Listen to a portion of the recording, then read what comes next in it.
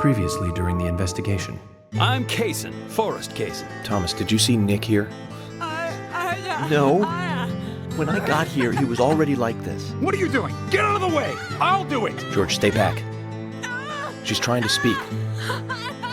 No! It couldn't be! Nick! Oh, please, no! You got us good this time, Zach.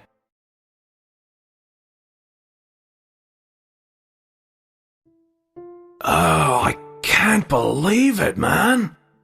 Now that's heavy. Me neither.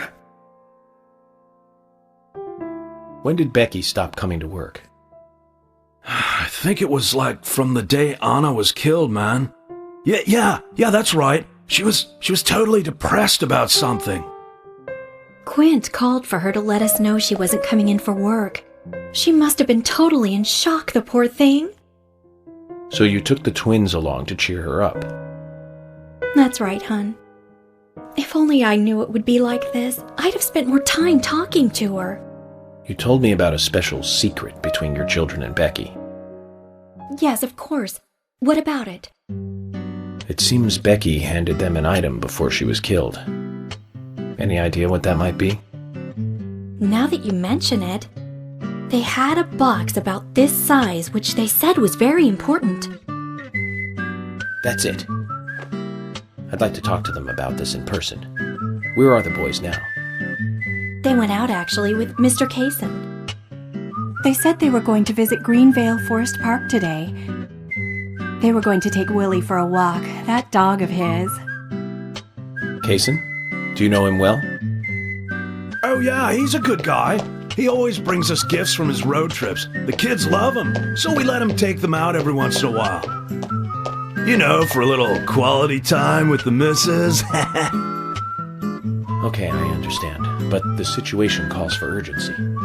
I'll go and look for them myself, and if they come home without running into me, could you let us know? Sure, of course. I'll contact the department.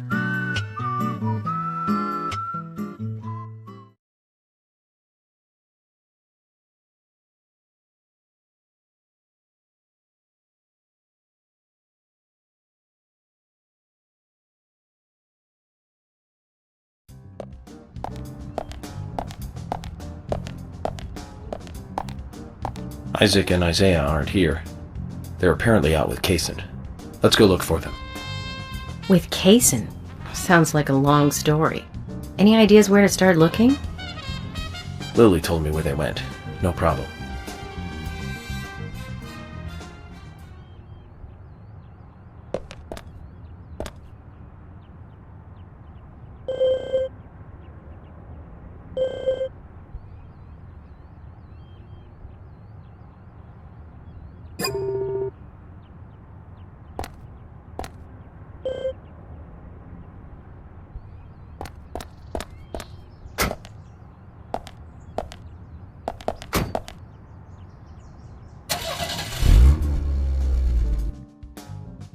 And today, we're stuck here having to search for lost children. They're not lost. We're the ones who are lost. And so we are, Emily. Zach, we may as well have fun if we're getting lost. You sure know how to take your time at a time like this.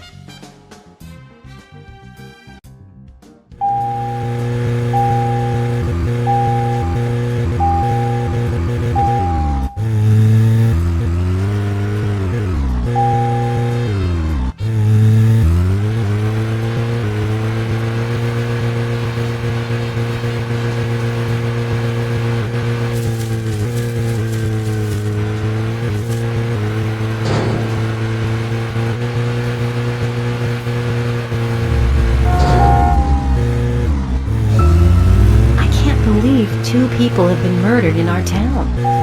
And now 2 young children are at the center of it all. I just can't come to grips with it yet. Crime will happen wherever there are people. And that's why we have our jobs. It might be easier for you because you don't live here. These were people that I knew that were killed. And the murderer might be someone who lives here in this town. It's really depressing. I know. But someone has to bring this murder to justice. You're right, I know. But Agent York, sometimes I just think I'm not really cut out to be a cop. Not true, Emily. You have the potential to be a superb law enforcer. emotional at times, but you also possess what's most important. I do? What do you mean? What do you think? A sense of justice. Justice? I must admit, I'm surprised to hear such a... How should I say this? Such an obvious answer. I thought you'd say something else. Obvious or not, I joined the FBI in order to do what's right. And that's what's important. I understand, but still, you seem... I'm sorry. I need some time to think. Whatever do you want to think about? Justice. I want to think about justice. Zach, she's quite the philosopher, isn't she? Then again, death makes everyone a philosopher.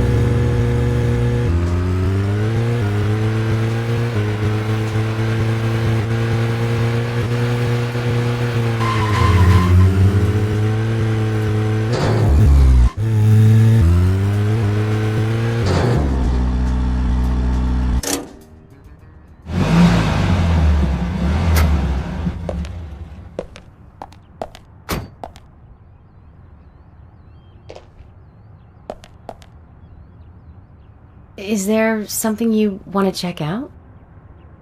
Well, either way, it doesn't matter. I can see you won't be rushed. I'm gonna go ahead, okay? Okay, that would be fine. Then I'll head over to the place that Lily mentioned. Don't take too long before you catch up, okay?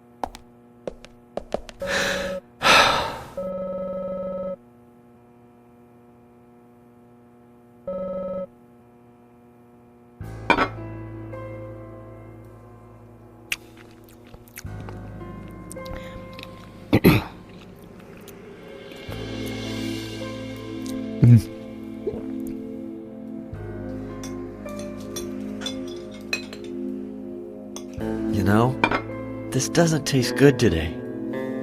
That's not true. Guys, Thomas made us a fine lunch as always. We should at least try to enjoy it. You're right. We shouldn't be moping around, even more so in times like these. I agree with Agent Morgan. Being so stressed out about our progress will only lead to mistakes. We should enjoy lunch. That's the very least we should do. As they say, the early bird catches the worm. Sheriff? George, you probably mean laugh and grow fat.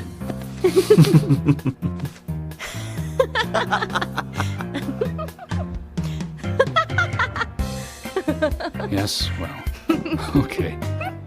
Since we're all smiling again, let's get back to work.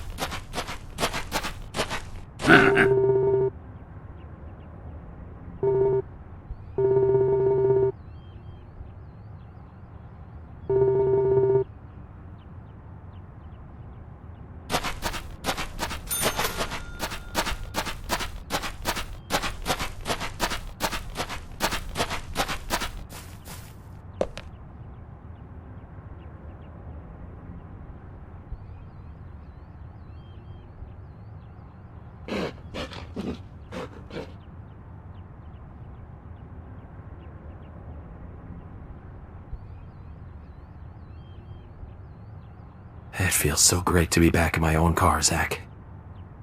Remember when I bought this beauty? We took it for a spin together. But in the end, all we did was circle a few blocks and return home. Hardly worth starting the engine for, really. The General did a good job, though, didn't he?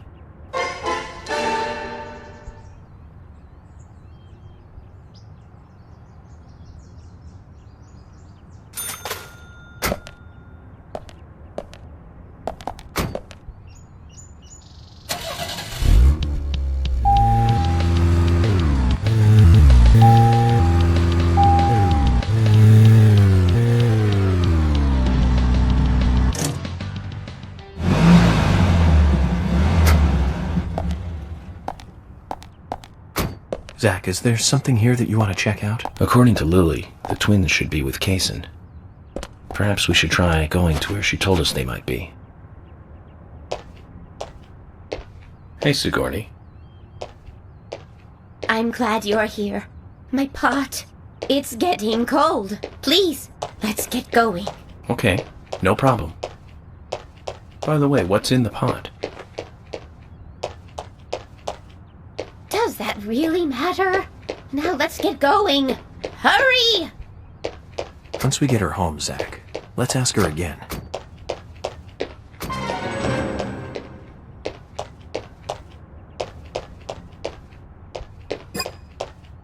Now, get the car going! My house is over by the lake. 3, 2, 1, go!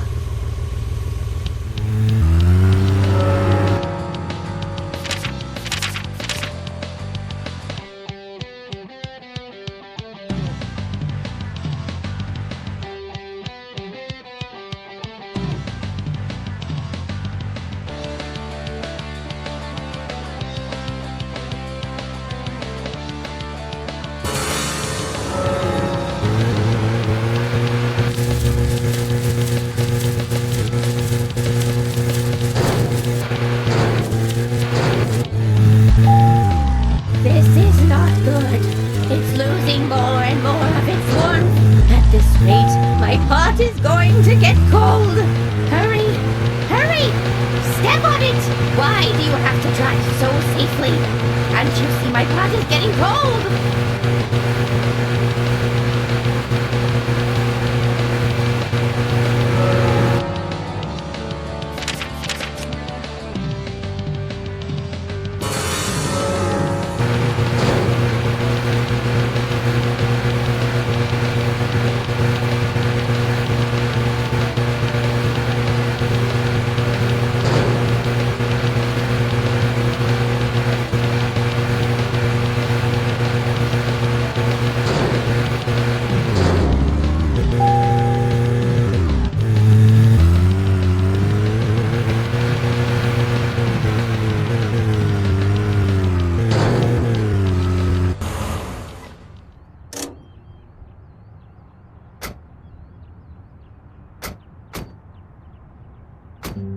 Oh, thanks to you, my pot is still warm. So tell me, Sigourney, just what is in the pot? You really want to know, don't you? Yes, very much. Well, I'm sorry. I can't tell you. The pot has to make that decision, not me. Okay. Then I need to get to know the pot better first, right? That's right. In life, you can't skip steps. You have to take one step at a time. And take the proper steps. For all actions, there is a reaction. If you ask the pot will answer.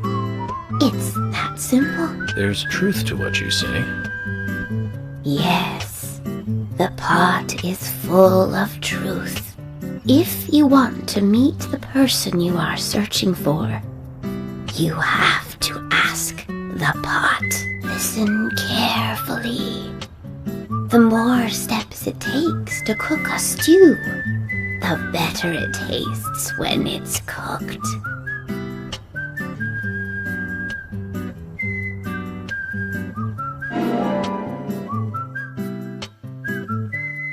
Oh my! My pot is getting cold again! Did you have to talk so long? Oh!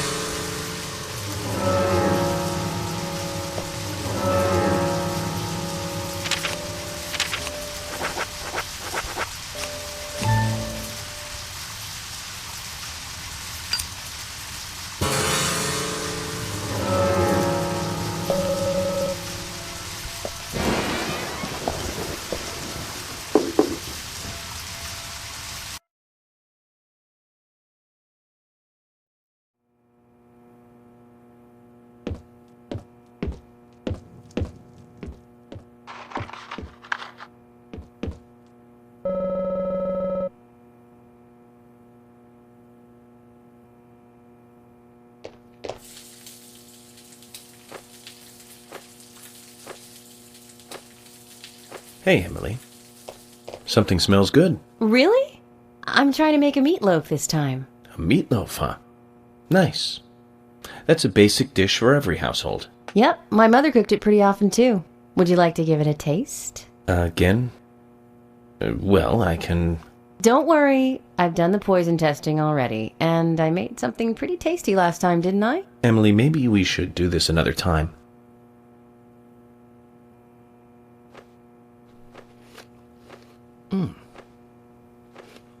So, how's it taste? Emily, I have to admit this one is hard to comment on. One can insert it into their mouth, that much is certain. But I'm not sure if the human digestive system can handle this and digest it. Oh, come now, Emily, no need to get depressed. It's just like last time. We just need to identify the missing ingredient, and that might turn today's cooking into a tasty dish. So, what is it this time? I'm thinking a vegetable. One that becomes sweeter when heated. A sweet vegetable? I have no idea. Then Zach and I will bring it to you like last time. Okay, I'll keep trying by myself too.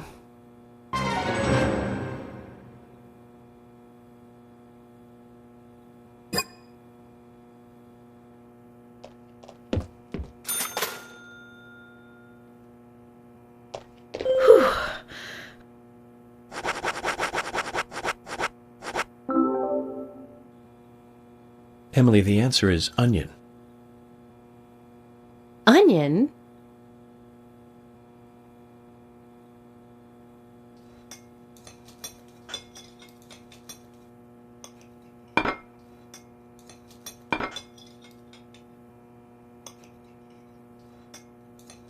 The meatloaf is finished. And it tastes good, too. It really is good, isn't it? Probably good enough to sell. Emily, this certainly tastes good. But if I were you, I wouldn't quit my job to become a cook just yet. It'll be a tough career move. You think so? I'd like to get other people's opinions, too. I can't recommend that. I'm trying to be polite about this, you know. Then you should stick to being polite until we finish eating. I can't believe you're the only person I have to eat this fine meal with. Zach, we search for ingredients for her, and we help her with her cooking. We even went as far as to praise the taste. And yet she still gets angry. Are all women this way? Do they all just snap like this? Either way, I can't figure her out.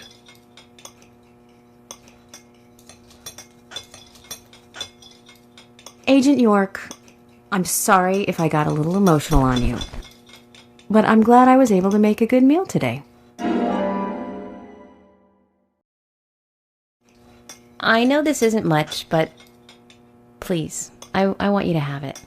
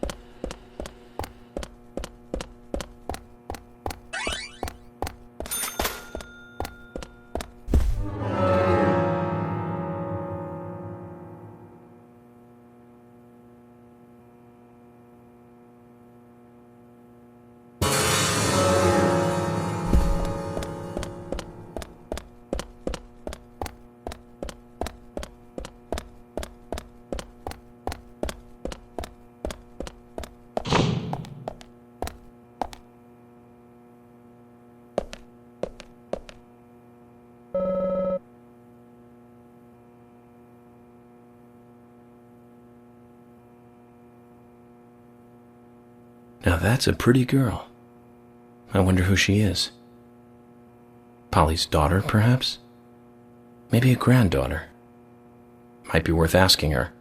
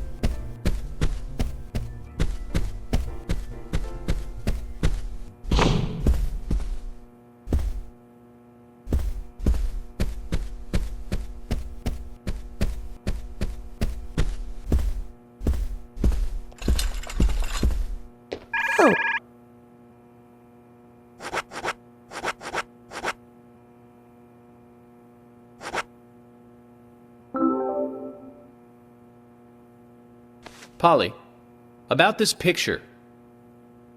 Oh, that's me when I was young. Well, that's that. What about it, Mr. Morgan? Oh, nothing. Forget it. Oh, It brings back memories. There was a Miss Greenvale contest in town, and I was so young and daring. I entered the contest, you see. It's embarrassing just thinking about it now. There's nothing to be embarrassed about. You look beautiful in this picture. Yes. And the food was just wonderfully delicious. So, Polly, where's the trophy? Oh, Mr. Morgan, I never said that I became Miss Greenvale. There were no trophies for second place. You mean this pretty girl in this picture was second place? So who won first place? Are you serious, Mr. Morgan? It couldn't be more obvious. It was Sigourney. Sigourney? The lady with the pot? Now, she was beautiful. All the men in town were crazy about her. Well, of course, aside from my husband, that is. Oh, you should quit smoking, Mr. Morgan. That's right, Polly. Well, thanks for bringing back such a wonderful memory. I can't give you this picture, but please, take this instead.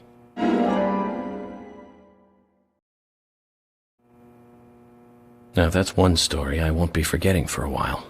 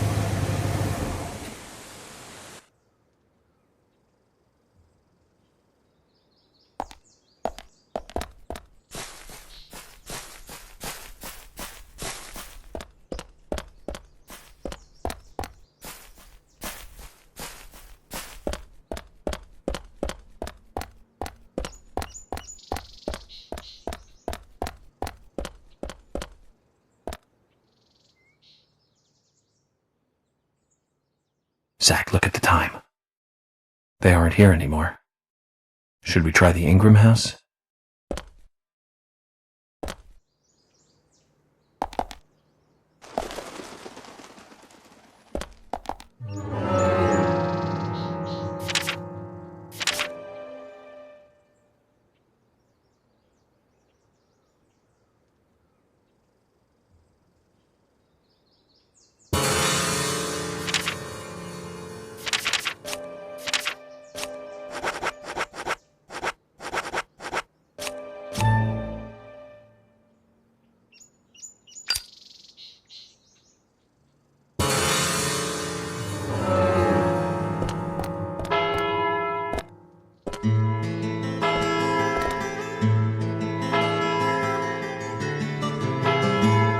Agent York, I found Isaac and Isaiah. They're over there. Let's go.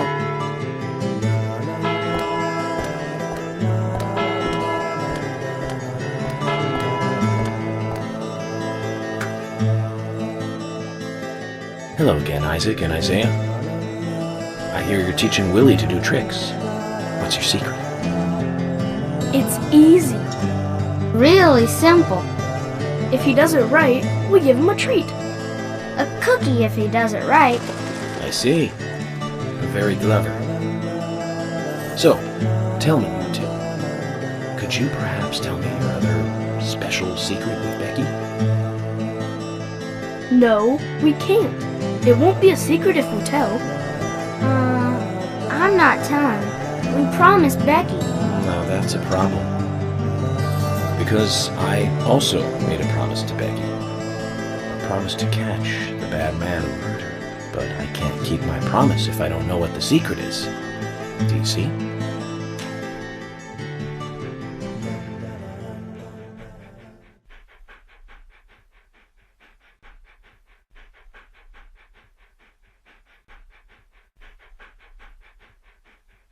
She told us to give Diane a box. It wasn't that heavy. We took it to the art gallery and gave it to Diane. Is that all Becky gave you? Just when we were leaving to take the box to Diane, Becky called us back. She handed us something. It was small and round. She told us to keep it safe in our pocket and give it to Diane.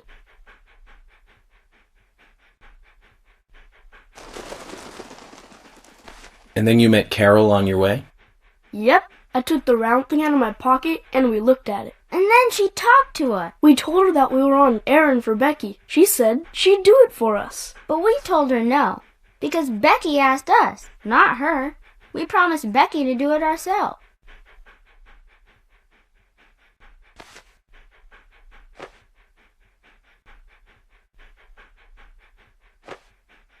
So Becky did entrust the locket to them. And now Carol has it. Right, Kaysen? Huh? You were in the room when Carol took the locket back from Diane. I saw you with Diane in the art gallery that day. Well, yeah, I was there in the room, but I was only chatting with Diane. Oh, then Carol burst in, all angry looking. While Carol and Diane had their talk, I just sat there like a frog. Yeah, so Carol took the locket from Diane, but that has nothing to do with me, right? Yes, I believe so. But from this instant, you are now a key witness in this case. I'm afraid you can't leave town until you hear from me. What? Can you do that? This is all starting to sound a little like Alice in Wonderland. Which makes you Humpty Dumpty. Huh? Isaac and Isaiah, thank you. I think I'll be able to keep my promise with Becky thanks to you two. How is Becky? Is she getting better? She'll come and help out at our store again, won't she? She'll come and play with us again, won't she? Boys, about Becky. That's right. Becky is almost totally better now. But I don't think she'll be able to come and see you. I was told by Becky to keep this a secret. But she's actually a goddess of the forest, just like Anna. I think she's gonna be in the forest with Anna for a while. Cool! We'll keep this a secret then, too. Wow, that's why Anna and Becky are such good friends. Okay, Willie. You're happy too, aren't you? Zach, I hope Emily doesn't end up as a forest goddess too.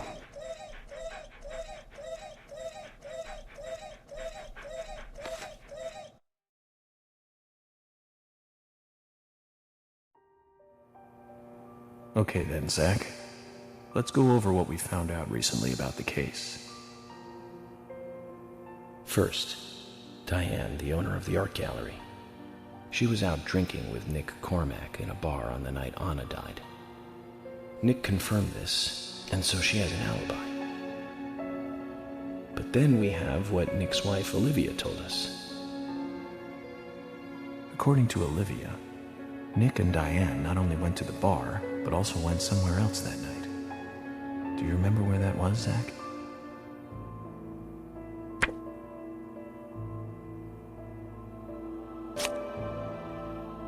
That's right, the art gallery. Before entering the gallery, Diane looked back towards Olivia, almost as though she saw Olivia in the dark. Nick's behavior has also become more suspicious by the day. If Olivia is correct, then he is heavily involved in this case. But we have no conclusive evidence of that at the moment. The only thing we can say for sure is that Nick's whereabouts are unknown at the time of Becky's murder. He has no alibi for the crime, but that fact alone means nothing. So who was it that called Thomas to report trouble at Becky's place?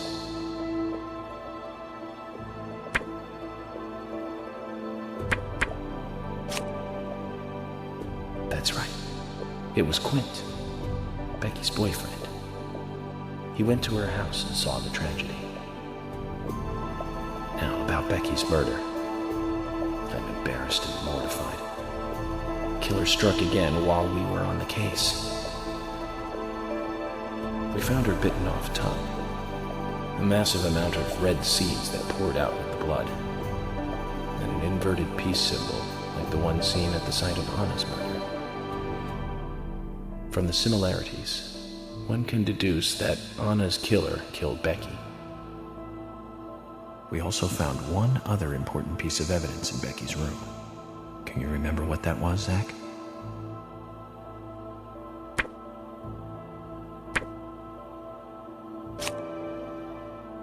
That's right. We found a sketchbook in Becky's room. She had apparently written a letter to her sister Diane. It revealed that Becky took a locket from Anna's body at the crime scene. She also admitted to borrowing a pair of Diane's stiletto heel shoes.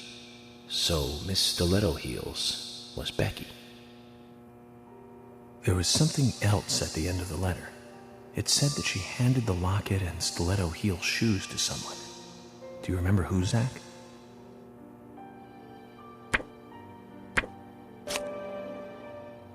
That's right, Zach. And from what Isaac and Isaiah told us, Carol offered to take the items to Diane, but the twins refused. They gave them to Diane themselves, as they had promised. For some reason, Carol wanted the locket. She ended up storming into the gallery to take it from Diane. And when Carol took the locket from Diane, Kaysen just happened to be there. Is Kaysen involved in this? Or was he just there by coincidence? I wonder what's so special about the locket, too. Why did Carol want it so badly? The questions are mounting. Come to think of it, Quint, the first witness, has no alibi for Becky's death. We checked the phone records, and his call definitely came from her house. Is it possible he attacked Becky and then called us from the scene? But everyone is suspicious one way or another. What should we do next, Zach?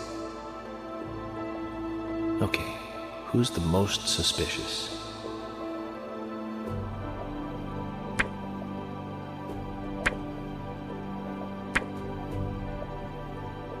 No, I don't think so, Zach. He's certainly suspicious, but there is someone else at the center of this.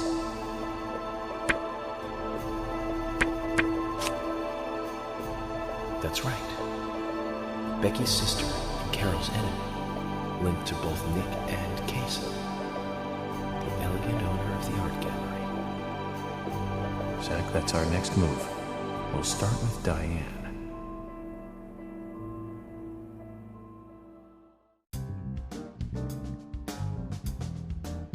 So, you want to find out everything there is to know about Diane? That's right. There's just too many things that we don't know. First, we need more intel about the relationship between Nick and Diane. How? Nick and Diane meet every night at the bar. Let's use that.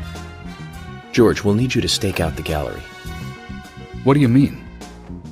Wait in the parking lot of the art gallery and tail Diane when she leaves. If she goes anywhere other than the bar, you let me know. Emily, you take the diner. Wait for Nick and tail him to the bar too.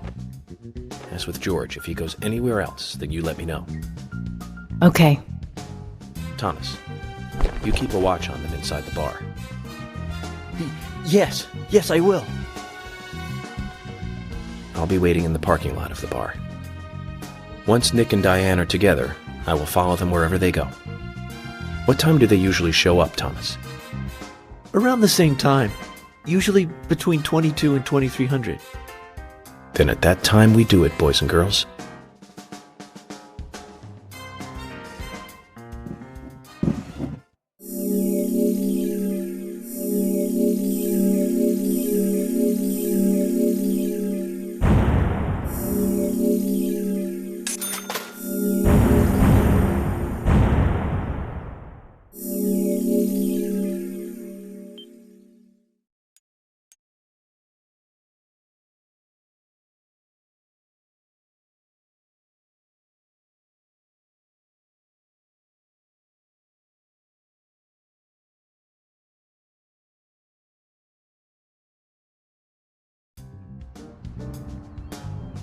Zach, we need to be at Carol's bar at 2200.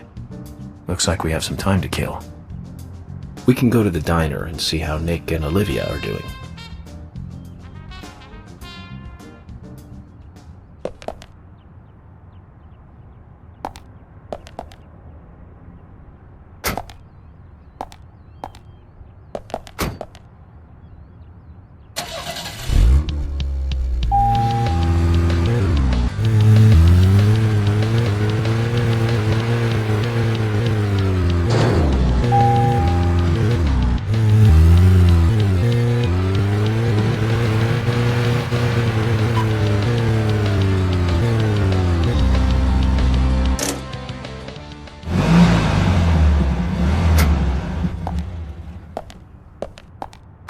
Zach, is there something here that you want to check out? We need to be at Carol's bar at 2200. We're free until then.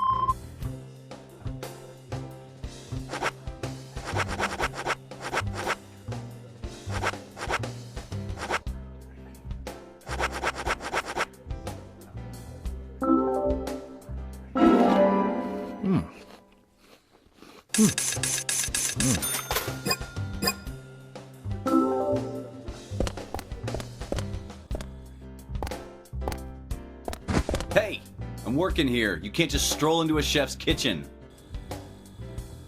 Then perhaps you would give me your permission to enter. No! Get the hell out of here!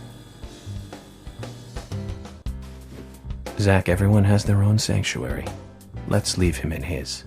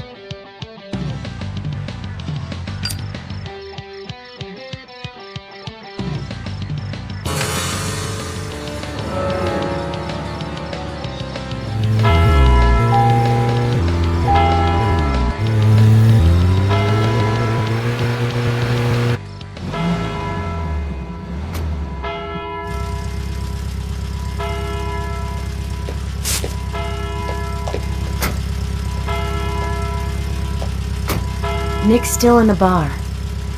Just as we planned then. I wonder what happens next. Agent York, you're really enjoying this, aren't you? I have to admit, I envy that.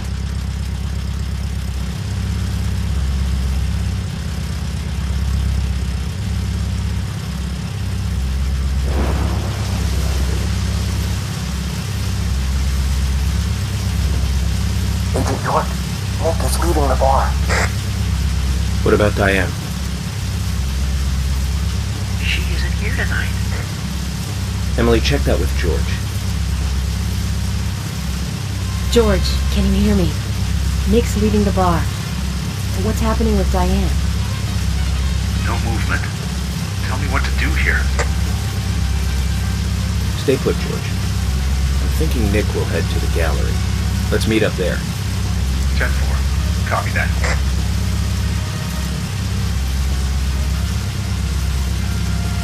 Agent York, it's Nick.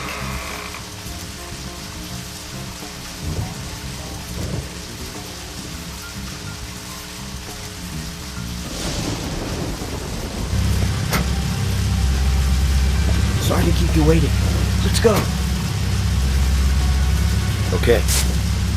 Time to play with the big boys, Nick.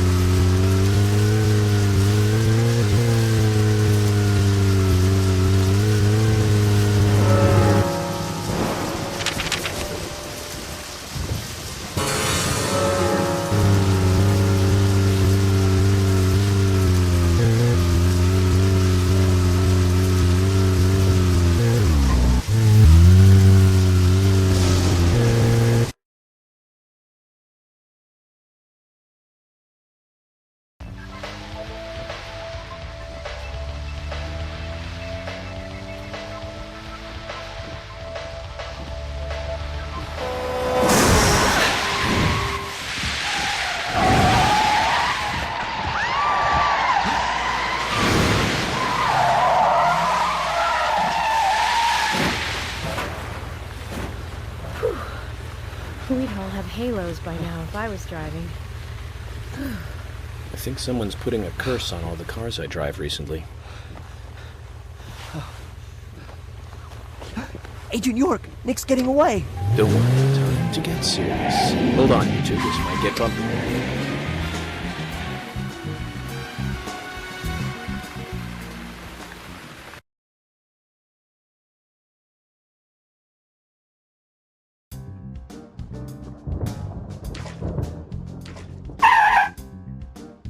Is Nick here?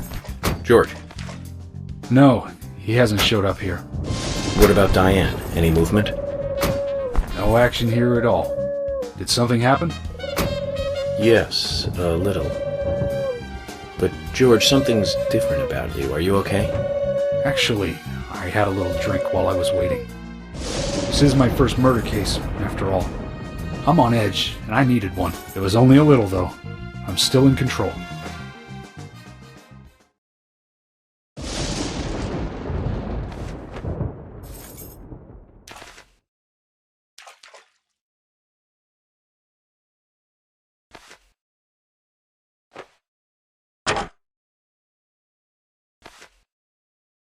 Zach, Nick and Diane are probably both inside.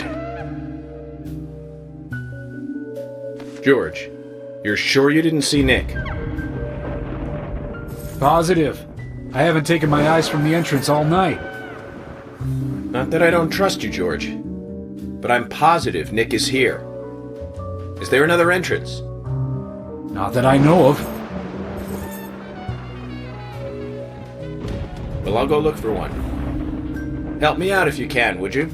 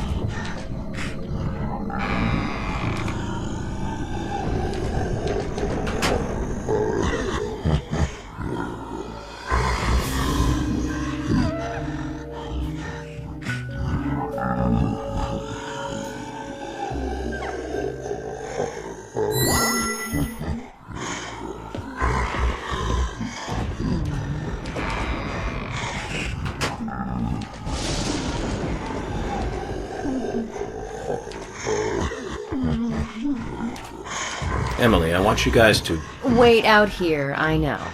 I'm not gonna fight you about this anymore. But promise me this. If there's trouble, then you'll call us in, okay?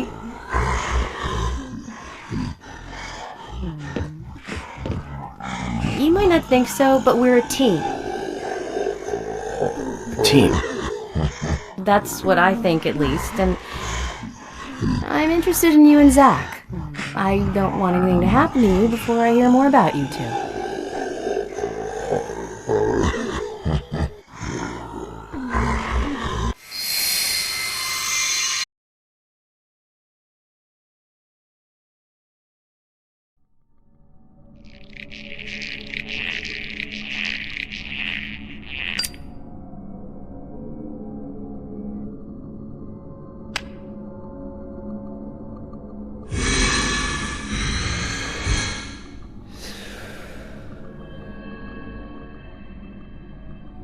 Zach, did you hear that? She wants to know more about you. Isn't that a nice surprise? Amazing.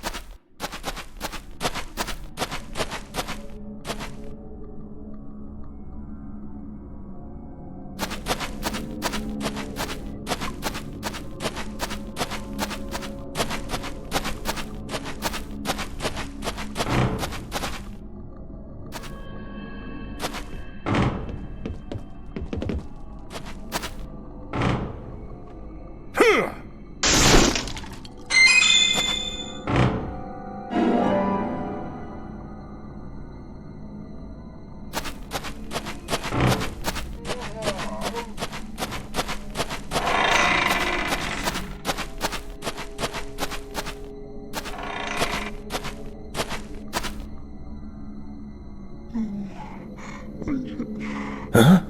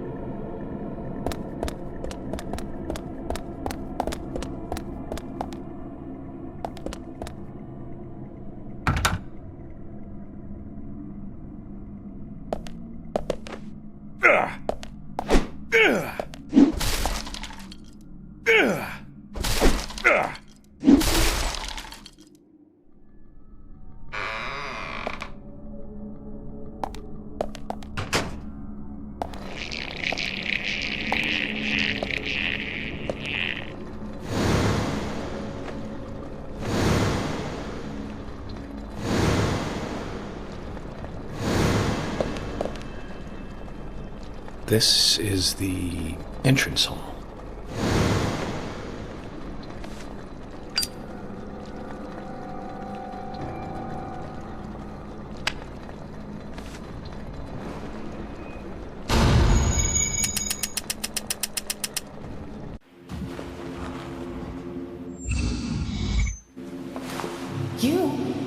What are you doing here? So it was you. Much more astonishing than I imagined. I'm impressed. No! Don't! I'm not gonna stop!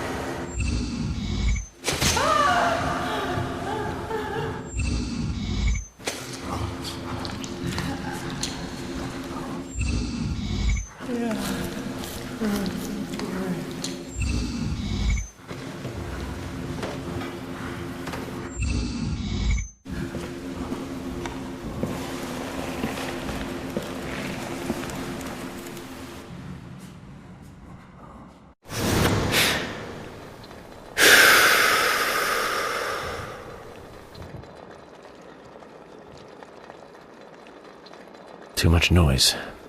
We're still missing a vital piece of the puzzle.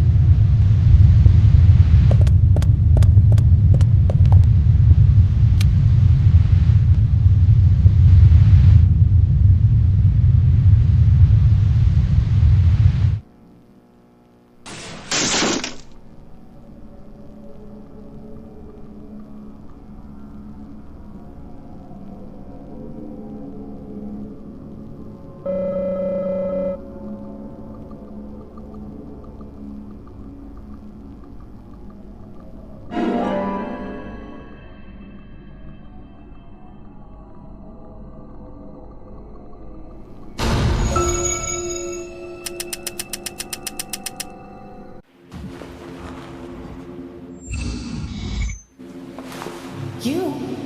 What are you doing here? So it was you. Much more astonishing than I imagined.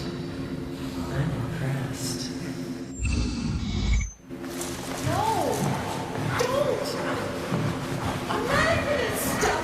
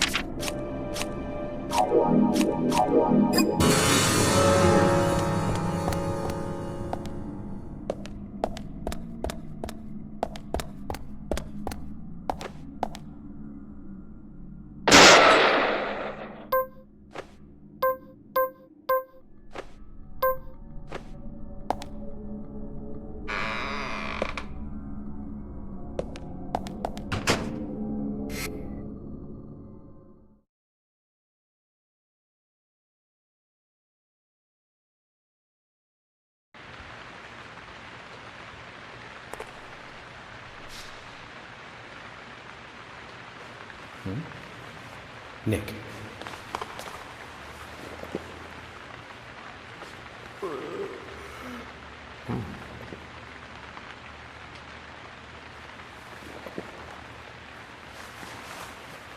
Huh?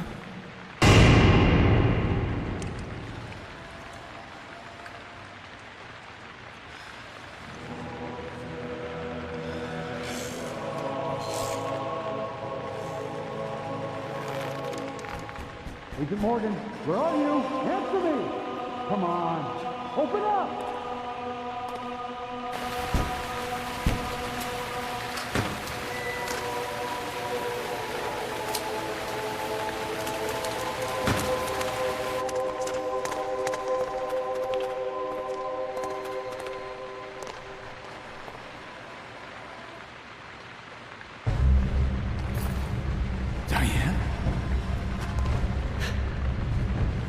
George, call for assistance with the body. Wait! She's still alive.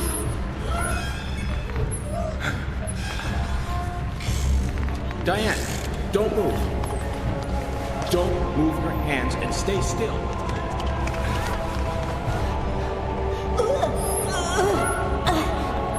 George, it's no good. It won't budge. Emily, stand back.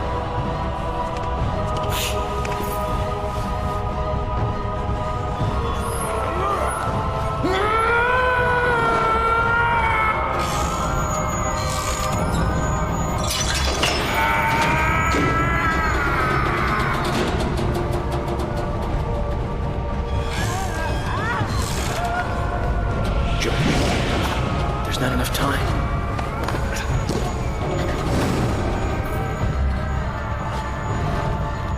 George! Catch us!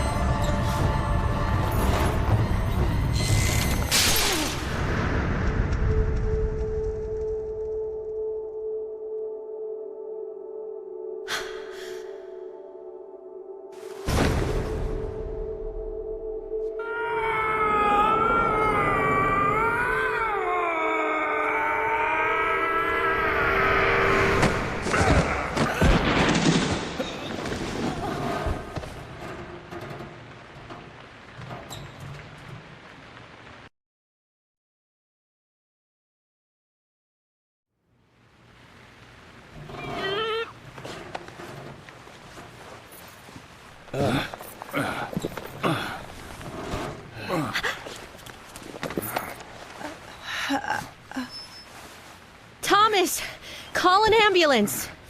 What? What? Agent York, George, are you okay? Yes, I'm okay. I think I'm too old to be an acrobat, though. Diane looks okay, too. She should be able to tell us who did this to her. God, I hope so. But you, George, quite a catch. I'm impressed. Hmm? George?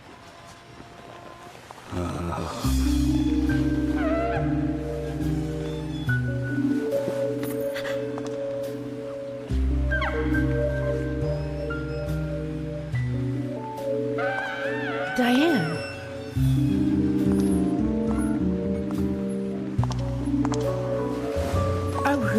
What a beautiful beach. The reaching round who veer off into many directions. Combinating in sharp voices, slide away, interrupting inspiring a truly deep eroticism in all who clear. Every woman will fantasize about being penetrated by those sharp voices. This piece is most unimaginable desire.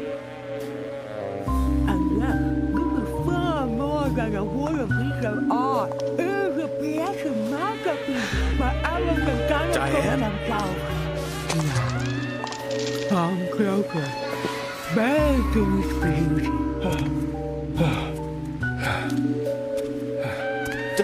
Diane! Stop right there, Nick. You're under arrest for the attempted murder of Diane Ames. Back Back off! Don't touch me!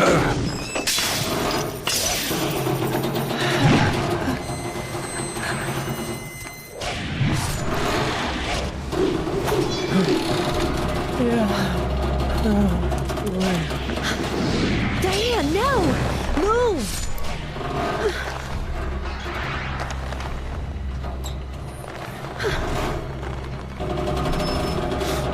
Emily, hurry!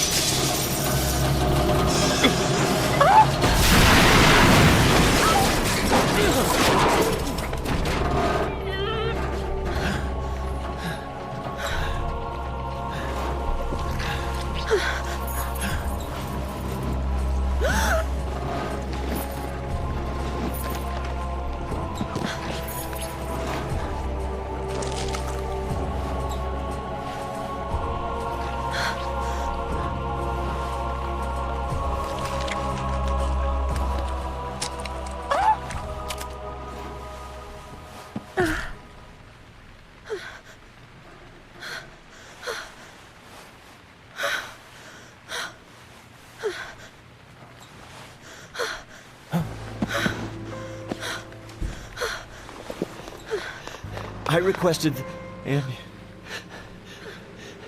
Thomas will need a body bag, too.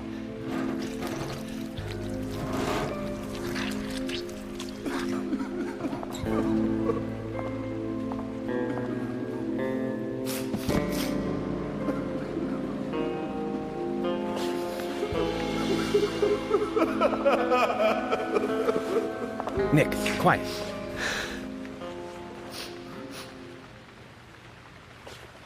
Can you hear that?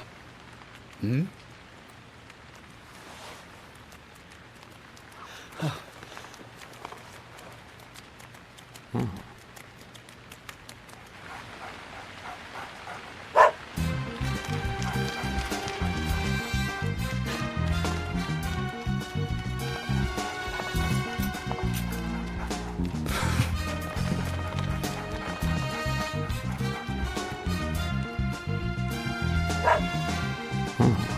I think he wants us to follow him. Shall we follow, Zach?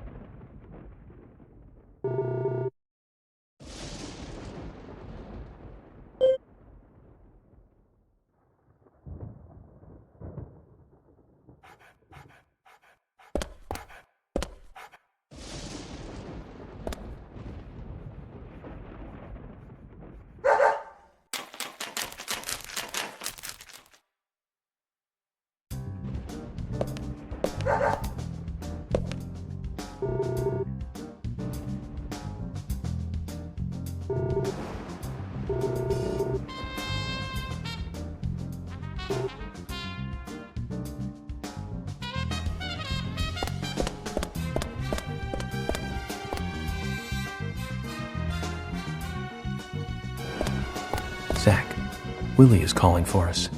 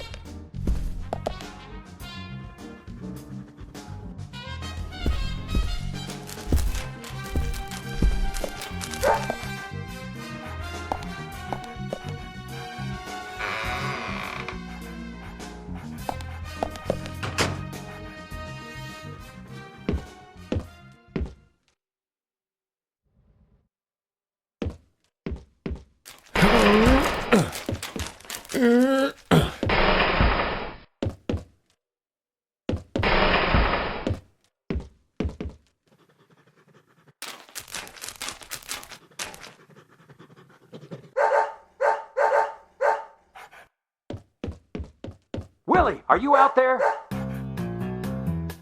Kaysen, what are you doing in there?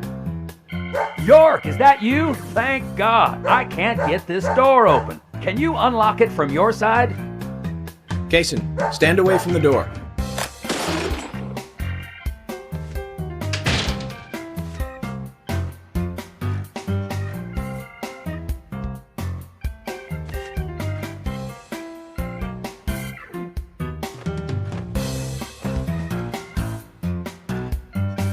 Where's Diane? And what are you doing here? I was going to ask you the same thing. Well, let's just say I have my reasons, you know, private reasons. I don't really have to tell you, do I? Actually, you do. Diane just died a moment ago. What? You're not just a key witness now. You're now a suspect. And you need to tell me exactly what you were doing here. Well, I just came here to talk with Diane. To have a conversation. And I suppose that kiss mark on your cheek is from your conversation. This was just a spur-of-the-moment thing. Which is exactly what killed Diane.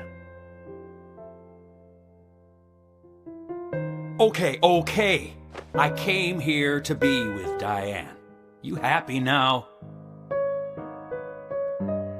We've been together before, a couple times. It's one of the reasons why I like coming to this town, see?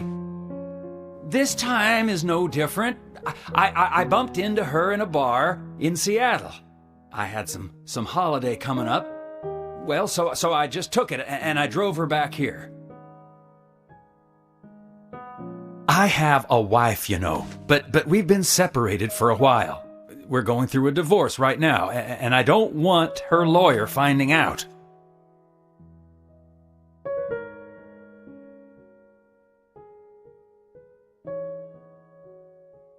Anyway, how could I kill Diane if I was in a room locked from the outside? 2 hours ago, me and Diane, we were taking it easy, drinking upstairs. We were, you know, enjoying ourselves. Then Nick had to show up.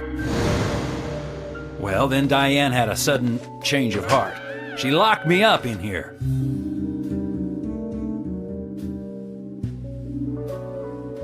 I've just been here, waiting for her to come back, of course, but she didn't. I heard footsteps a couple of times, but they just passed by.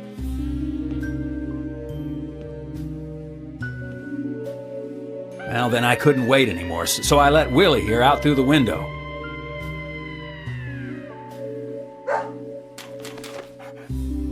Then you showed up instead of Diane.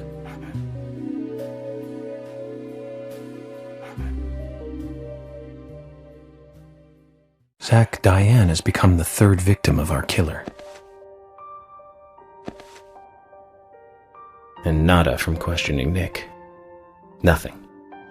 Got no new leads from questioning Nick. He's taken the death of Diane really badly. In shock, the works. He claims to have liked talking with her about art, but he also had a problem with her views about men. He says that they argued, but not at a level that would lead to a murder. They were about to head out to the bar again together, but while he was waiting for Diane, someone knocked him out cold. He has no idea who it was either. Of course, Kaysen looks like a prime suspect, but that door was locked from the outside. There was no other way in or out of that room, which means there is no evidence of his involvement at this time. He did say something else. The footsteps he heard outside the room were not heels, but a man's boots. And Nick was wearing boots. But now that Diane's dead, no one can back up Nick's statement, which is why we have Nick in custody and have to let Kaysen go free. That seemed like the only option, at least for now. One more thing, Zach. George looked terribly depressed. I guess this case is really getting to him. He's feeling responsible for the deaths of Becky and Diane. take his rules and confidence away from him, I wonder what's left. Well, of course, he'd still have muscle.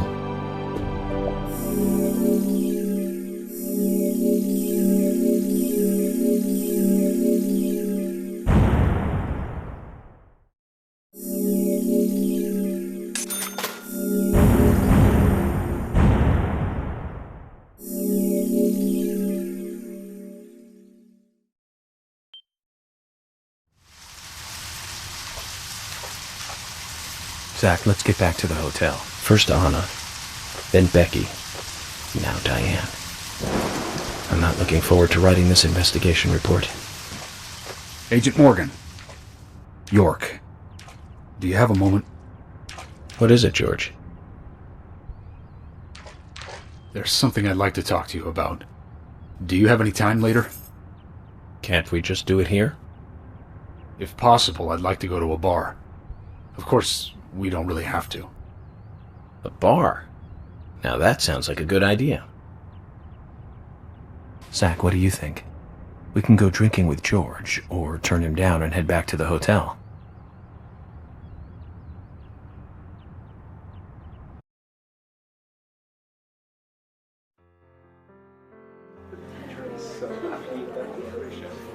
George, that scar on your cheek. Where did you get it? This? Didn't I tell you? Well, it's not from work. I got it when I was a kid. A childhood injury. Tree climbing? I used to get a few scrapes myself climbing the big tree in our backyard. I used to climb it a lot, and fall out of it a lot.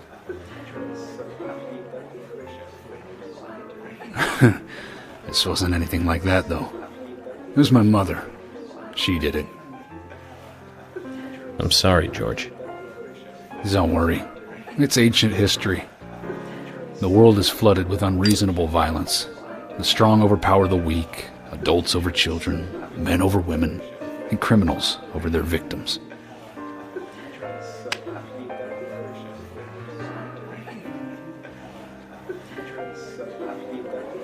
I have no memories of my father. He left before I knew him. My mother would hit me every time I asked why. And it didn't stop there.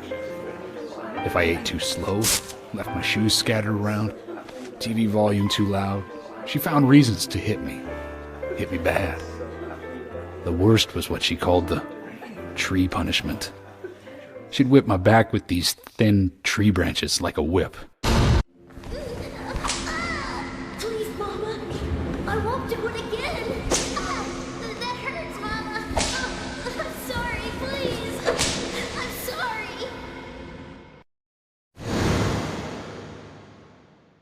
Tree punishment was definitely the worst, I tell you. Just hearing those words used to make me shiver and want to pass out. And that's why I didn't want to show you those scars on my back. Every time after the tree punishment, she'd always say the same thing. This is hurting the tree more than it is hurting you. And me, being a naive, dumb kid, I believed her.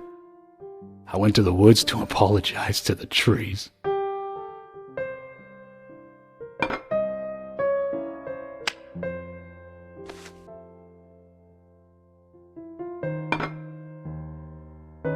I kept asking myself, why is she hurting me this way? I thought long and hard about it. In the end, I've just figured I'm weaker than her. That's why. It's the law of Mother Nature at work. The strong eat the weak. But now, you have the power to protect the weak. That's right. Perhaps I should thank my mother for guiding me into this line of work.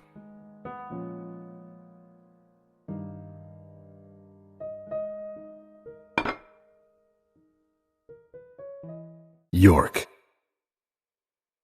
I've been an arrogant fool, haven't I? And if it weren't for me, both Becky and Diane would still be alive. I could have saved them both. You know, it's almost like they died because of me. You're out of your mind.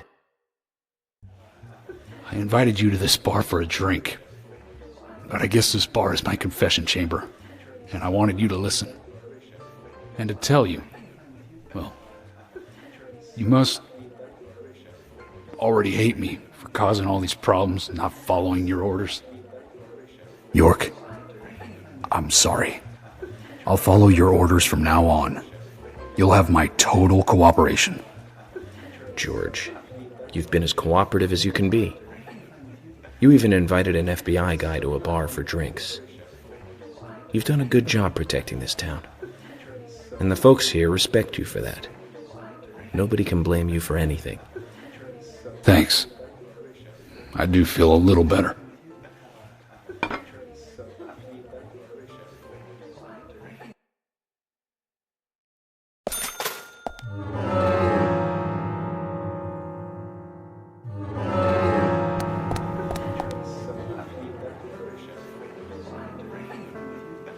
Hey, Carol. Becky is dead. Diane, too. We've got Nick in custody as a suspect. Nick didn't do it. I know. Carol, you took a locket from Diane, didn't you? A locket with this mark on it.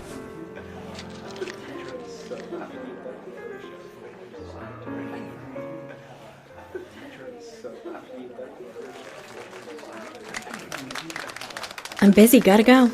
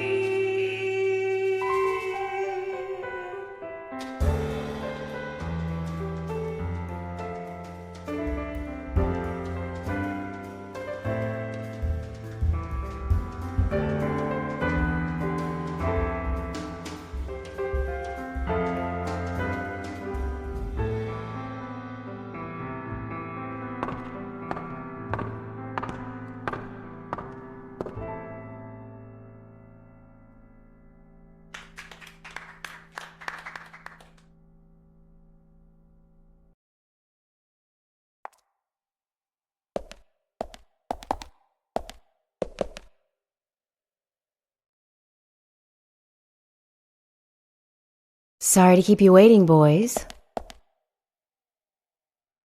Zach, Emily is already a goddess of the forest.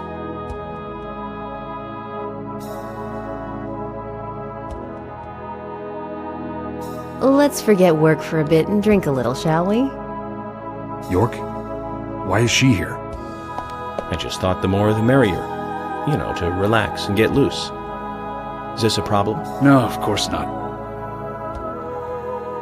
Pardon me, Emily, but I'm pooped. I think I'll just call it a night. George, I just got here and you're walking out on me? I was hoping the three of us could have a drink and let out a little steam. I'm afraid I've already had enough. And I already had a good man-to-man with York. So I'll see you guys.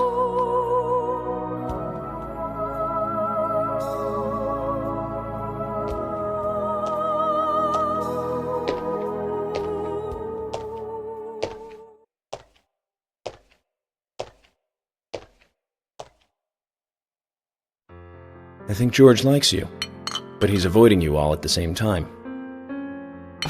How astute. There's a reason? Nothing worth going into. It's a thing of the past.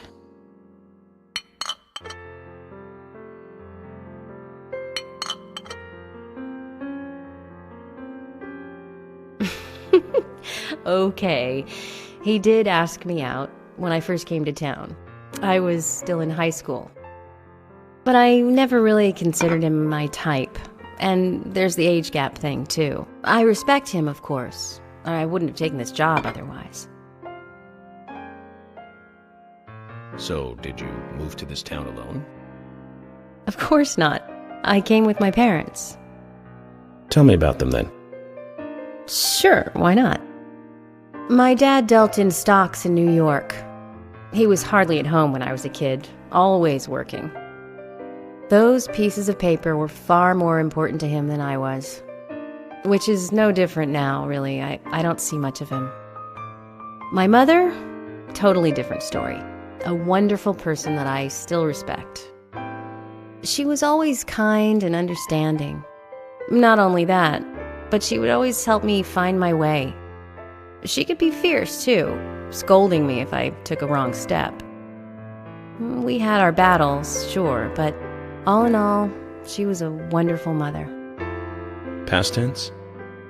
Yeah, she's gone now. Cancer, just before I graduated high school. She gave this to me just before she died. I take it with me wherever I go. It's what I treasure most. I'm sure she's very proud of you.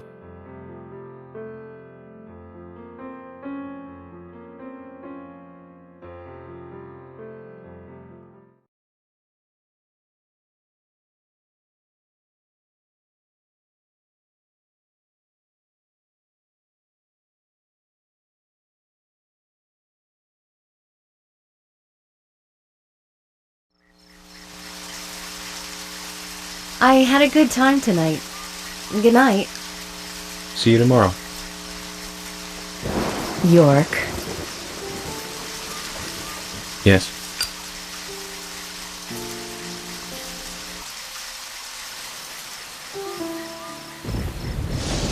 Please, don't lie to us, okay?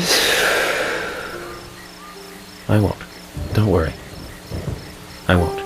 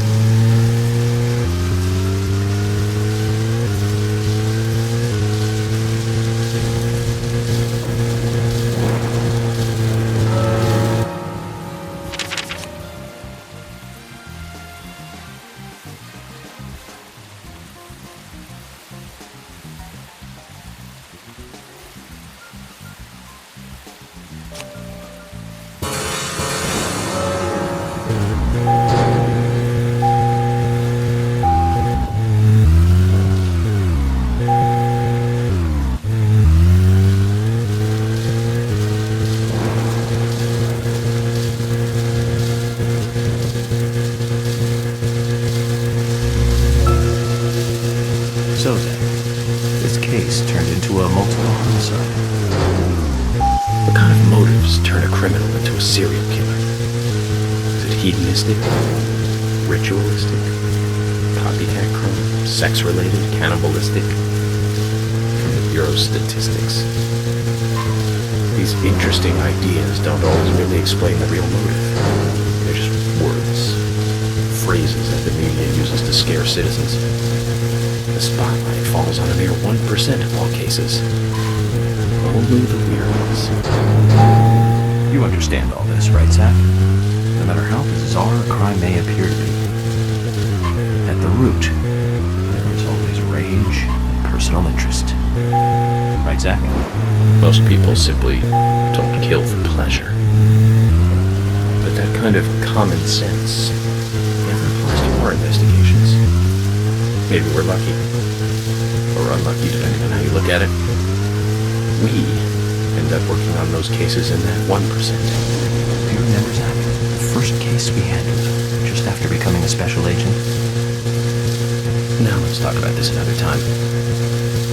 I don't feel like it right now.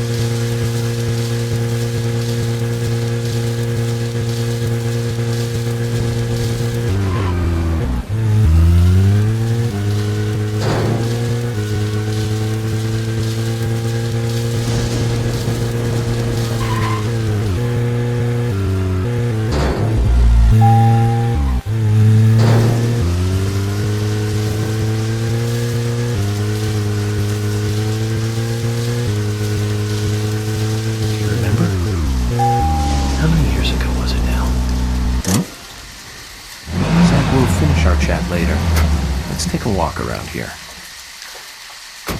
Zach, is there something here that you want to check out? Well, I'll join you if you like, but I do need to get that report written. Once you're finished, let's head back to the hotel.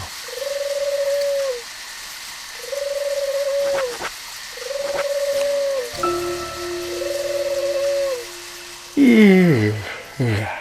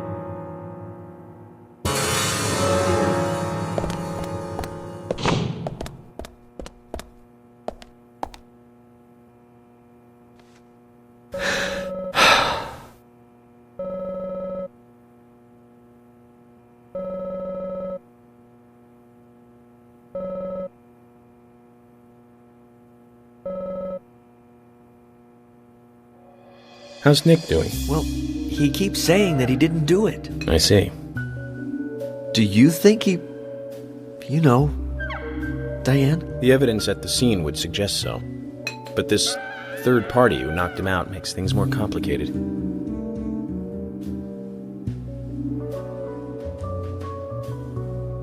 Ugh. What's the matter?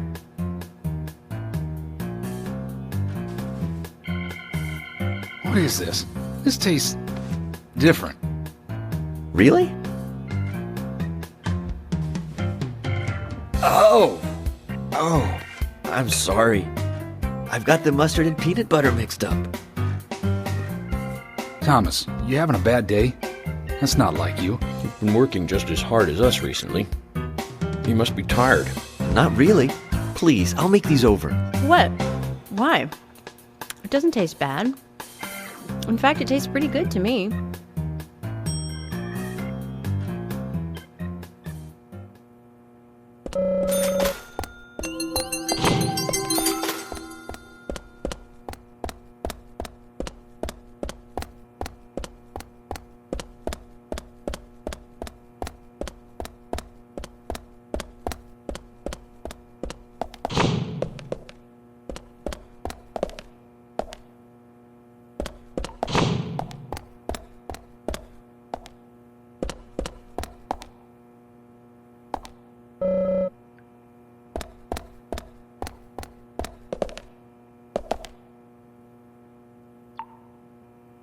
Hey, Nick. Happy that you've got your man? No. I'm not your man. I'm just a suspect. Nick.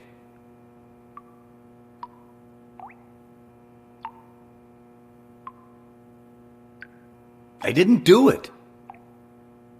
Actually, I believe you. But until we catch the real murderer, you're going to remain a prime suspect. What's going to happen to me then? Never mind. I'm more worried about Olivia. How's she doing? Come on, say something. I can't tell you anything. If that's the case. Could you hand her a letter? Please? Agent... You don't mind me inspecting it first? Oh, that's fine. Only this once, Nick. Thank you. Thanks.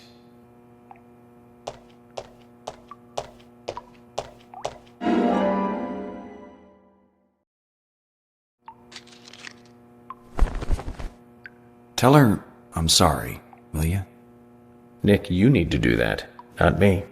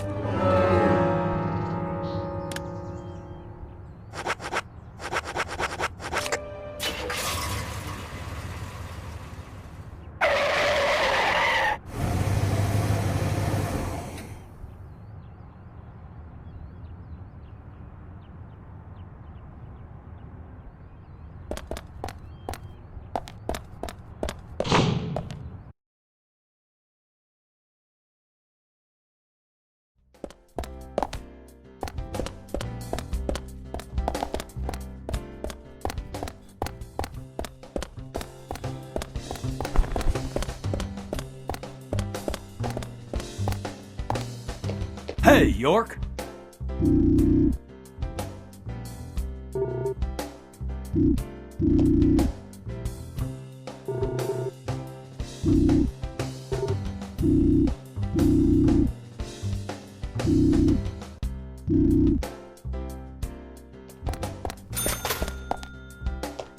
Yo, dude.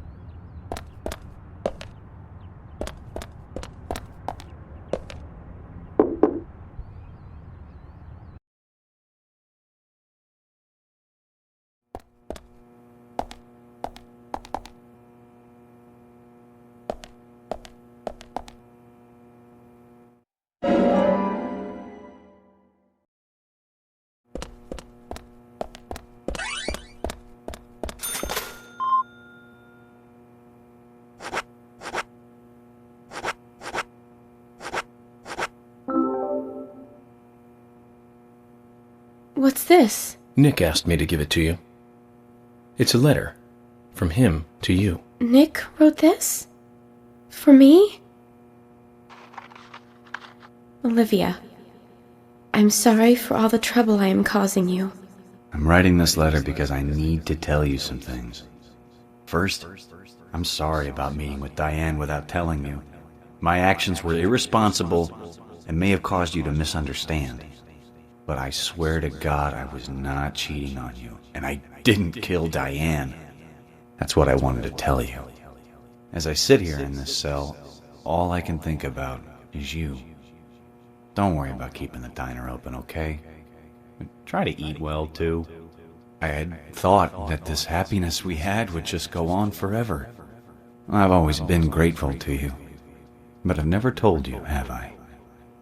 I used to think that putting it into words made it sound cheap. But at times like these, words are all we need. Thank you for everything. Once I get home, I'll make it up to you. Take care of yourself. I love you. Nick.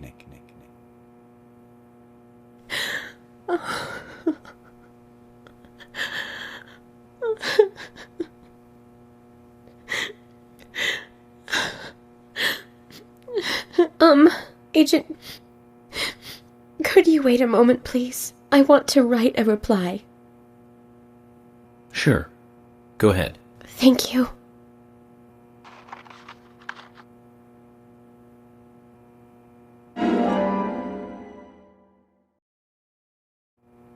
Zach, I hope Nick will feel better by this.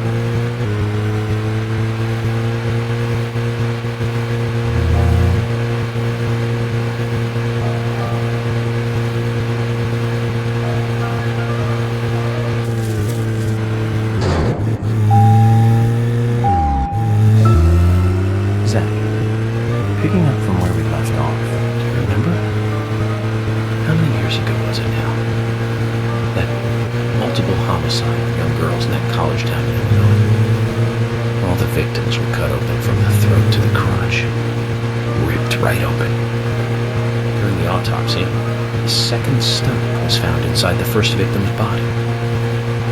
Of course, she didn't naturally grow a second stomach.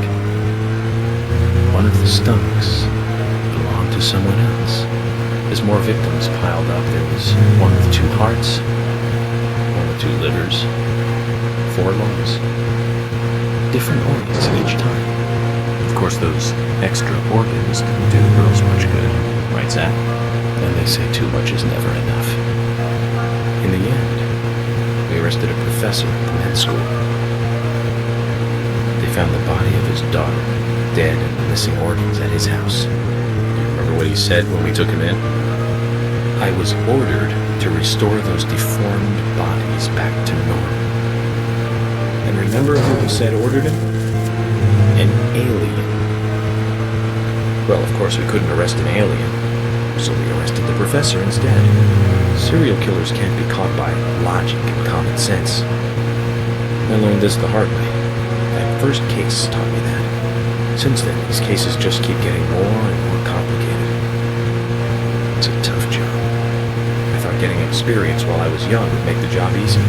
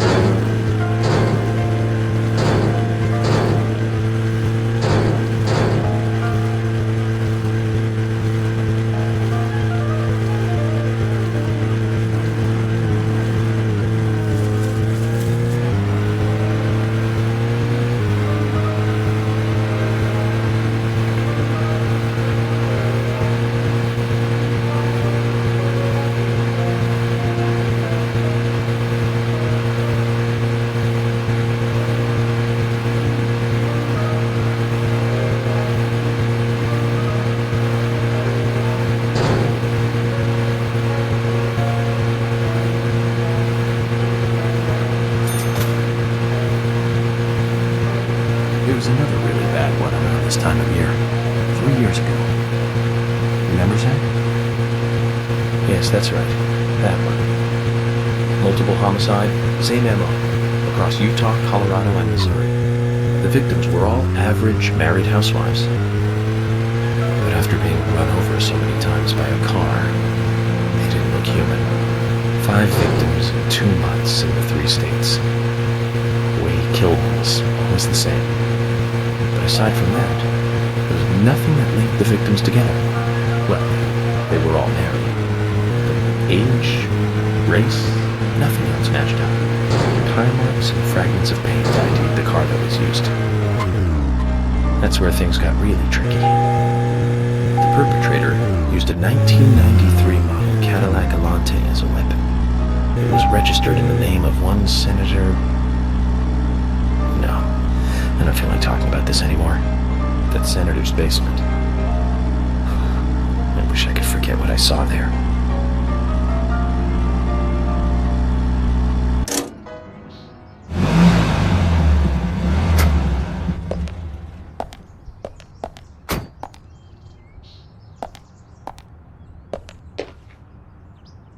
Hey, Sigourney. I'm glad you're here. My pot, it's getting cold. Please, let's get going. Yes, okay. I need to get to know the pot better first. That's right. Now hurry up. My pot is getting cold. Zach, this is all for getting to know the pot better.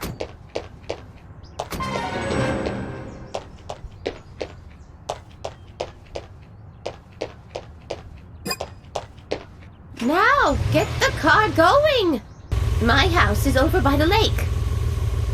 3, 2, 1, go!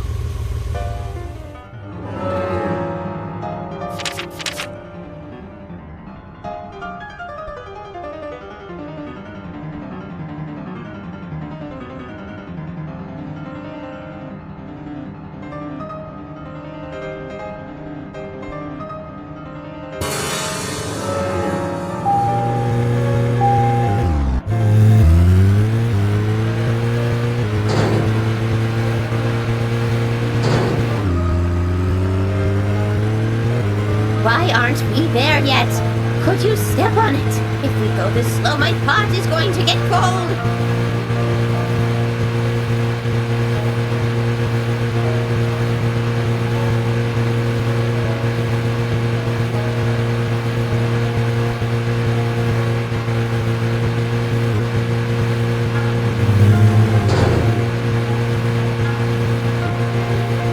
This is not good. It's losing more and more of its warmth. At this rate, my pot is going to get cold. Hurry! Hurry! Step on it! Why do you have to drive so safely? Can't you see my pot is getting cold? Why aren't we there yet? Could you step on it? If we go this slow, my pot is going to get cold.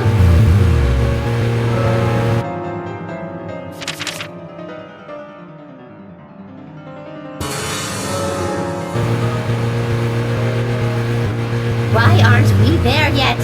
Could you step on it? If we go this slow, my pot is going to get cold.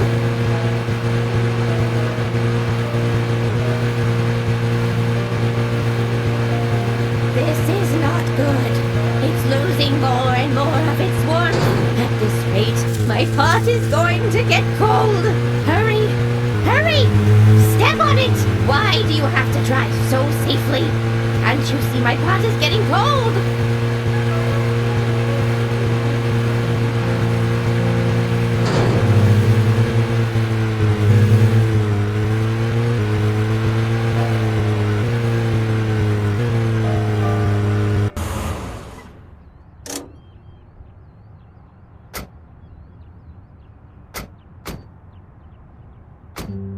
Oh, thanks to you, my pot is still warm. I did my best. So does the pot have anything to say? Why don't you ask yourself? Well, do you hear it? No, I don't. I'm surprised. You're a lot more hard-headed than I thought. I used to be a teacher, you know. That's when I realized the truth of the pot. Standing at the front of the class and looking at all those students, it's like looking into a pot full of different ingredients. A pot in a classroom. I don't get it. In fact, I think I'm getting farther away from understanding. Well, that's a shame. But don't give up. You're a person that can taste the different ingredients. Listen carefully. The best stew is one with plenty of different ingredients in it.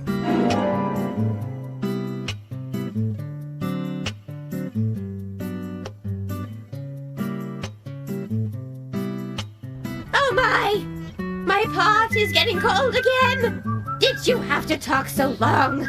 Oh!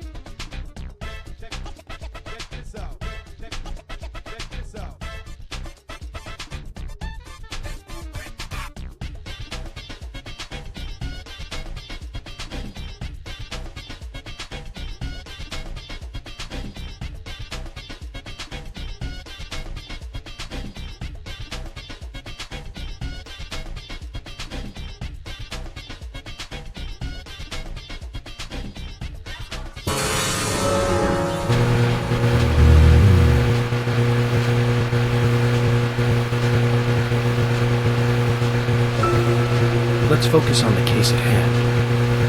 The murders with the red seeds.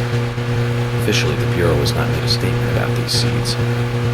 Some even claim that they are irrelevant to the killings. But after the red seeds were found in a Boston homicide, I've been unable to get them out of my head. I've even gone through all of the files looking for similar cases, and we found 7 other homicides related to the seeds. The victims were all young girls, and they were killed in 8 different states. They arrested all 7 murderers, but there was no connection between them. However, it was must not overlook there was one thing linking the cases together, and that's the red seeds. I have a hunch. This case here in Greenvale is going to lead us to the truth about those seeds. Don't you think so, Zach? Well, let's just do what we can do our best. By doing our best, I'm sure we'll get to where we need to go.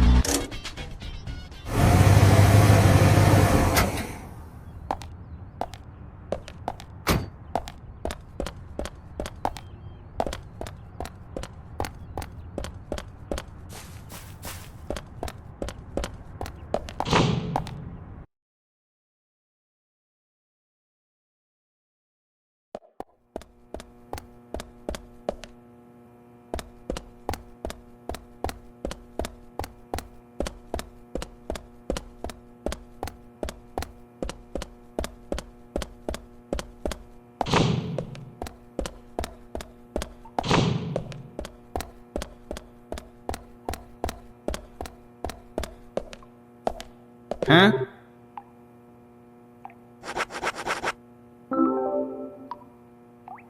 It's a letter from Olivia. From Olivia?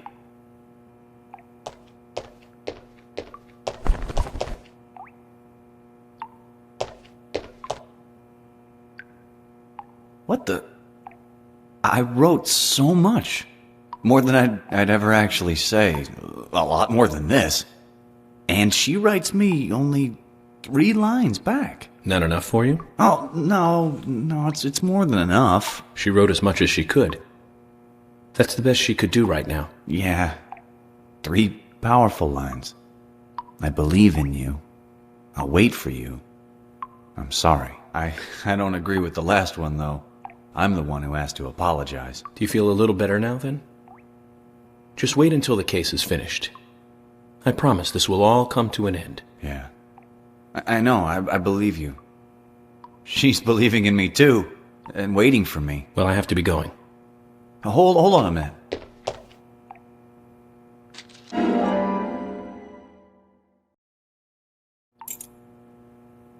What's this? The key to the back door of the diner. There's a big bag in the kitchen. I don't know if you could use it, but consider it yours. You'll have to help yourself to it, of course. I can't exactly go with you. Okay. I'll take this and I'll go check it out. Looks like a return to better things for those two, eh, Zach?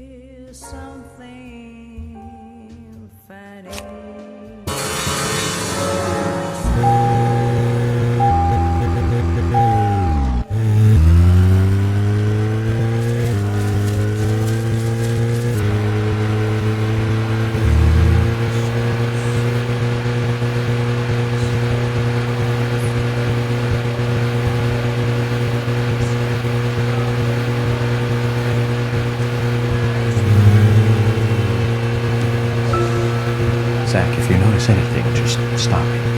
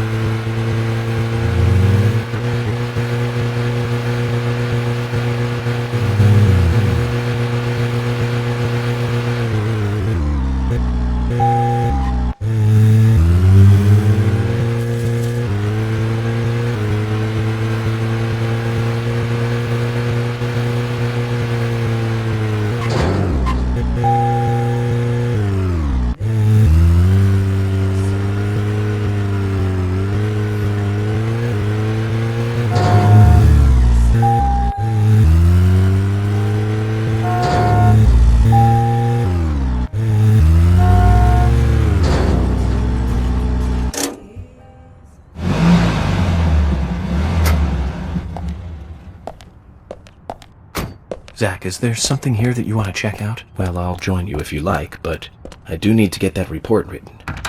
Once you're finished, let's head back to the hotel.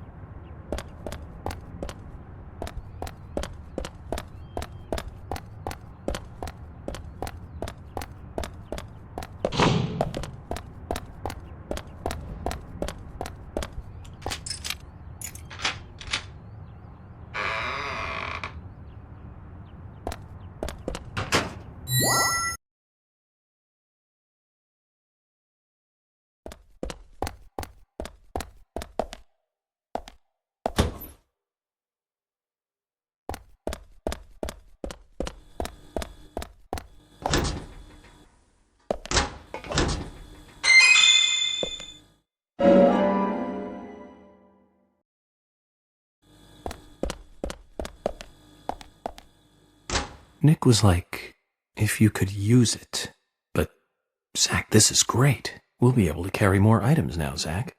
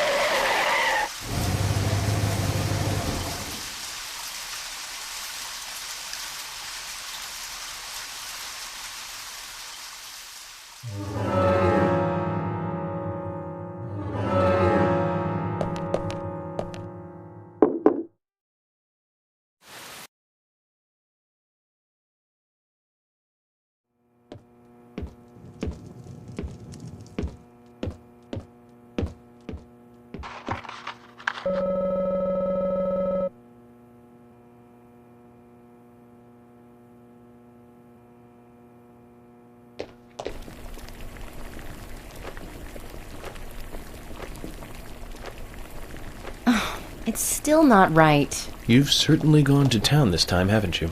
There's something I really want to cook, but I can't remember what it is. You can't remember? It's something you want to cook, right? Well, that's the thing. It's something my father made for me once, a long time ago. My mother was sick, so he had to cook.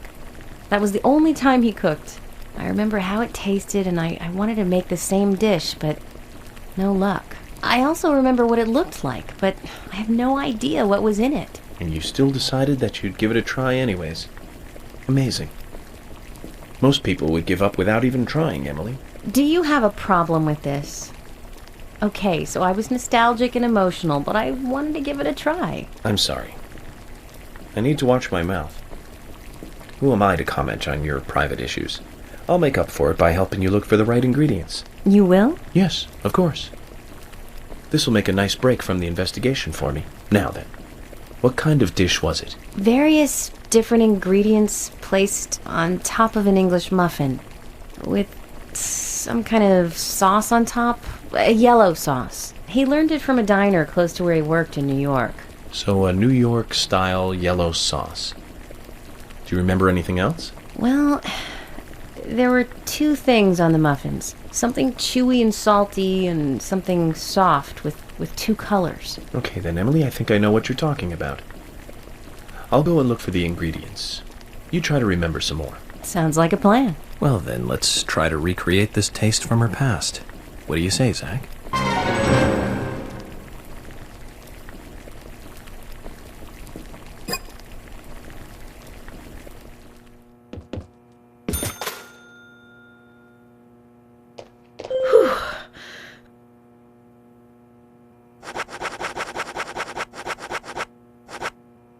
Emily, here's one.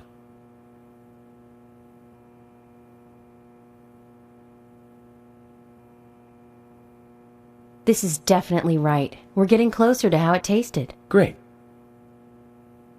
A yellow sauce and something chewy and salty.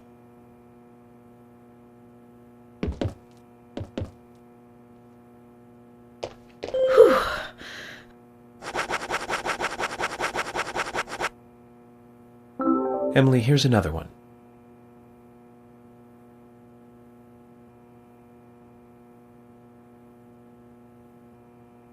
This is great. Now this is getting close. One more step and we'll be there. Only one more ingredient. Something salty and chewy. He cut it with a knife before cooking it, so it must be meat or a fish.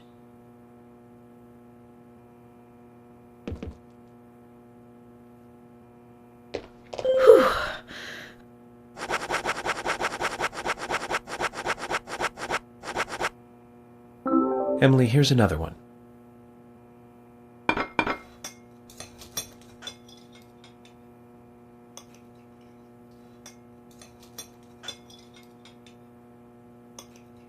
This is it! That's exactly what it tasted like. Eggs Benedict. Huh. The name of this dish. It's a popular breakfast dish in Louisiana. Your father was quite a chef then.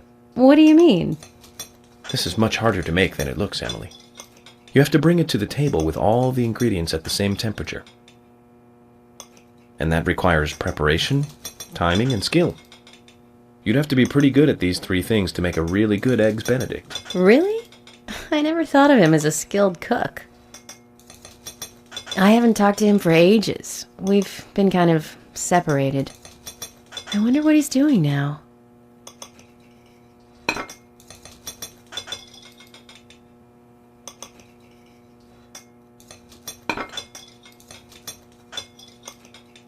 Do you have his number?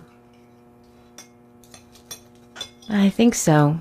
Probably stuck in the old picture album. Emily, just interrupt me if I'm out of line here, but I'd like to tell you how I like to think about these things. People develop their own personality through interaction with other people. Whether they like it or not, that's how it happens. I don't know anything about the past between you and your father, but the fact is, you enjoyed making something that he cooked for you. He's a big part of your past, which means he's part of you. That's normal, and you have nothing to be ashamed of. So why don't you give him a call? But I wouldn't know what to say. We can talk about this recipe. That'll be a good place to start. Thank you, York. I'll give him a call after you leave. I don't want you standing over my shoulder for this. Okay, good. Here, take this. A gift for helping me with my cooking today. And for everything else.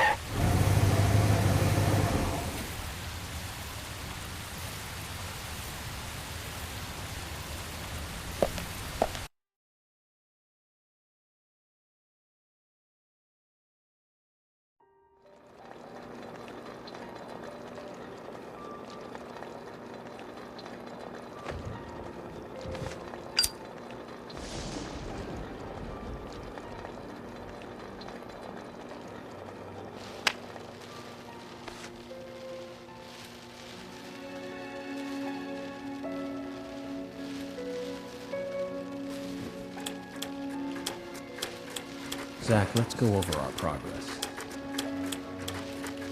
From what Olivia told us, and the sketchbook we found at Becky's house, Nick and Diane became our primary suspects. There were a couple of reasons for this. First, Becky gave the missing locket to Diane. Also, Nick has no alibi for when Anna and Becky were killed. We followed Nick to the art gallery, which led us, unfortunately, to our third victim. The third victim, Diane, was strung up in the entrance hall of the art gallery. Her hands were tied and a knife was sticking out of her chest. However, there was a marked difference from the previous crimes. Do you remember what that was, Zach?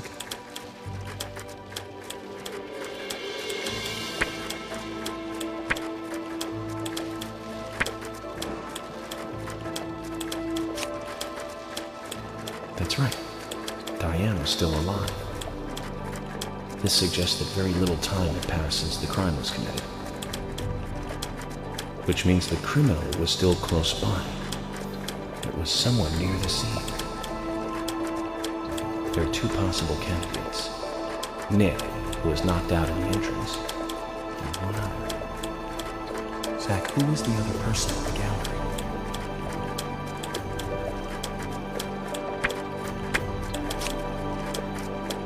That's right, Casey. We followed Willie, good dog, all the way to him. Cason's statement came out as follows.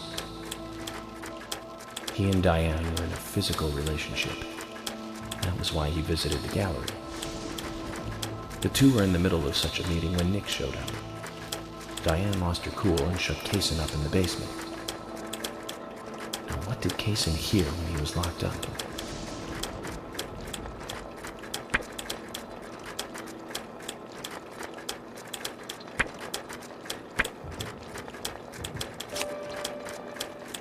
That's it. The sound of boots passing by. Nick was wearing boots that day. Which means it was likely that Diane met with Nick in her room. Nick said he argued verbally with Diane about her playing around with men, but they eventually decided to go out drinking to make up. However, immediately after that, Nick was attacked by someone in the entrance hall and knocked unconscious. We saw the rest. Zach, do you think that Nick is our serial killer?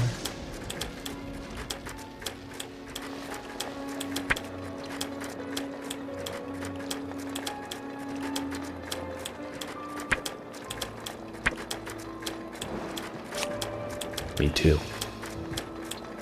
Asha sent in a report too. He found a large volume of red seeds in Diane's stomach. This confirms her as a victim of the Raincoat killer. Remaining leads. There's the locket, which is in Carol's possession, the man with the tattooed back, and the upside-down peace sign. There's a lot left to answer.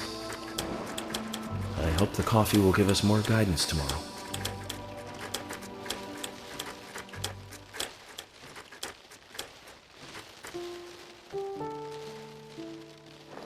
Zach, what did you think about George pouring his heart out? I was surprised. It's the end of a monarchy.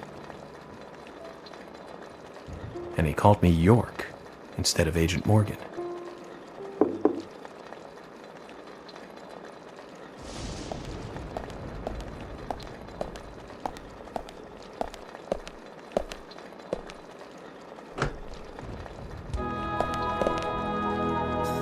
Emily? What's going on? Do you know what time it is? I'm sorry. I couldn't sleep, so I was drinking alone.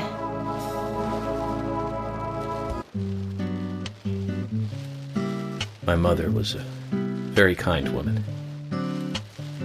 She always smiled so brightly, baked cakes and cookies every day. She'd say that I needed the sugar because I spent so much time thinking. My father was always quiet. We never talked much. He was a federal agent, just like me. And he was hardly ever at home. The only words he ever had for me were harsh ones. I had a vivid imagination, and I remember he once said this to me.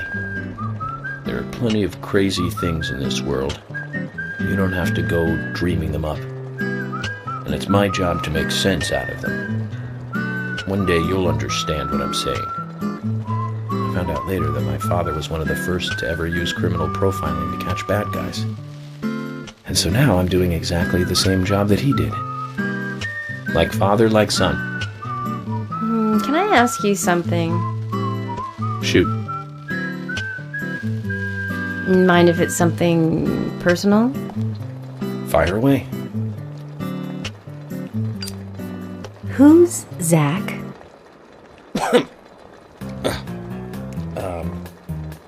Zach is a friend of mine.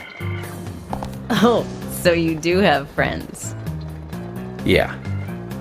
He's my only friend. What kind of person is he then?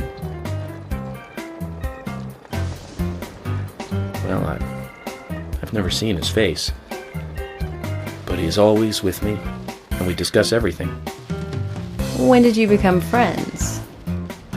A long time ago. Back when I was a child.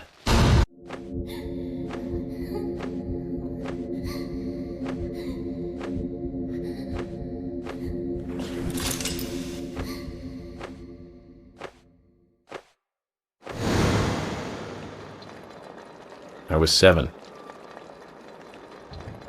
I woke up one morning to hear my mother crying in the living room. This wasn't normal, so I headed in to see her. My father was there pointing a gun at my mother. I was so scared. I closed my eyes, so I don't remember much more. But I do remember the words my father said to me. At times we must purge things from this world because they should not exist. Even if it means losing someone that you love. When I came back to my senses, they were both dead. He shot my mother and then killed himself. Oh, I'm so sorry. Don't worry about it. Zach's with me. It was around that time that we became friends. I'm here. I'm with you, he said. I'll be here always. We can get through this together. Quite aside from that terrible scene in front of me, that voice seemed to make me calmer. And here we are, working together, getting through things. This is the first time I've ever told anyone about this. I wonder if Zach will get angry. That's a sad story. But I don't want you to take this the wrong way, but I'm sure there was a reason for what your father did. I know. I think maybe I became an agent to find out why he did what he did.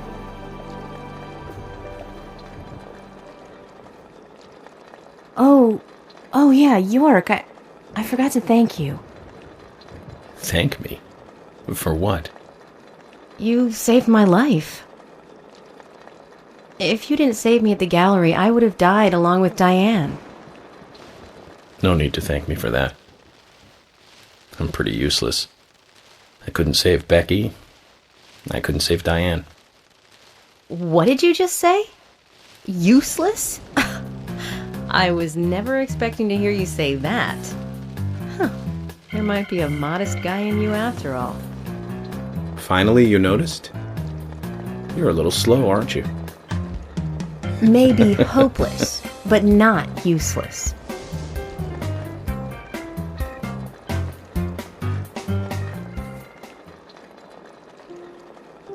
Zach, do you think Emily got home safely? Anyway, I think it's more serious of a situation than I thought. Do you remember our conversation with Emily? She's really interested in you. I think she's starting to have certain feelings for you. If that's the case, Zach, you and I are rivals. This is a very serious situation indeed.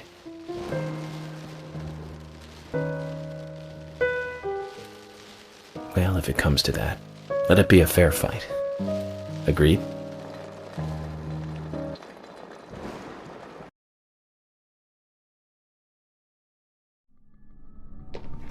Thomas! Let me out of here! Come on, please! Just for a moment. 1 second. Hate it in here, Thomas. I think I'm going mad. I know you're there! Come on, please! Thomas! Thomas! Thomas! Thomas! Thomas! Thomas!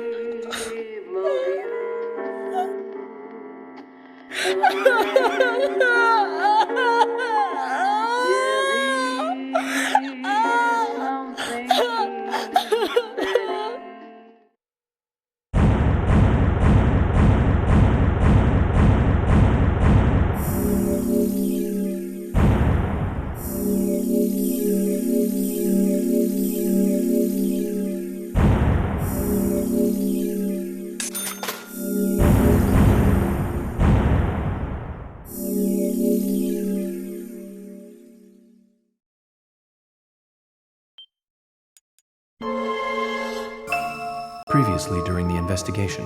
So, you want to find out everything there is to know about Diane? Agent York, Nick is leaving the bar. Wait! She's still alive. Stop right there, Nick. You're under arrest for the attempted murder of Diane Ames. Emily, hurry! You saved my life. No need to thank me for that. I'm pretty useless. I couldn't save Becky. I couldn't save Diane.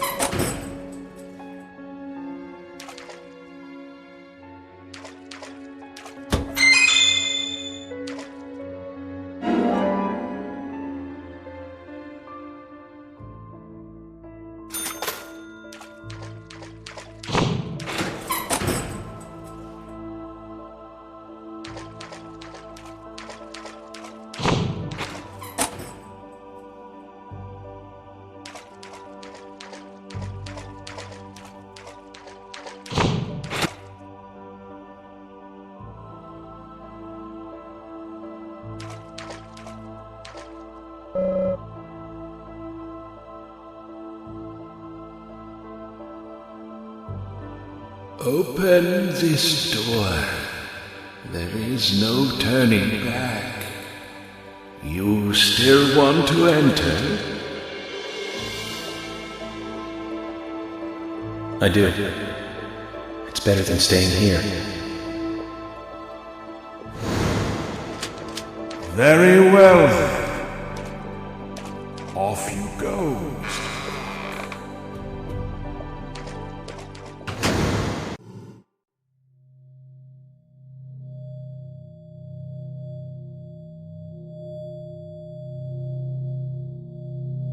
Look carefully, boy. At times, we must purge things from this world because they should not exist, even if it means losing someone that you love.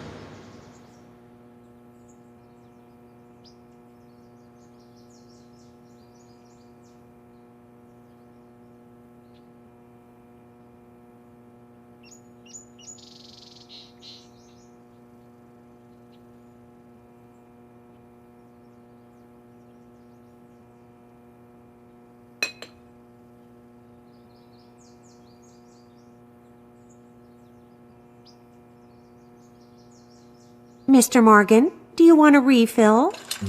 Yes, thank you. Is the coffee that good, Mr. Morgan? Coffee is a vital, investigative tool. I know exactly what to do now.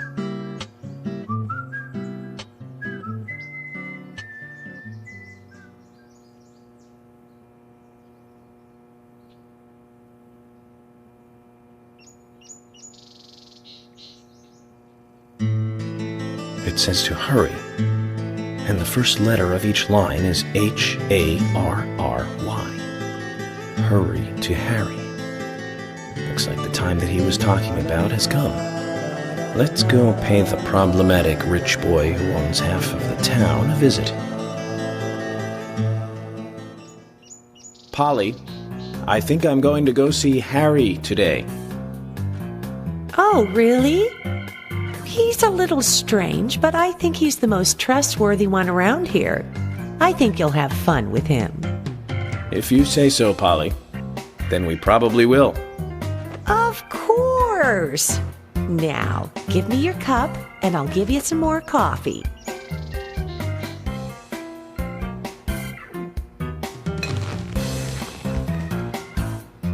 I'll see you later, Polly.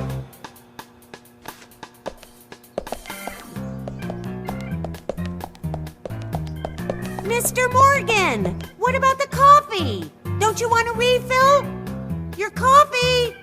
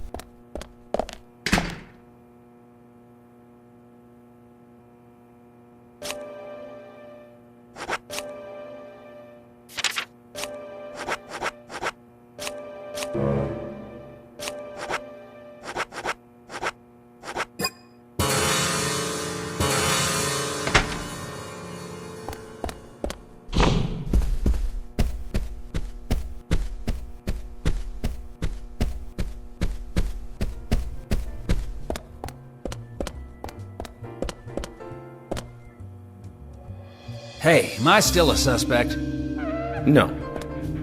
Okay, well, good. My wife and I have been living separately for over 3 years now. Diane, she's a single woman, so this shouldn't be a problem. That's true. I feel so bad for Diane, though. Gosh. Did you find out who did it? I can't discuss that. Yes, of course. I understand. You don't have to tell any of the folks around town about me and Diane, do you? No, I won't do that. But it's a small town. I'm sure the rumors have started already. Nothing to be ashamed of, right? What's there to worry about? Nothing in particular. No, nothing at all. I'm clean as the sheets in this hotel.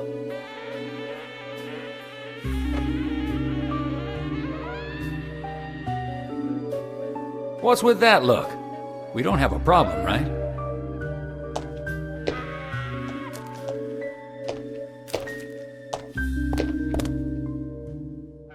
It looks like Kaysen is involved with another woman in town. We can only hope it isn't Emily.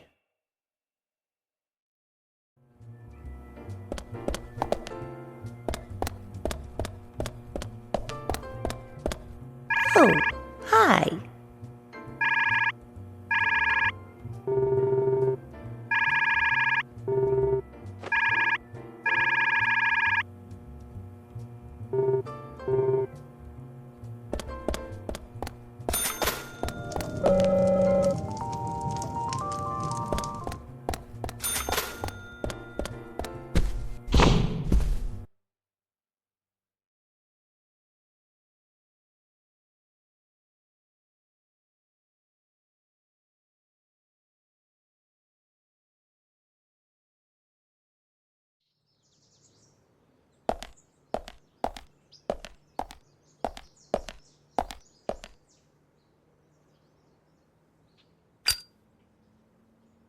York, I can't find Thomas. Was he here? No, I haven't seen him. Have you tried the radio? I've been trying, but he's not answering. What about Nick? No problem with him. He's calmed down a little. He's still saying he didn't do it. Nick said that Thomas disappeared sometime during the night. He kept calling for him, but Thomas stopped responding. I'm a bit worried. George has asked for permission to search for Thomas. I understand that things have been hard for Thomas, but surely he's just resting at home. But I'm not against looking for him. Tell George that he has my blessing. Okay. As far as I know, Thomas always calls in when he needs a day off. We're human, and so we are limited. As far as you know, there haven't been any serial killings here before, right? That's right, but that's not... Emily, I'm going to see Harry today. What? Why? We have plenty of other leads to follow, don't we? He did invite me over, though. It would be bad manners not to accept. Are you really an FBI agent? I think the FBI would take a more logical approach to investigations. But Emily, a serial killer does not stay within the boundaries of logic. Thus, you can't hope to capture such a killer using only logic. That's why I'm going to see Harry. You go with George and find Thomas. Okay, sounds like a plan. Great. Thanks.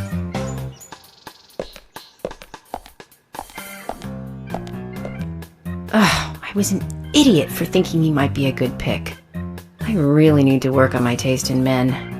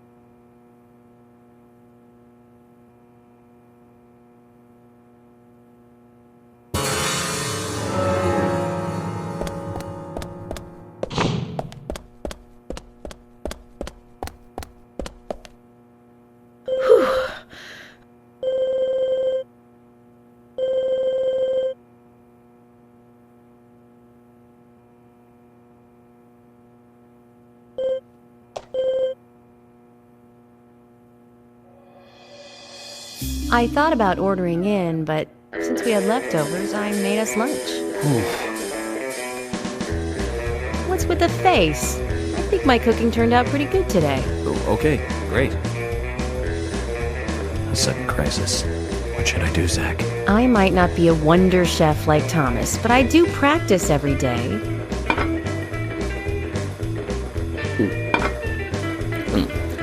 Well... Come on, tell it to me straight. Emily. Yes? What? I went into the sewer once during an investigation. Okay, just stop right there.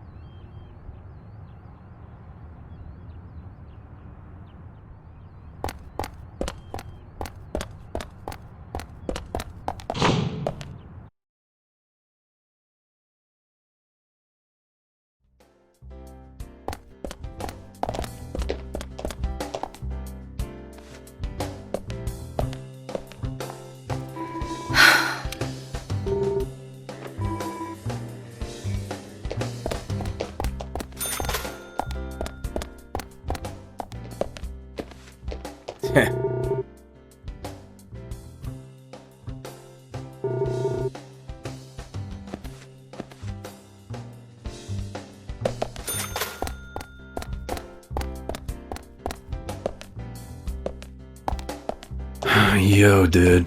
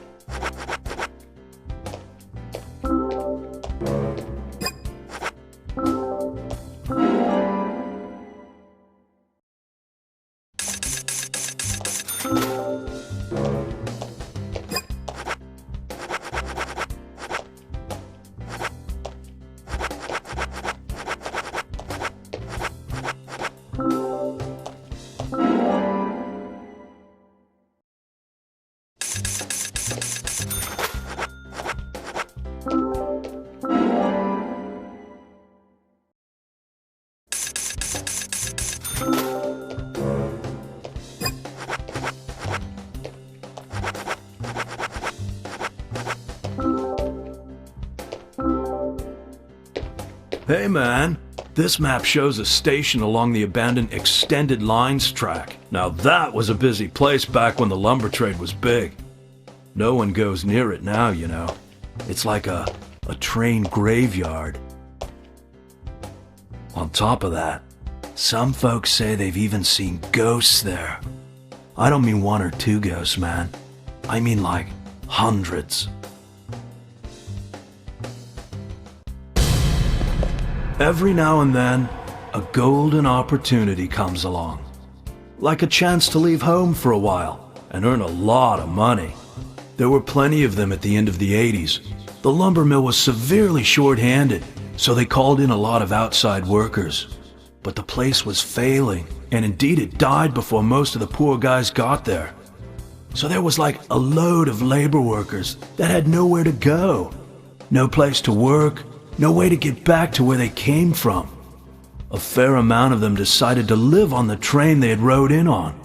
I guess that must have been hard living on a train car that ain't moving. What kept them in town? Ah, now, the head of the lumber mill had been lying to them. Wait just a little longer, we'll have work for you soon, you know, that kind of thing. He was just a lying scumbag. No way to rock, man. But lies, they only last so long.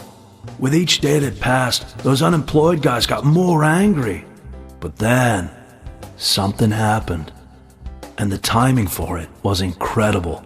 The rail car they were spending the night in just happened to catch fire, with all them inside it. Incredible timing indeed. Oh yeah, but the police couldn't find any evidence to pin it on anyone. They didn't have all those gadgets and stuff you guys got now. And the police were annoyed the unemployed guys were causing trouble. Nothing happened to the head of the lumber mill. It made the news as an accident. But the rumor says that a large number of those boys are still living in that train car, unaware that they're dead. You better be careful, Mr. FBI, if you go down there by yourself.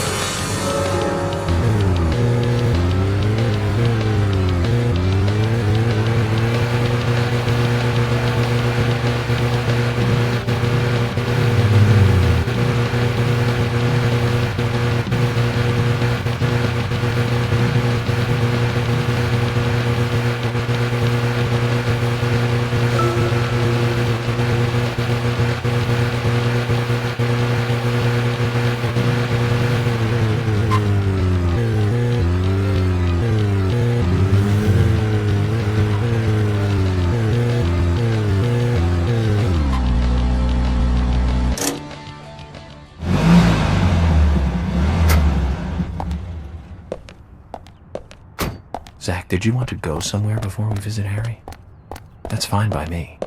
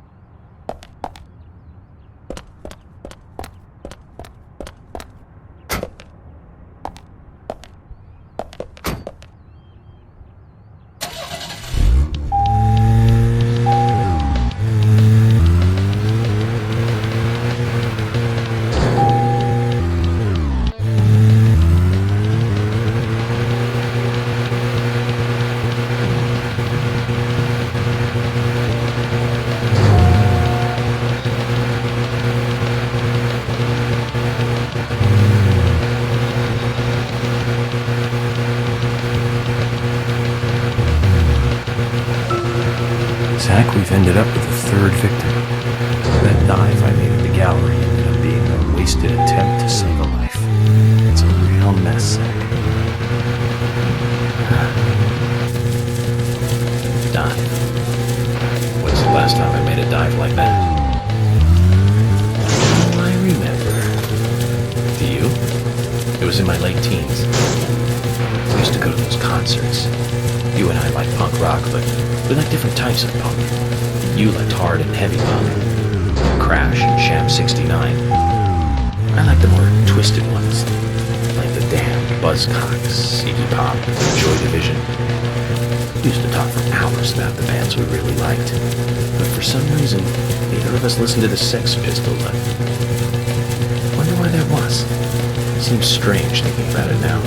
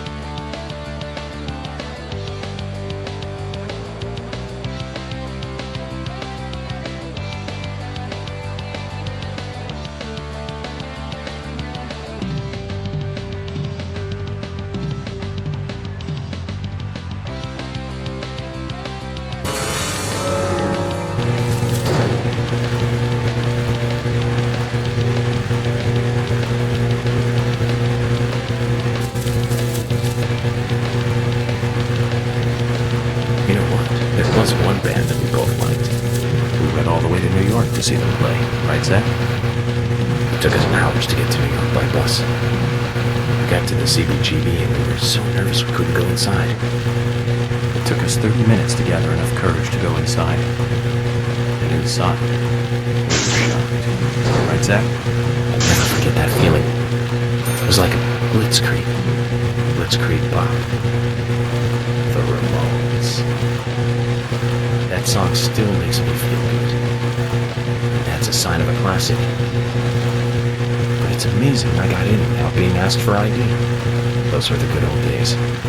Rock and roll high school and Chinese rock. Sheena is a punk rocker and surfing bird. And I was so depressed when I heard the news of the deaths. Original punk is one of the greatest gifts left from the 20th century. Let's hope they're still rocking on wherever they are.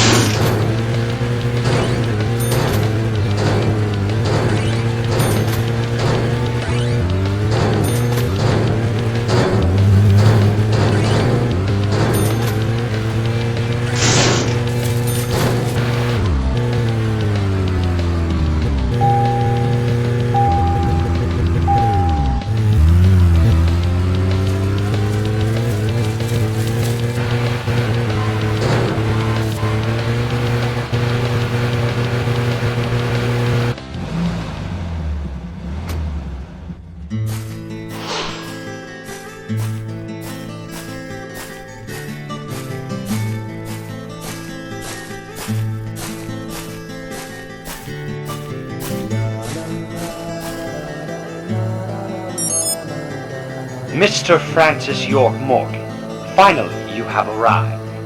You are welcome to come inside.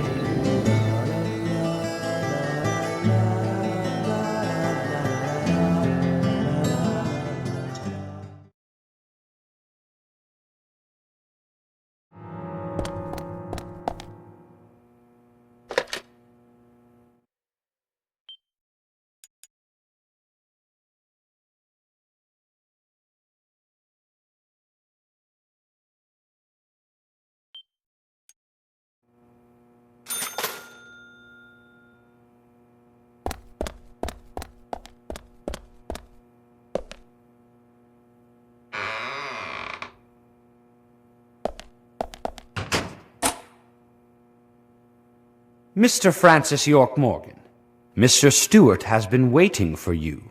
To the meeting room you shall go to.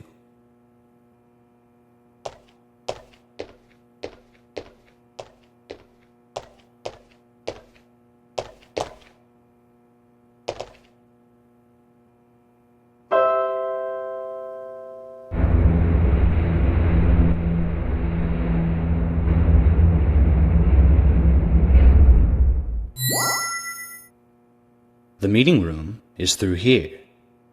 Please be kind. Be sincere.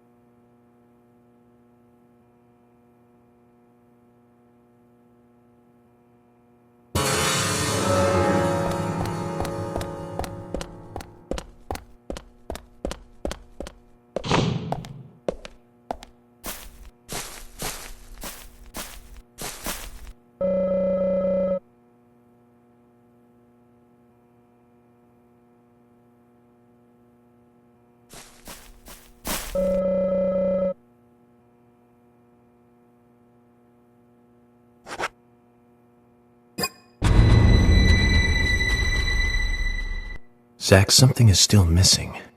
We need more clues.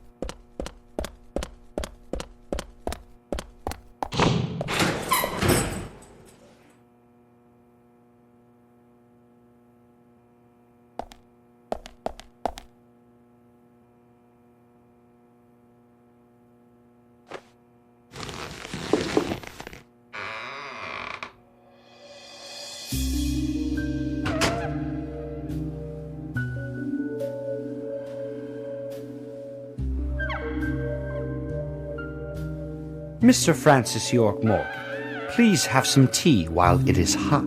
Too much coffee for your body will make it rot. You seem well prepared. Almost as though you knew I would be coming today.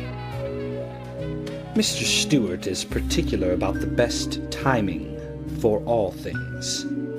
Now please, drink some tea and enjoy the good health it brings. I'm sorry, Harry, but I just don't like tea.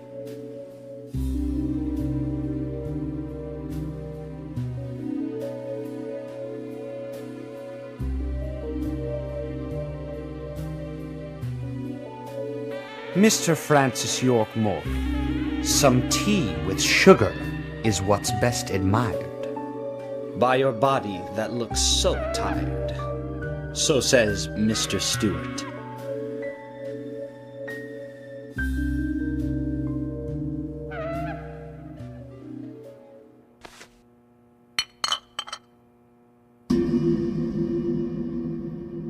Harry, where did you get these seeds?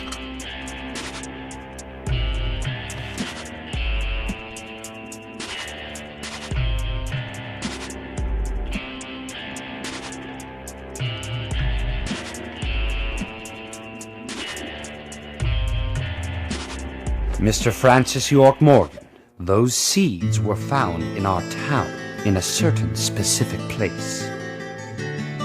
More seeds are there, you will see, when you find that certain space. Come back to me and we shall talk after you find that certain place. So says Mr. Stewart. Harry, so you like to play games?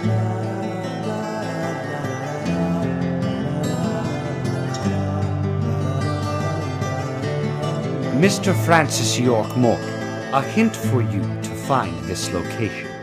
It is most crowded and most quiet, and gives a cold sensation. So says Mr. Stewart. All right. So you're not going to talk unless I find this certain place. I'll play along.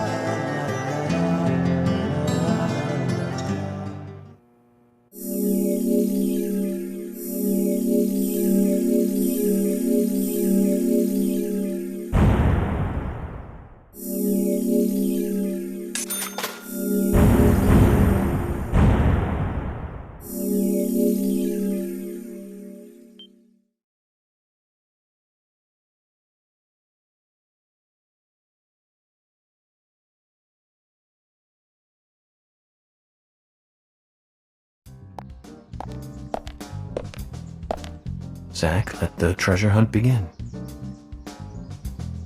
A crowded place, and yet it is very quiet there. Have you figured it out, Zach? It must be the graveyard. There's lots of people there, but none of them can speak. You see? So let's get going to the graveyard.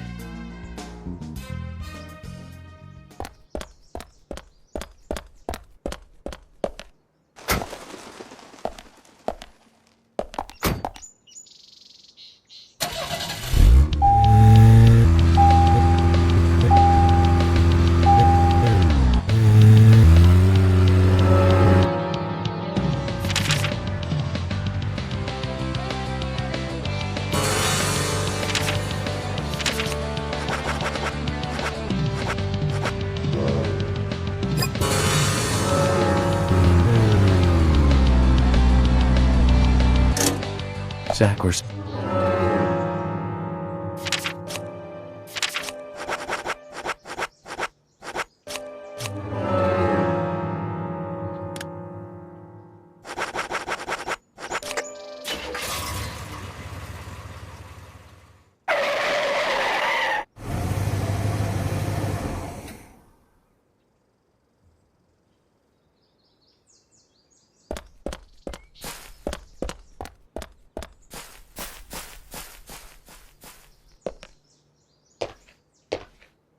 Hey, Sigourney.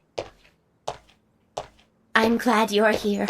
My pot, it's getting cold. Please, let's get going. Here we go again. But it's okay. I need to get to know more about the pot, after all. Very well then. Hurry up! Look! My pot is getting cold! Zach, has she been roaming farther and farther away from her home? Is she testing us, perhaps?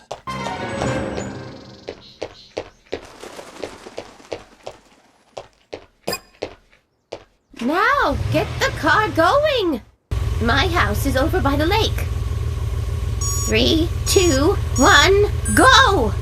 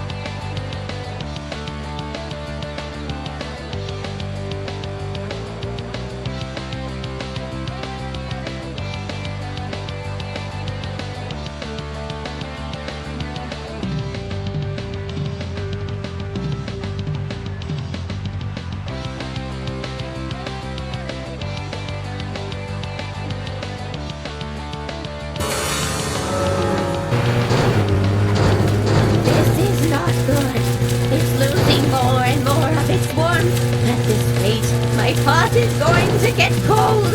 Hurry, hurry! Step on it! Why do you have to drive so safely? Can't you see my pot is getting cold? This is not good. It's losing more and more of its warmth. At this rate, my pot is going to get cold. Hurry, hurry! Step on it! Why do you have to drive so safely? Can't you see my pot is getting cold?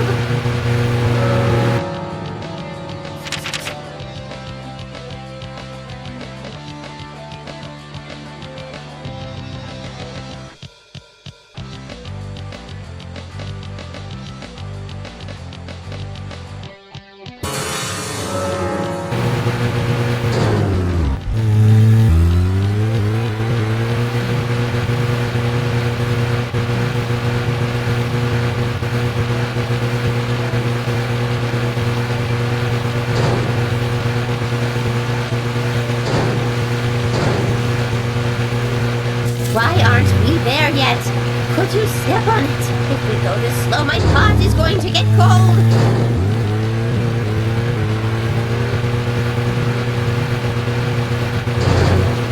Why aren't we there yet?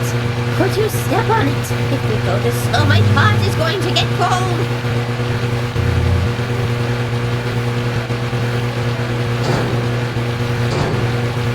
This is not good. It's losing more and more of its warmth. At this rate, my pot is going to get cold. Hurry, hurry! Step up!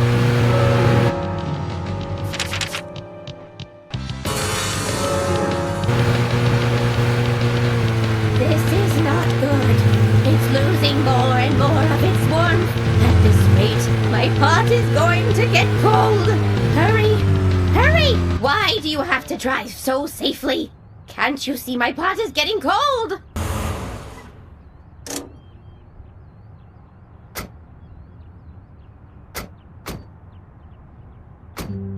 Oh, thanks to you, my pot is still warm. We somehow made it in time.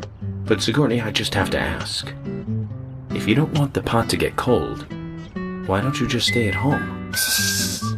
Quiet. Don't say things like that out loud. You don't want people to hear you like that, do you? Sorry. I was just wondering. I want the pot to get a breath of fresh outside air. Fresh air? had a very wild student once. I was forced to lock him in the punishment room many times, but he didn't improve at all. In fact, he just got worse. We all hate being locked up in a stuffy room, don't we? The same goes for the pot. I'd feel bad for leaving the pot locked up in the house all day. It's the same for your job, too, isn't it? The more you chase, the more the criminals run. You hear? The best stew is one that isn't overboiled.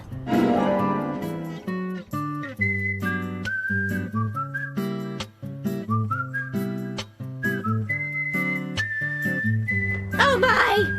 My pot is getting cold again! Did you have to talk so long? Oh!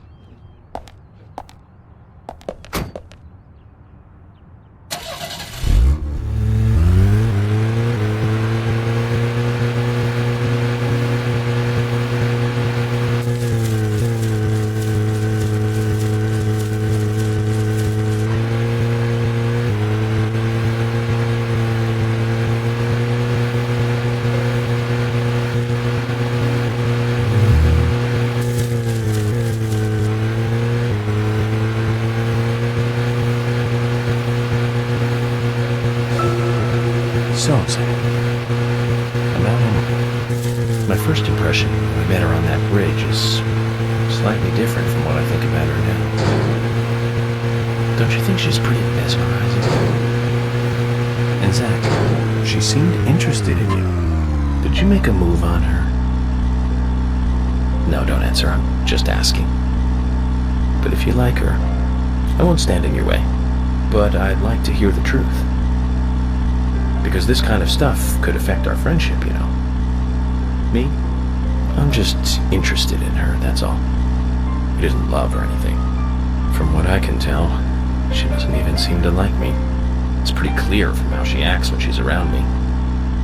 As you know, Zach, I'm cautious with women.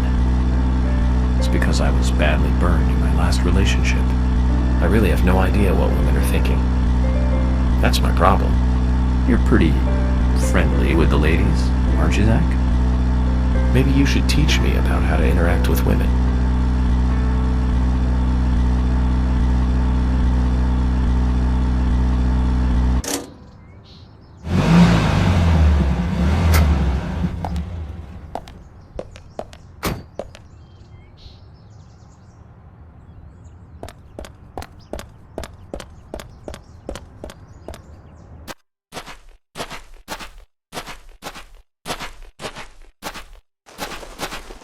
Just as Harry said, it's crowded and quiet.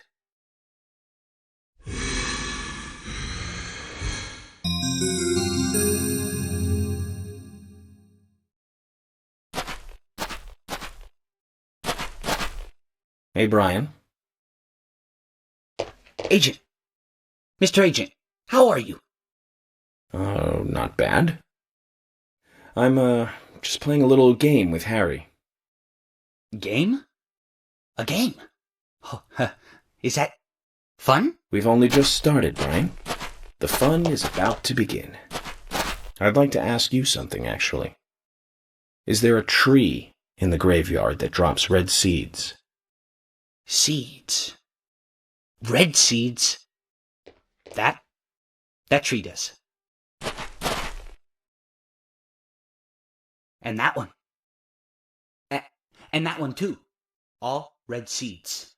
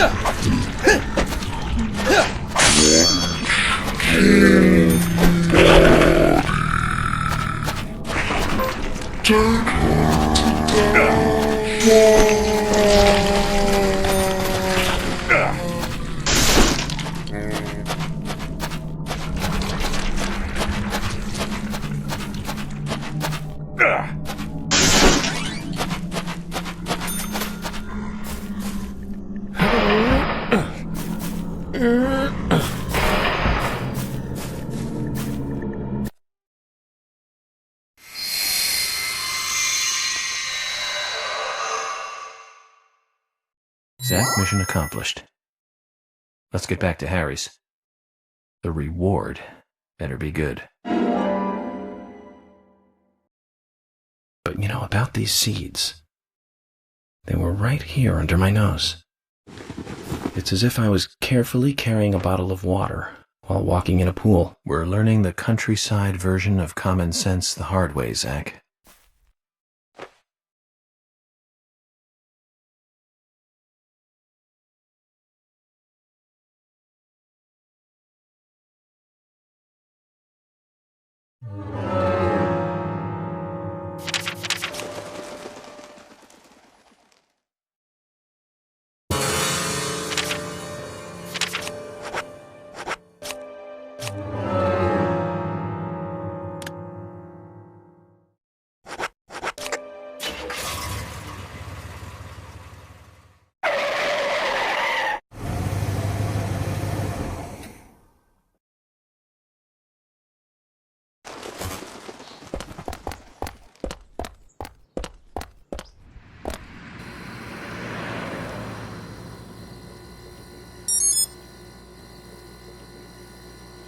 Mr. Francis York Morgan, finally you have arrived.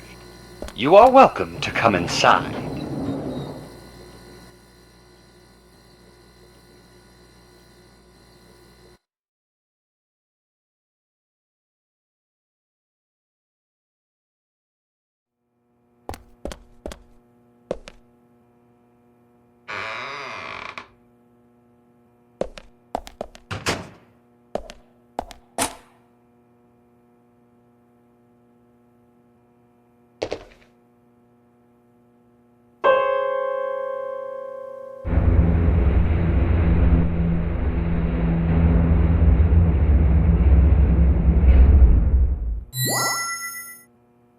Mr. Francis York Morgan, please proceed to Mr. Stewart's room. There he awaits you, I shall assume.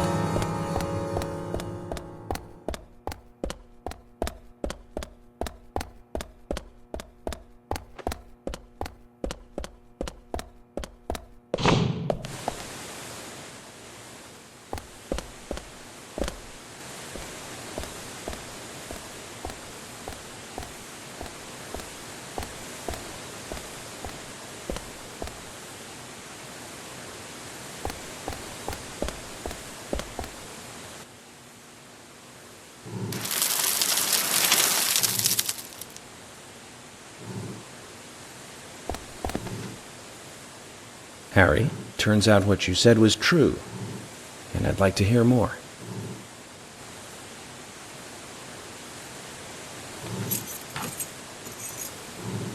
York, as you know, there's a powerful mystery surrounding these seeds. You've seen them at those other murders that took place elsewhere. And you've seen them deeply involved with the murders in this town as well. That's right. But how do you know all this? York, you must be younger than you look. Youngsters tend to hurry so much that they let things slip right past them. What you need to do is slow this down a bit. That way you'll see what's really important. Let me tell you a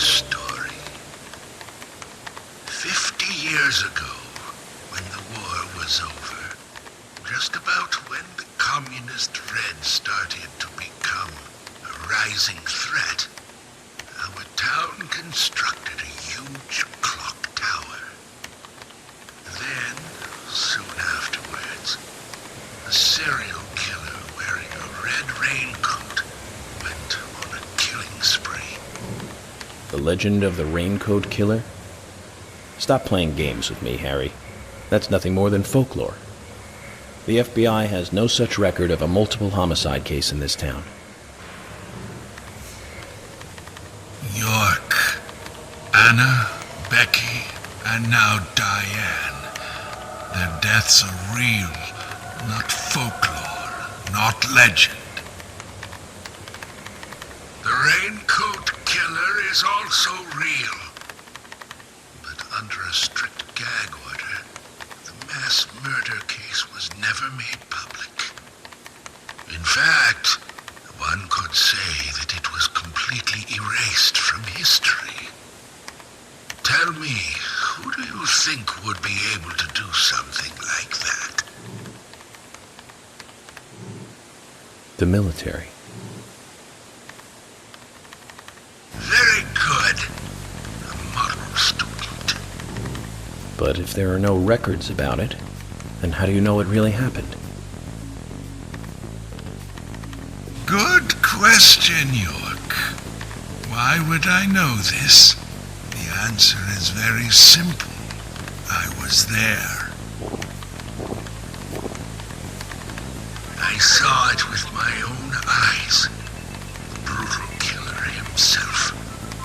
But we can talk about the details of that encounter another time. What we need to talk about is your Raincoat Killer. The new Raincoat Killer, if you will. The new Raincoat Killer. Yes, let's call him that. After all, he's not the real one. What you want to know more about is the new one. Between 10 and 20 years ago, I noticed that these red seeds were special, and someone else did too. The human imagination can lead to tragedy sometimes. Someone linked the red seeds to the serial killer legend and said, if you eat the red seeds and then kill someone, you will become immortal. This new fabricated legend was passed on from one to the next, evolving, changing every time, like a rumor. Some may have actually taken the seeds to try them out, to prove the legend, that is. York, the red seeds you have found from those other murders, they all came from this town, together with that one evil rumor. People on the other side of the planet may have heard of it by now, and new seeds might be growing in different parts of the world. So you're saying that the series of cases I've been following are all linked to this town? That's interesting, Harry. But there's no evidence to support that story. None of the criminals we caught for the other murders ever mentioned anything like that. It's your job, your role and duty to look into that, York. Now, the game must go on. You know I said that the incident 50 years ago was totally erased. Well, not quite. Records still exist in the sheriff's office. The old sheriff back then hated the military and did his own investigation. I need you to bring those documents here to me. Once you've done that, I'll tell you everything I know.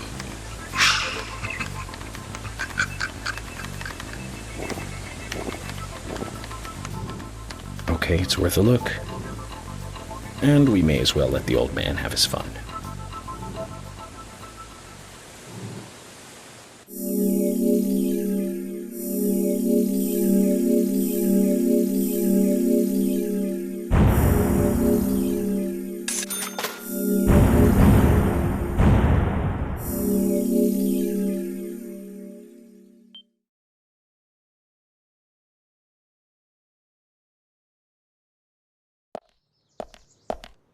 Documents from a case that happened 50 years ago.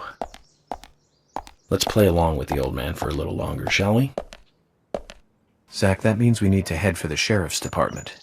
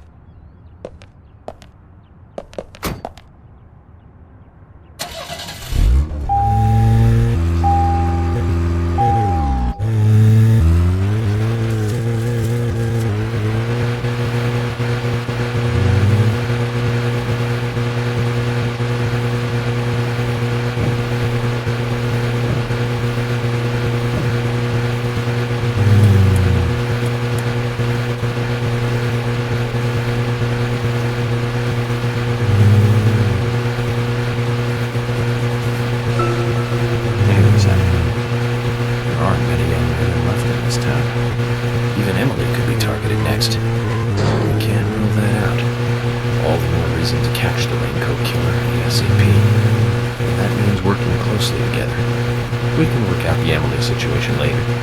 Don't get me wrong, sir. I mean, I'm not interested in Emily because she's female or anything. I'm just saying she's interesting. You know, as in interesting person. But by looking at her, she reminds me of something I used to feel. That's all. Like back when I first met you. You know, that feeling we all used to feel back when we were kids. Feeling safe while also feeling need to protect, that kind of feeling. But Zach, who made me feel that back then? Anyways, we're getting closer one step at a time to cracking this case. I have a feeling it's going to get tough.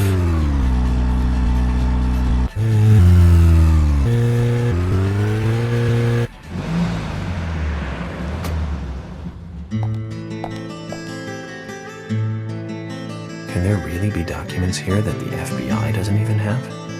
What do you think, Zach?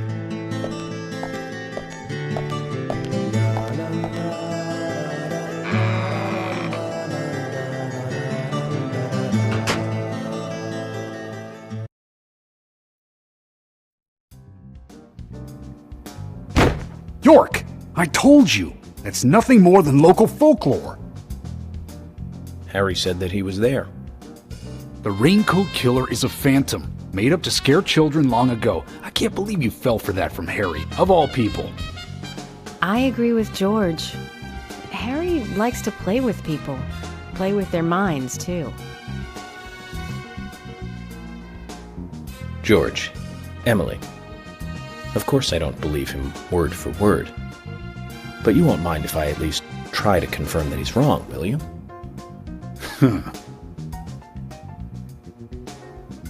Well then, can you look for the files by yourself? I'm still looking for Thomas. Very well. Emily, open the filing room for him.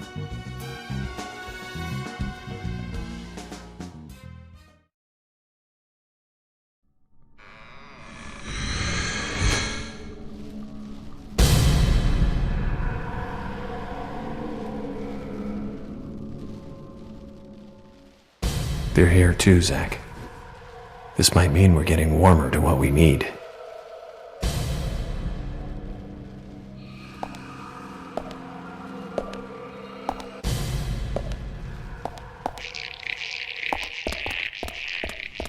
I swore. Don't want to die. Don't want to die.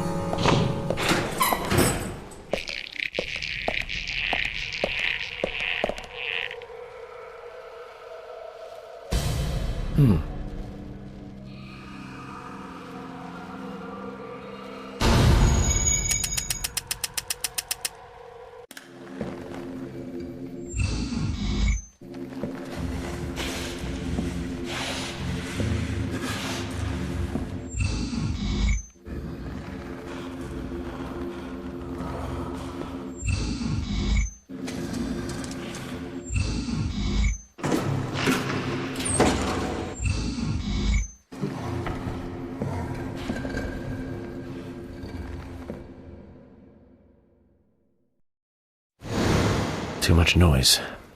We're still missing a vital piece of the puzzle.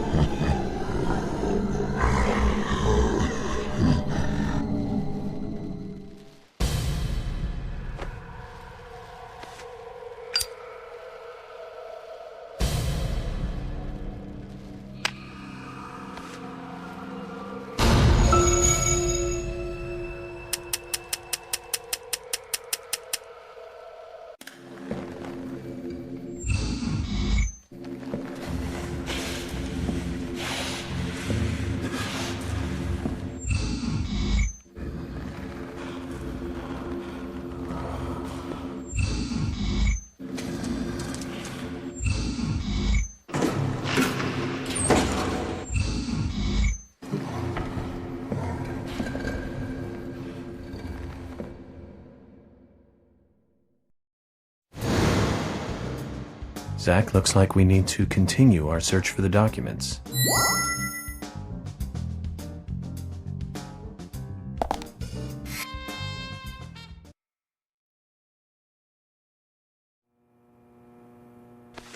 George, I'll get right to the point.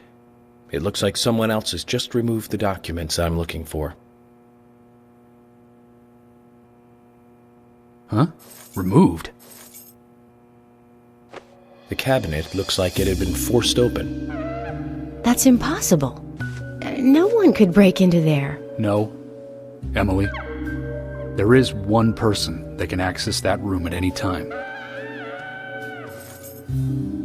You don't mean Thomas? It's too early to speculate. And profiling is my job, remember? More importantly, Emily, could you get me a coffee? A fresh one if possible. Coffee? At a time like this? Why now? Emily, please. This is very important. Some coffee. And bring some milk on the side.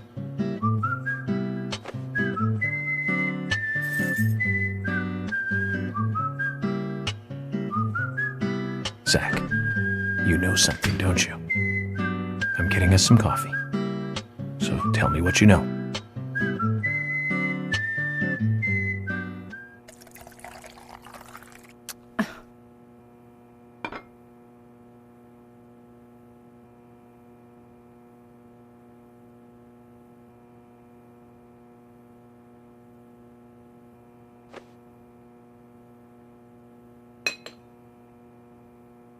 Ah, Zach, this is amazing. Even the taste of her coffee is thrilling, to say the least. What? No, nothing. This isn't the cup that Thomas always uses for me, is it? I'm sorry about that too, then. I just used a cup that was nearby. You have a problem with that? A problem? Not at all, my dear Emily. The coffee is perfect.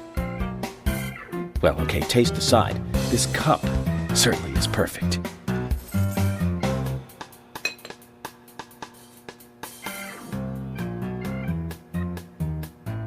George, Emily, we're going to Velvet Falls. There's something waiting for us there. I can feel it. York, are you joking? You're trusting your cup? No, Emily. Going to a waterfall just might be a good idea. In feng shui, a waterfall is known to be a source of power. Even if we find nothing there, I'm sure it will give us some power. Thanks for the vote of confidence, George. And don't forget to bring a fishing rod. All right. I'll go get it. Fishing? Are you two serious? George, do you have a net?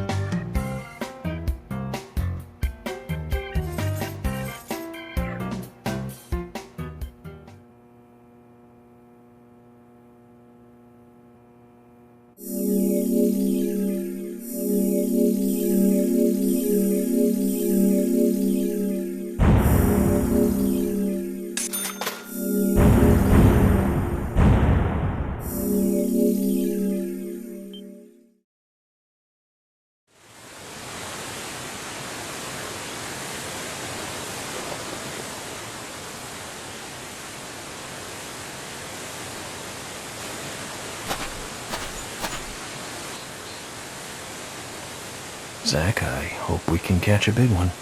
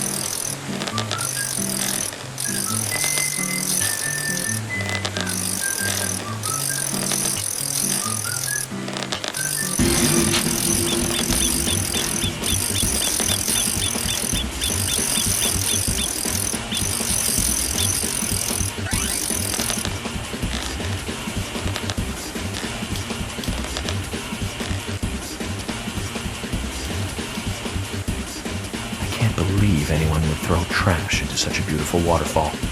Unbelievable, eh, Zach?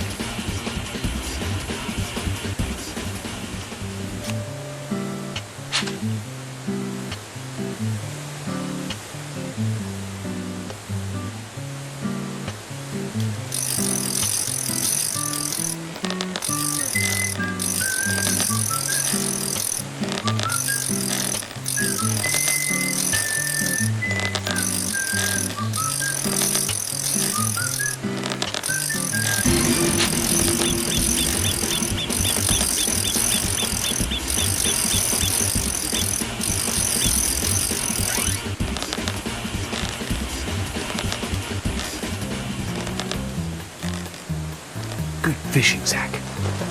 We've caught something to brag about now. In all the history of the FBI, I'm probably the only one who fished out documents thrown into a waterfall. Don't you think so, Zach? I just don't believe it. Files from a waterfall.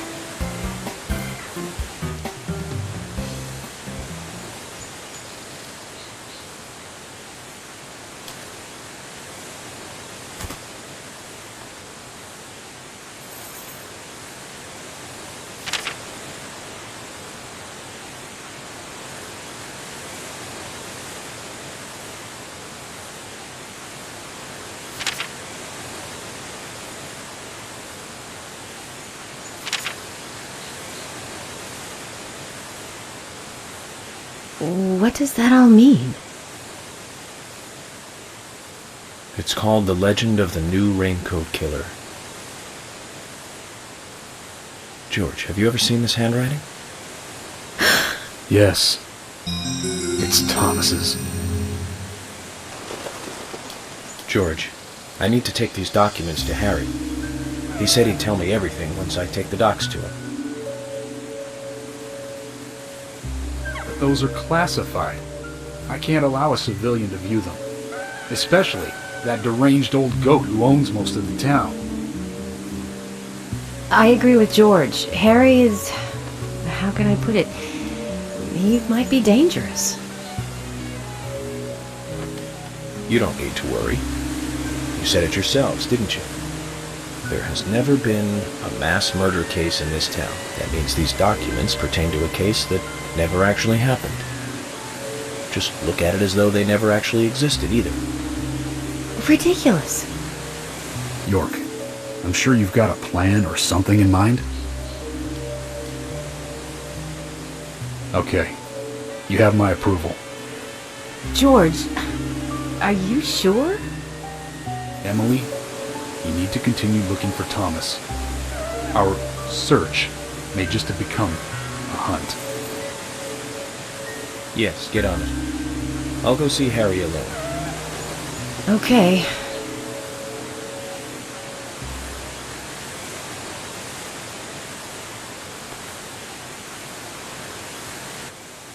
I wouldn't believe it if I hadn't seen it for myself.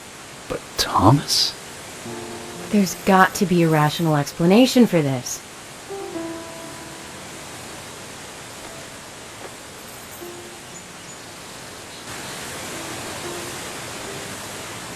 Zach, George has started to change. I think the deaths of Becky and Diane had a deep effect on him. I guess this town truly is without a king now.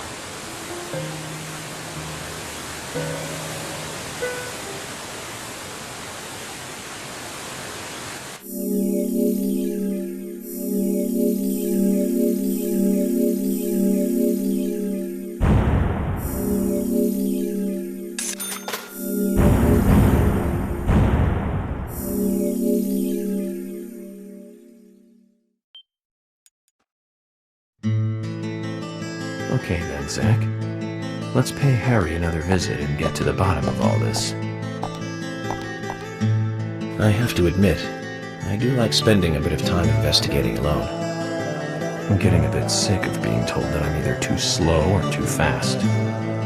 You agree with me, right, Zach?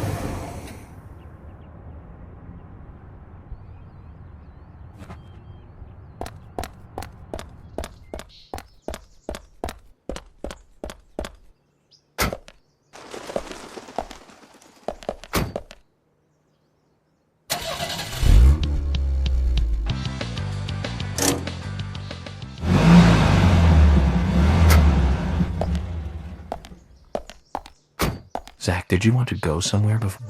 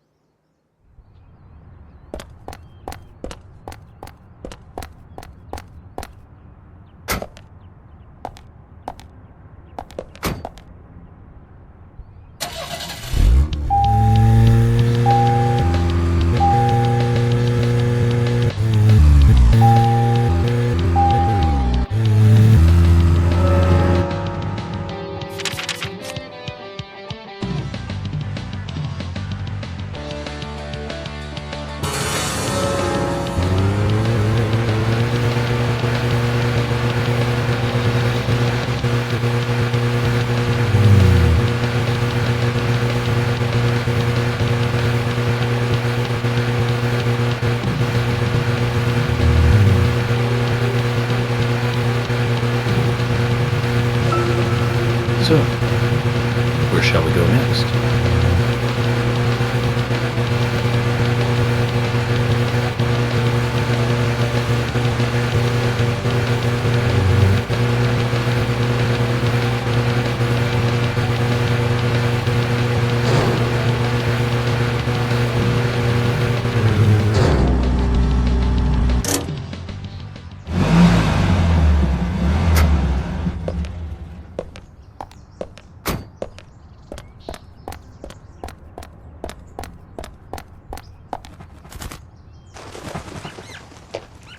Hey, Sigourney. I'm glad you're here. My pot, it's getting cold. Please, let's get going. Okay, but just give me a minute. When do you think I'll be friendly enough with the pot? This is the last time. So go! Hurry! What'll you do if my pot goes cold? Did you hear that, Zach? This is the last time. The mystery of the pot shall soon be answered.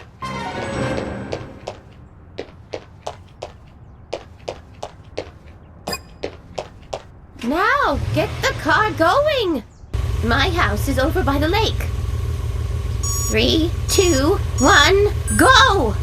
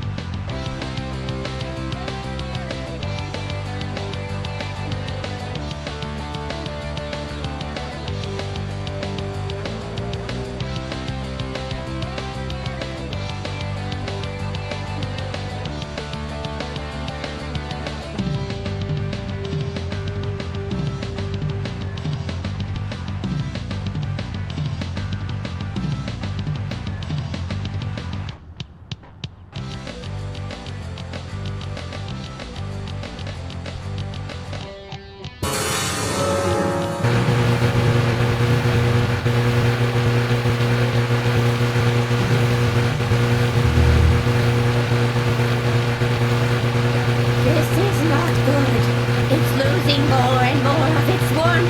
At this rate, my pot is going to get cold. it! Why do you have to drive so safely? Can't you see my pot is getting cold? Why aren't we there yet? Could you step on it? If we go this slow, my pot is going to get cold.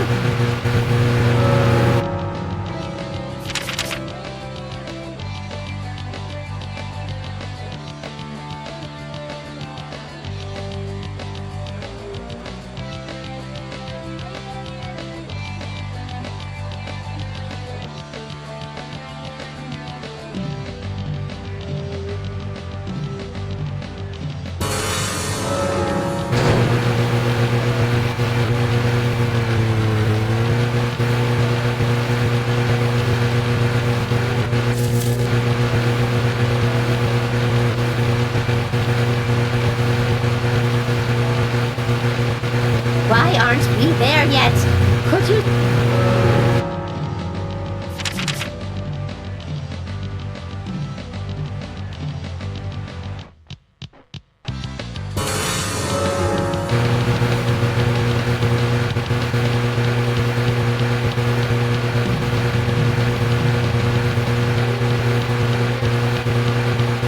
This is not good.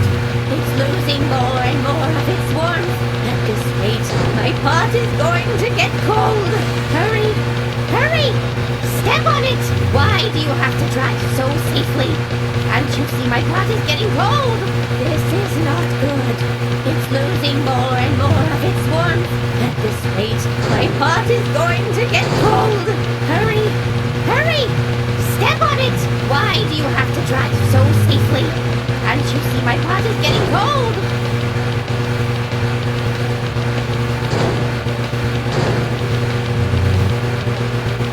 This is not good. It's losing more and more of its warmth. At this rate, my pot is going to get cold. Hurry! Hurry! Step on it! Why do you have to drive so...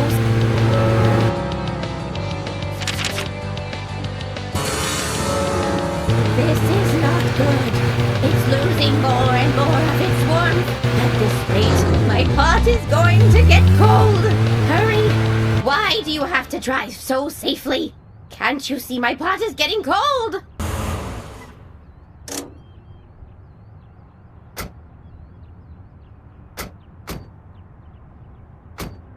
Oh, thanks to you, my pot is still warm. We made it somehow.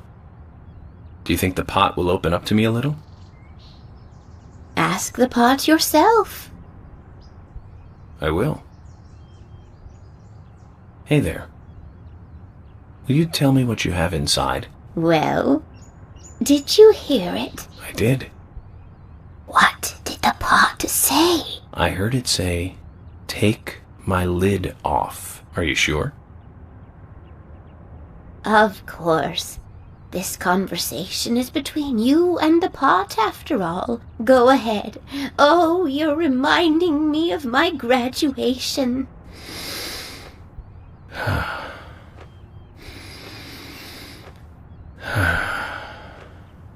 Sigourney. Huh? I'm not going to open it. Mysteries are intriguing because of the mystery.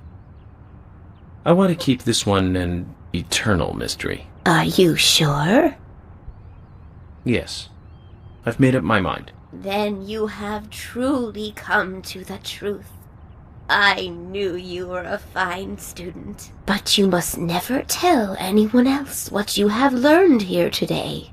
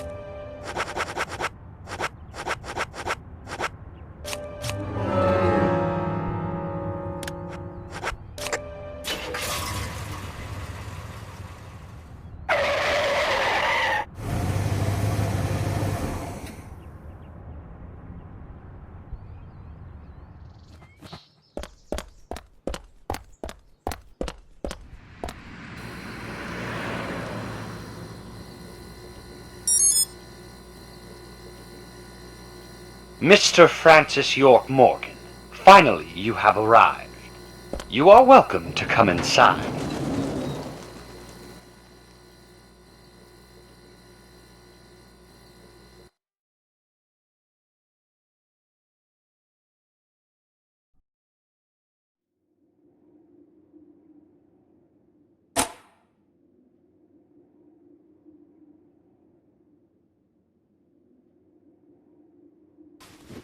Looks like the next game is hide and seek.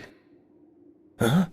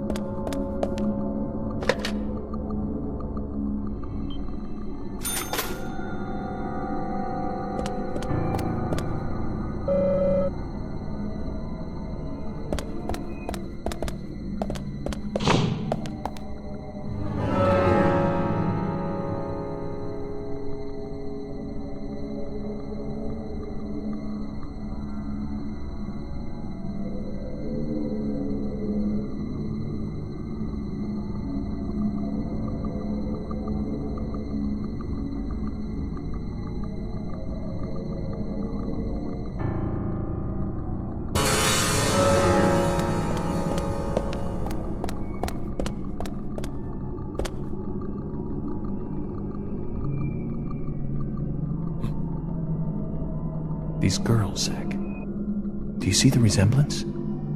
Anna, Becky. She looks like Diane. And Carol. Zach, look. Emily.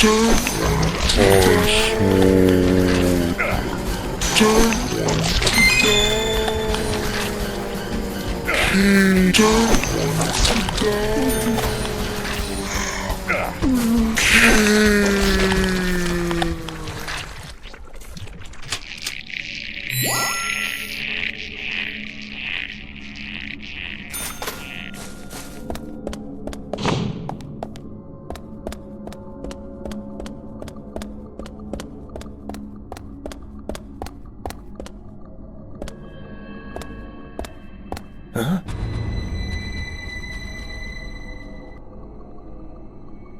Emiliy! At times we must purge things from this world because they should not exist, even if it means losing someone that you love. Stop!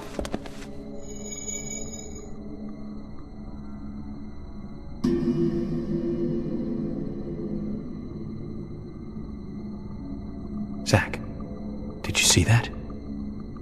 I must be getting tired.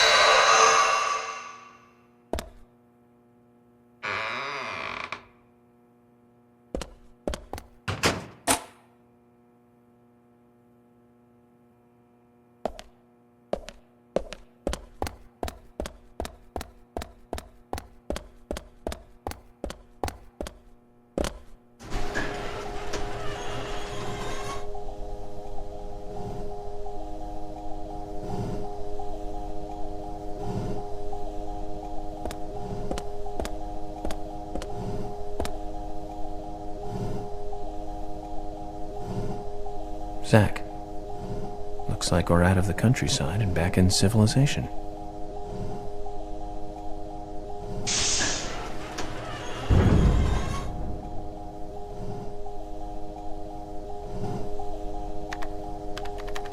Welcome, York.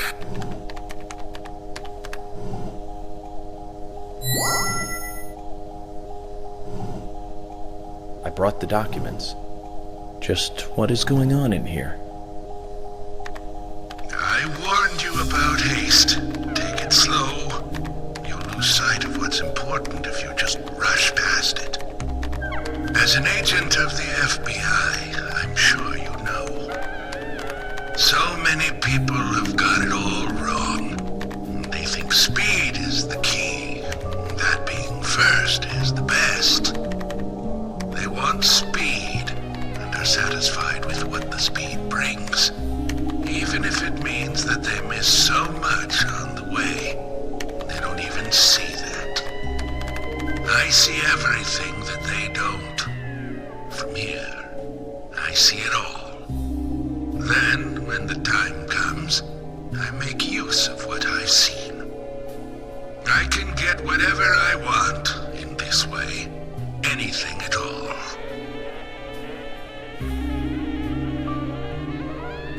You're certainly talkative today, Harry. But I didn't come here for a business lecture. Tell me everything you know. Speed is not important. Timing is what is important. Timing. York, you have a natural gift for waiting for the correct timing. Just be careful that your haste does not ruin everything. That will be vital to solving the current case at hand. York, I know more than you think, but less than what you hope. 1, you have Nick in custody. 2, Thomas is missing. 3, Carol has a locket that belongs to the murderer. I also know that this case revolves around the red seeds. But that's about it. So you've got an inside line on police information. That reminds me. The victims' tongues were cut out, weren't they? But that's only a minor point. Don't let the shocks blind you to what's more important. That's another business tip. Harry, I'm impressed. You gather information really well. You hacked into the FBI network, too. Amazing. But I didn't come here to hear this. Then let us close the business seminar. It's time for a history lesson instead.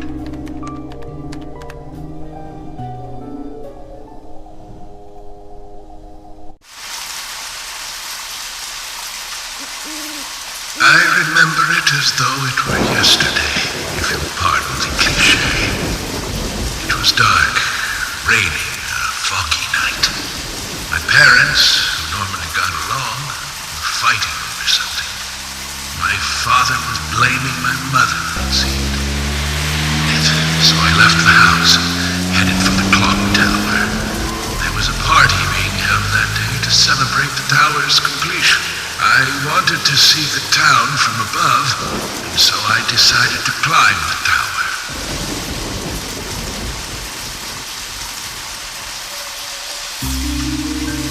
Curious child, and saw it being constructed day after day.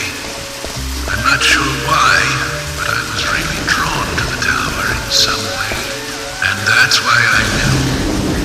From the pit in the theater, there's a path to the clock tower. They were just cleaning up after the party, so it was easy to get into the theater. I used the secret passage to sneak into the tower.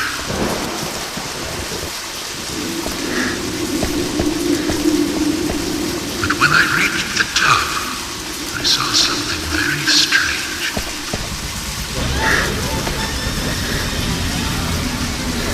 There were soldiers there, all wearing gas masks.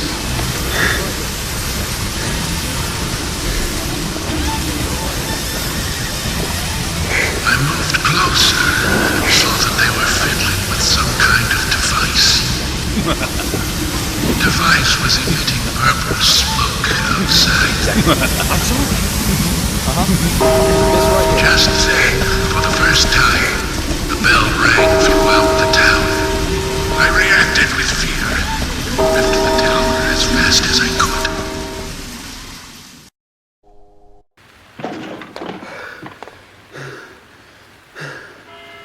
When I got outside again, the purple fog was spreading. I covered my nose and mouth and ran home. I unconsciously counted the number of times the bell rang. After the 12th time, the bell did not stop ringing. It rang a loud 13th time.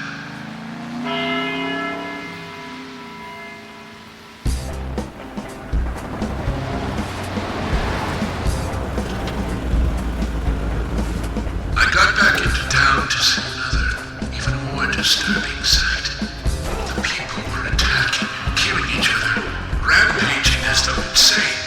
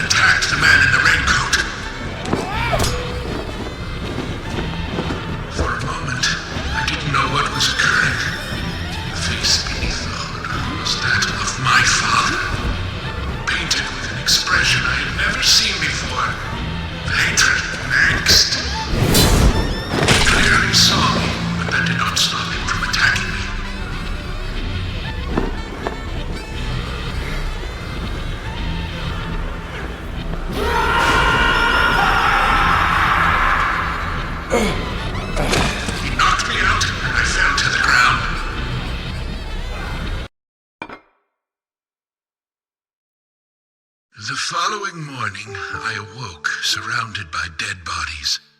It wasn't raining anymore, and the purple fog was gone. I couldn't believe what I saw and what I myself had done. But even worse things were waiting for me when I got home. My mother was dead, killed, presumably also by my father.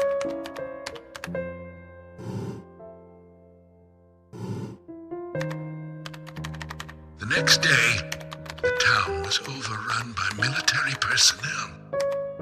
That's when the gag order was issued. Talking about the incident was unappreciated, a taboo. But even still, people stopped going outside when it rained. Country folk are very patriotic. We never tell our children about what happened. But these things find a way out of even the tightest of lips, in parts. People only speak of the killer in the red raincoat, which is where the legend of the Raincoat Killer comes from. Quite a story. After the incident, the gas seeped into the soil of the town. Even today, when it rains, a minute amount is released. That's why I never take my mask off when I'm outside. This town is dirty, York. If what you say is true, then the killer is someone who is badly affected when it rains. You need to draw the conclusions, not I. I have no conclusions. Is there a connection between the red seeds and the gas, then? This is just my own presumption. The seeds and the gas have a similar effect on our nervous systems. I believe someone figured that out and decided to use it. Or it could just be nature's way of getting back at us humans.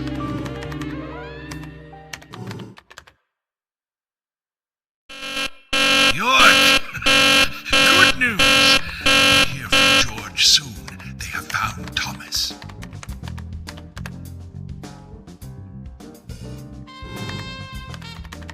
I'll tell you one last and very important thing.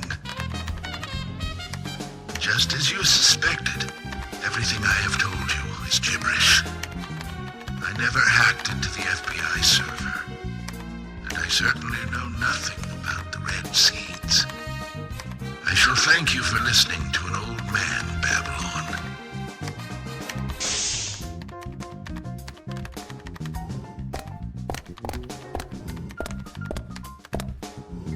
Let me ask you one thing then, Harry. You're a businessman.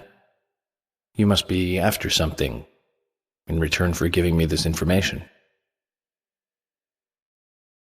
York, at times we must purge things from this world because they should not exist. Even if it means losing someone that you love. But that still does not justify murder. Remember this. Everything changes in form. There isn't a single thing that can maintain its shape for eternity. Overlook this fact. You'll be making a big, big mistake.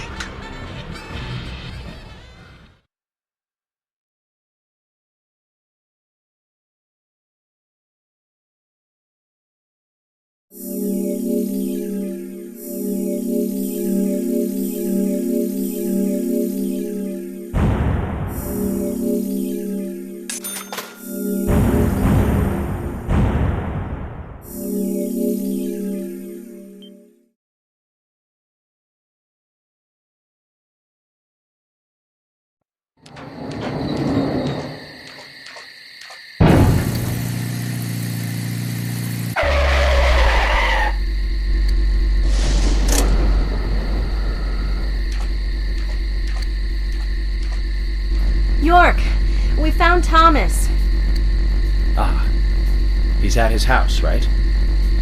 How did you know that? Timing, Emily. Good timing. Whatever, just get in. George is heading over there already. Let's get a move on. Zach, things are finally starting to come together. All we need now now is for Thomas to fill in the blanks in our new legend.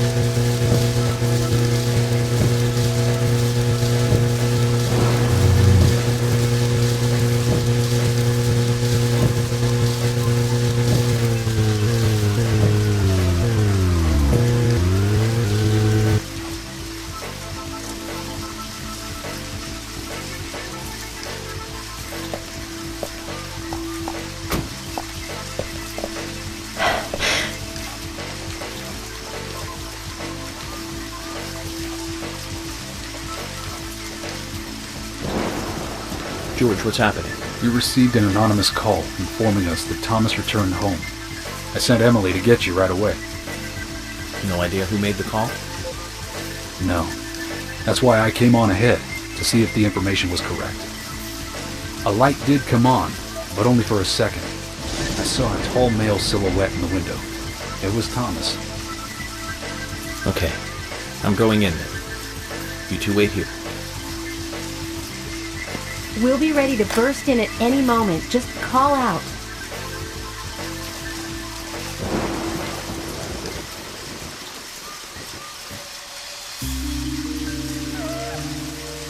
Zach, it's the same in the countryside after all. The climax of an investigation is always in an apartment.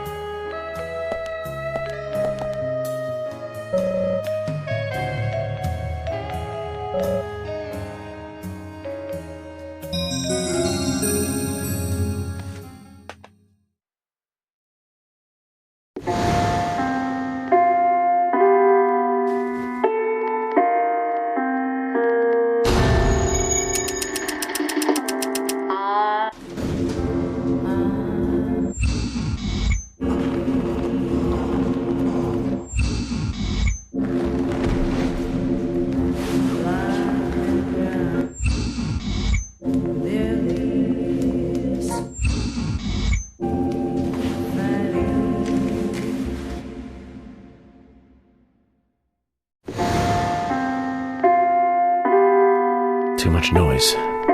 You're still missing a vital piece of the puzzle.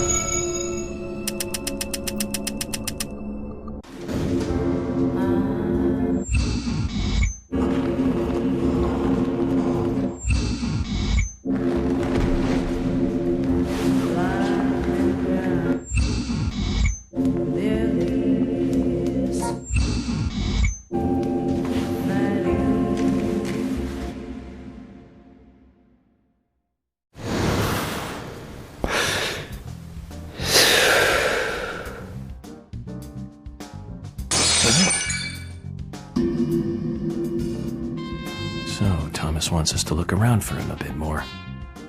So there's more to it. Kind of like the bonus footage on a DVD. I hope it's worth watching. Don't you agree, Zach? York? What was that noise? Damn it! We need to seal off all routes out of town. No need for that, George. Huh? If he was going to leave town, he would have done so by now. Which means he's still got some unfinished business.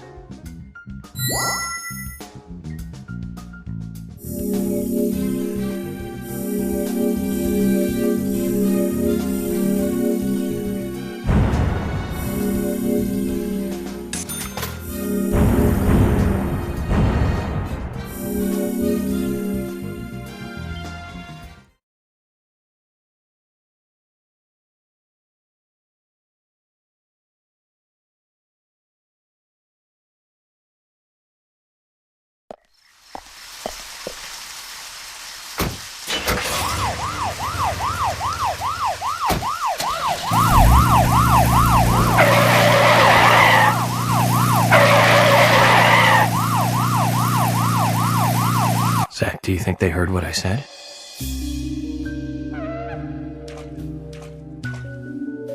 We don't have to make a fuss.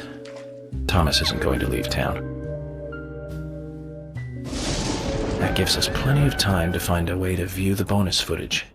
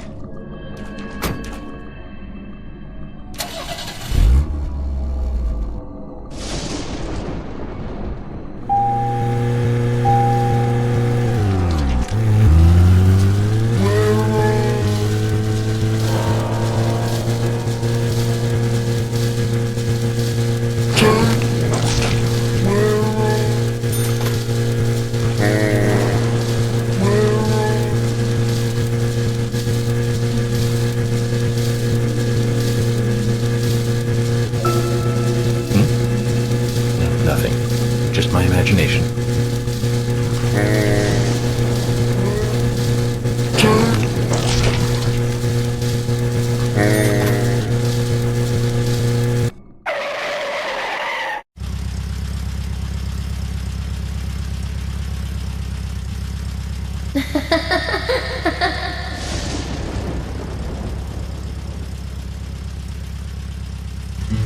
Is that Anna?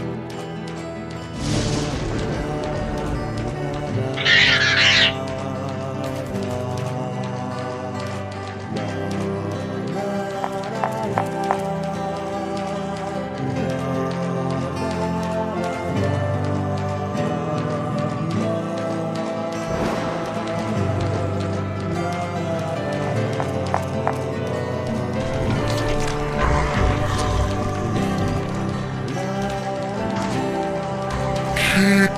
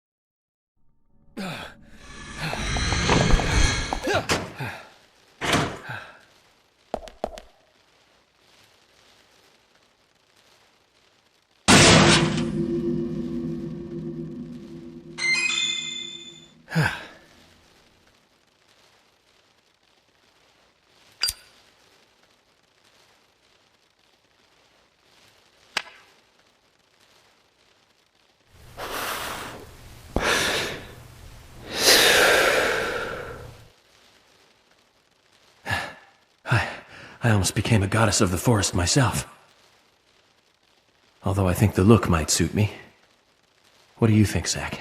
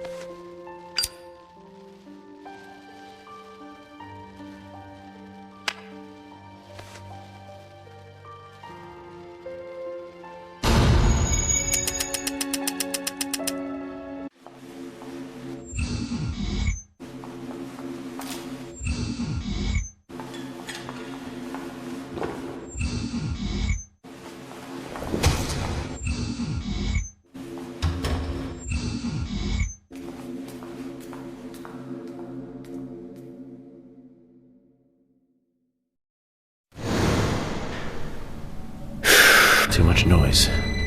We're still missing a vital piece of the puzzle.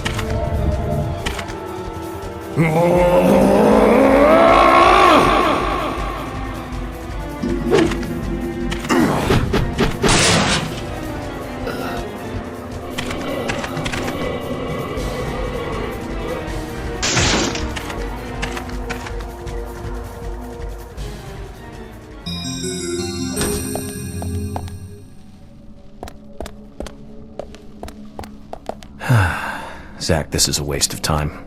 Let's go.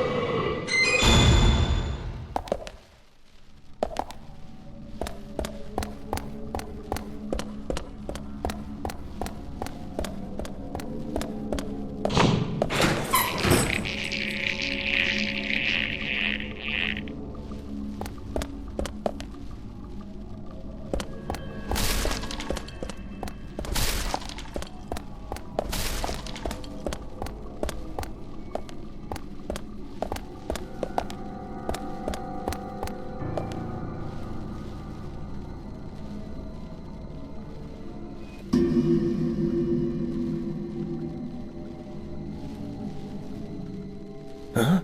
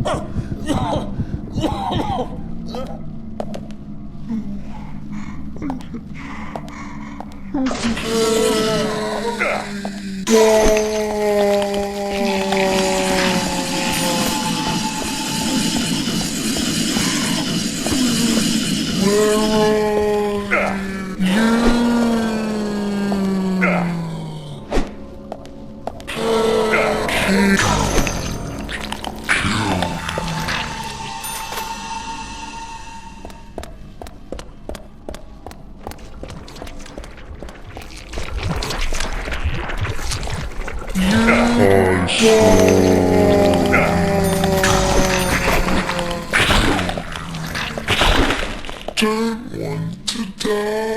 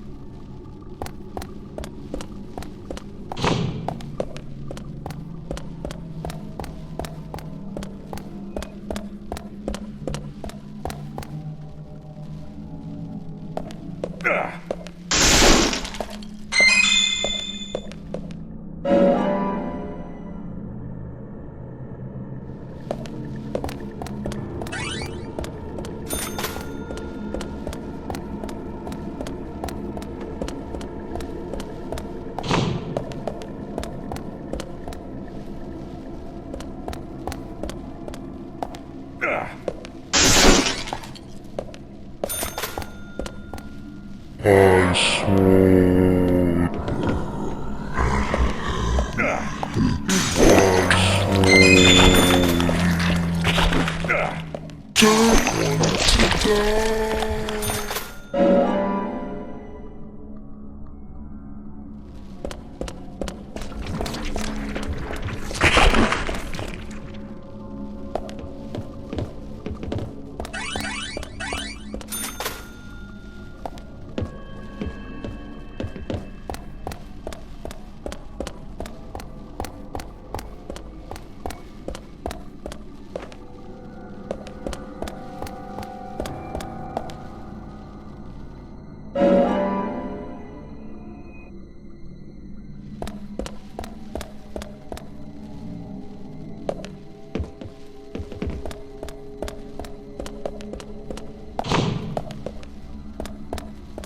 I swore you don't want to die. Don't want to die.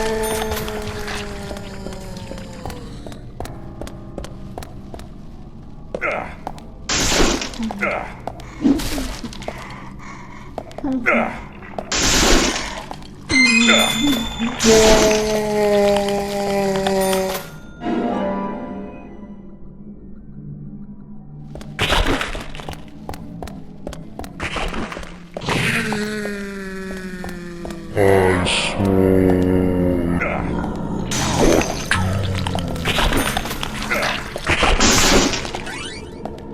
don't want to die.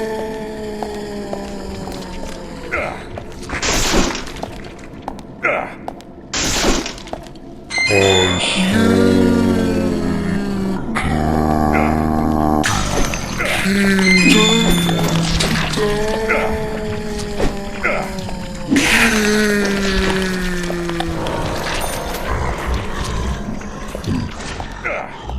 don't want to die.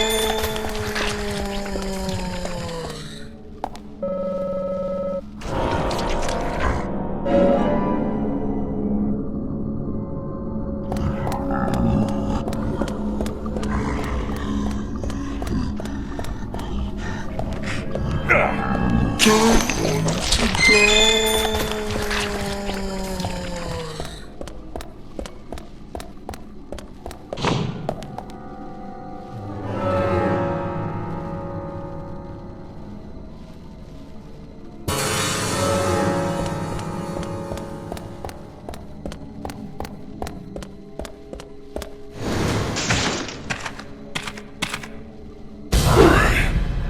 See you.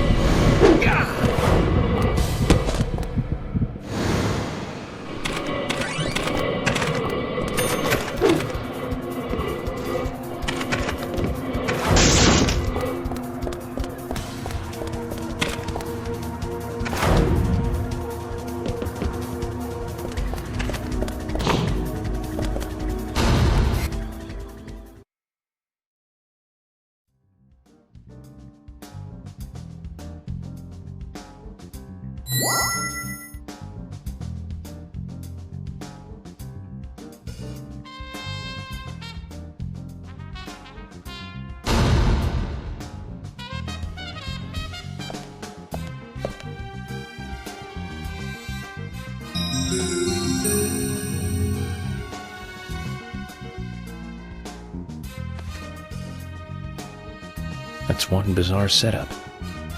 Whoever made this must be crazy.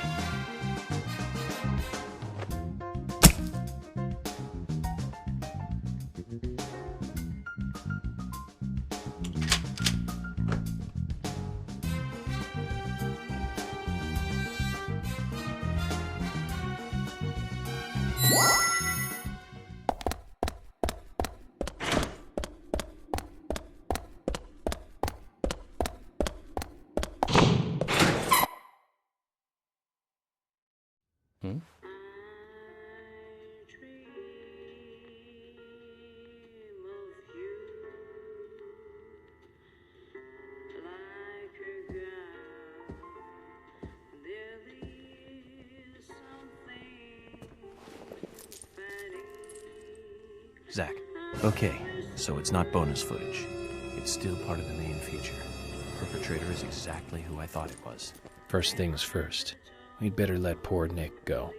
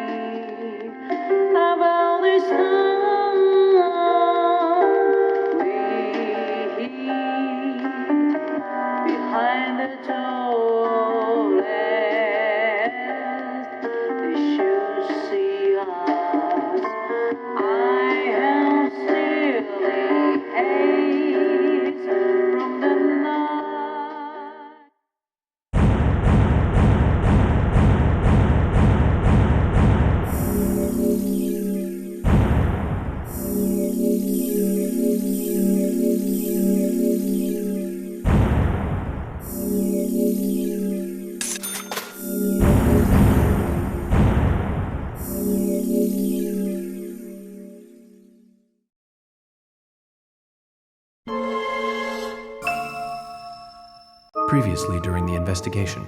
Okay then, Zach. Let's pay Harry another visit and get to the bottom of all this. And that one. And that one too. All red seeds. Welcome, York. The killings 50 years ago. There is something about it that you won't find written in those files. The people were attacking and killing each other, rampaging as though insane. Quite a story. York, I told you. It's nothing more than local folklore. What does that all mean? It's called The Legend of the New Raincoat Killer. York, we found Thomas. Zach, okay, so it's not bonus footage. It's still part of the main feature. Perpetrator is exactly who I thought it was.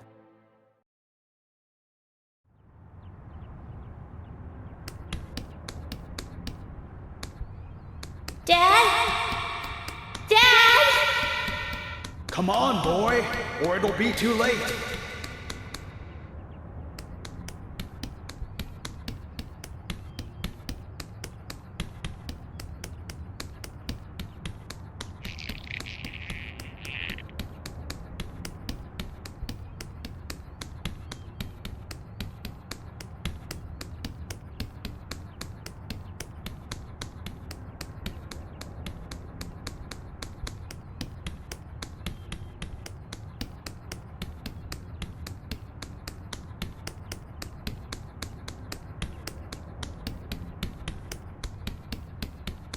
Dad?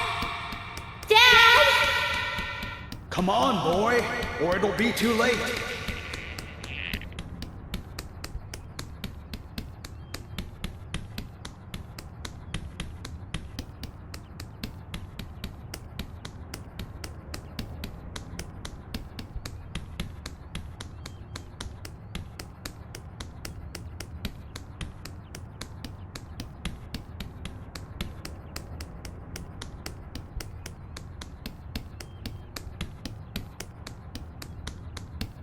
Dad? Dad? Come on, boy, or it'll be too late.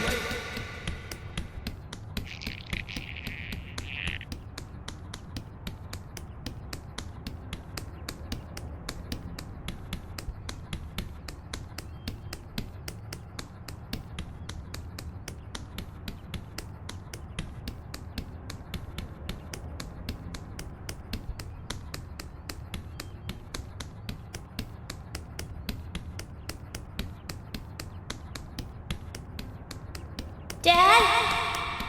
Dad? Come on, boy, or it'll be too late.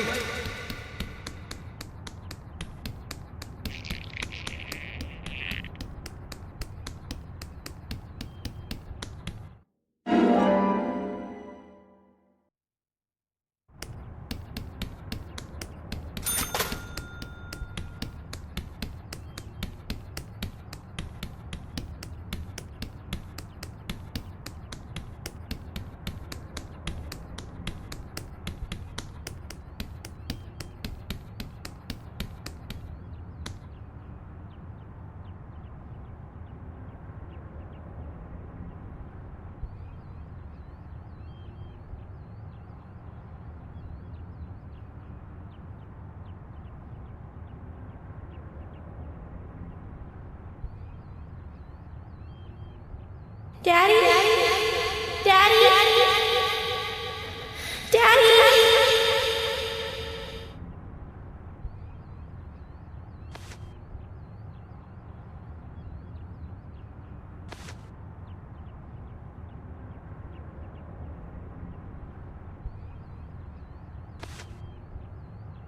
Are you okay?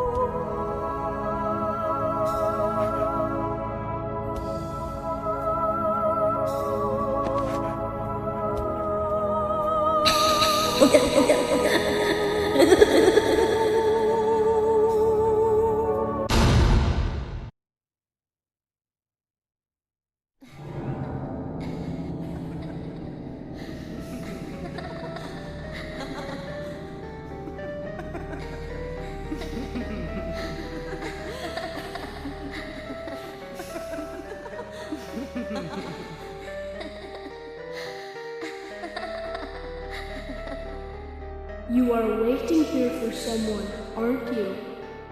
The person you are waiting for will be here soon.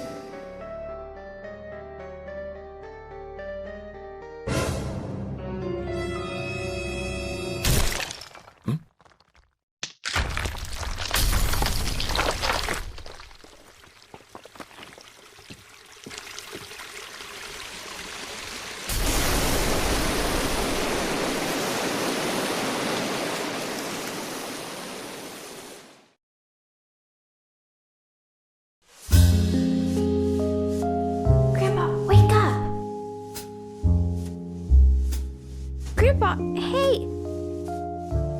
Oh, Emily. Sorry, my dear, I must have fallen asleep. That's enough napping for today. Tell me the rest of the story. Yes, of course. That was our promise, wasn't it? Before I continue on, though, I've got a little gift I want to give you. Wow. It's pretty. Consider it a protective charm, like a signpost. It will help to lead you through your life. A signpost?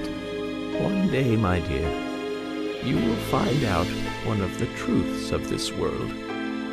That the world is filled with contradiction and inequality.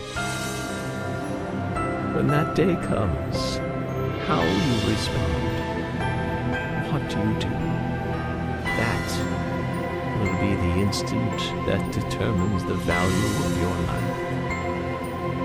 This pendant will show you the way in that moment. The value of my life? Yes, dear. The value of your life. I have faith that you will grow up into a woman who can make the right choices. Do you understand, Emily?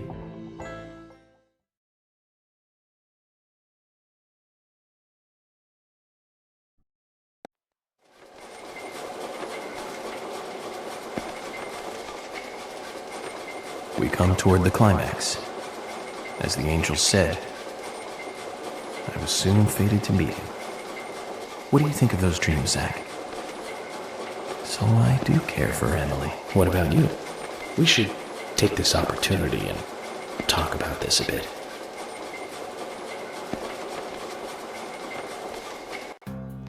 If I hadn't seen Yor come into the bar, well, you wouldn't have found this place, would you?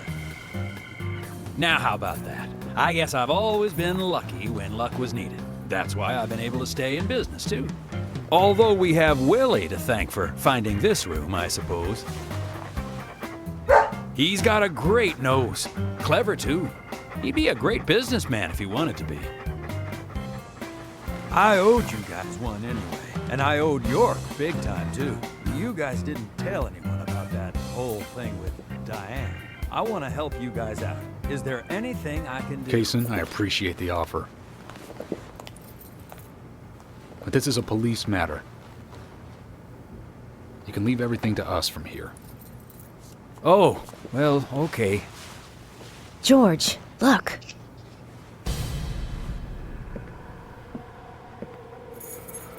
These cigarettes. They're the same brand that York smokes. He's definitely been here. Carol's been missing since the bar closed last night. This town will be deserted if this keeps up.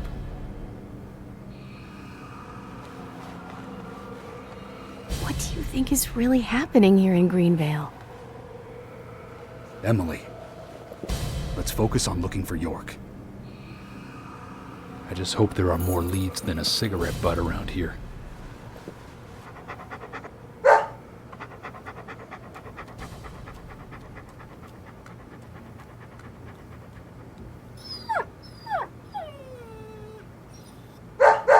Hey, Willie, of course!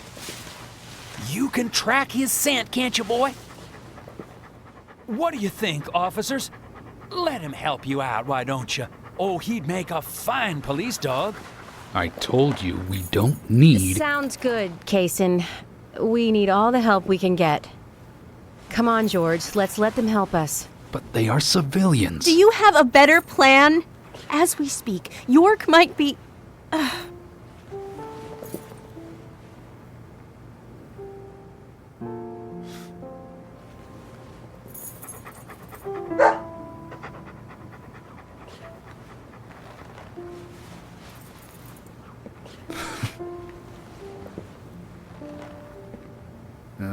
All right.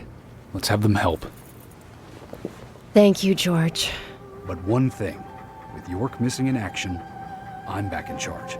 And York would give me hell if something bad happened to you guys. So promise me you'll call for backup at the first sign of danger. Yes, of course. I think we're missing something here. So I'm going to look around a bit longer. You go with Kaysen and follow York's trail. Thank you, George. We're counting on you, boy. Welcome to the force, Deputy Willie.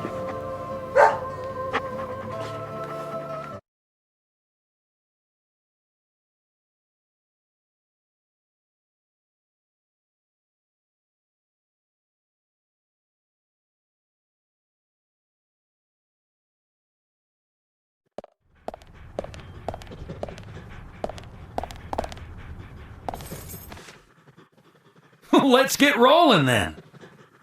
Okay, I'm counting on you, Willie.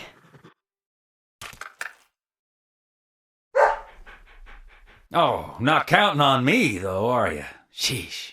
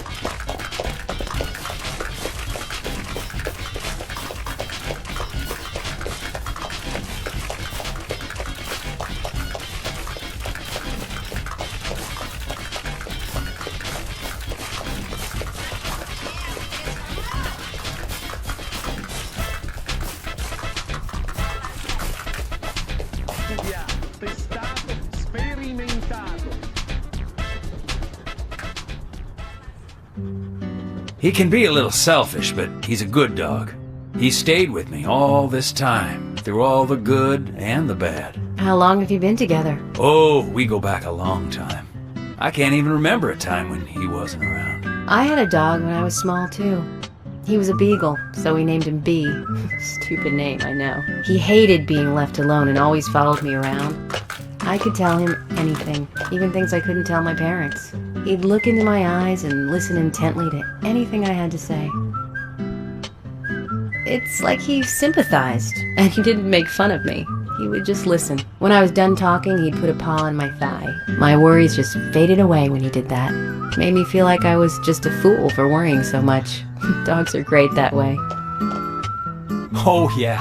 Sometimes I think they got a lot more wisdom than us humans. Even if they are betrayed. Well, they don't see it that way. Sure sounds foolish, but you know dogs, why they're always happy. I'm positive that even if man perishes off the face of the earth, dogs, why they'll just carry on, regardless. They see everything, you know. From their dog houses, they look out and they see what humans do. Kaysen.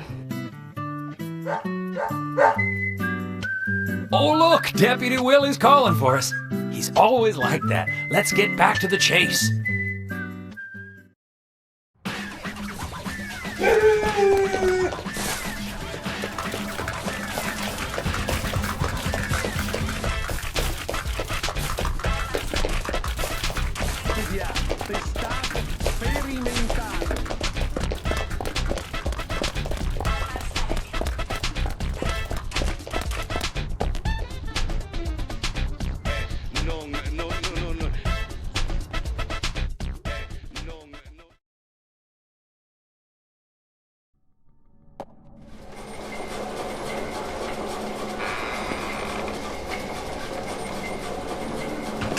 Thomas, I know that you're there. Your disposition is not of my concern.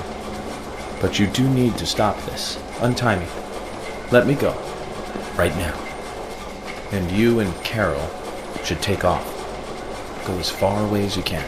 Open a bar or a diner in a new town. With your cooking, I know you'd do well. Why, thank you, York. You're so kind. Unlike him. If I had someone like you, things may not have come to this. York, have you ever been in love with someone? Thomas, a long time ago, I witnessed two people that I really cared about die. Both pretty much at the same time. And since then, I've tried not to care about anyone so deeply, but recently that way of thinking has changed. Emiliy, right? She's a nice girl. But I must warn you, York, you'd be better off not falling in love with her. Thomas, considering the circumstances, whatever I say might not be important to you, but I'll say it anyways. Don't you dare touch Emiliy. York, I think I've said too much. It's natural to respond when someone talks to you, I guess. Everything will end tonight. You just stay there until then.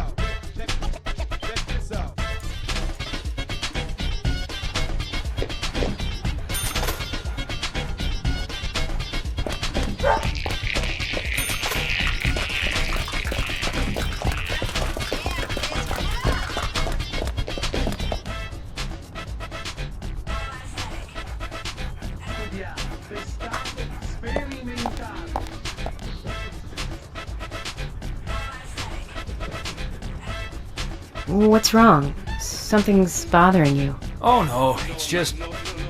I promised to have tea with Polly. I just remembered. What's that got to do with anything? Yep, you're right. This just isn't the time, I know. But it's... well, she reminds me of my mother who passed away. Kaysen. I've been a salesman for a long, long time. I never had time to talk with my mother, you know. Sales, they were the thing for me. No matter what happened, this was more important. So even when she was sick, I put more energy into my work, which I regret now. And you know, when I heard she died, I was on my way home, all happy. I closed a big deal in Jersey. Just when you want to give something back, you got no one to give it back to. Well, that's when I met her, Polly. I thought heaven had given me another chance. I really did. So I always stay in that hotel whenever I come up here. Oh, sure, the rooms are great, but in all honesty, I go there because I want to talk with Polly. Does Polly know all this? No way. I'd never say anything so embarrassing to her. She'd think I've got some crazy mother complex or something.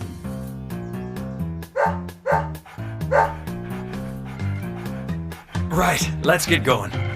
Deputy Willie disapproves of any chit-chat. I'll make it up to Polly some other time, I guess.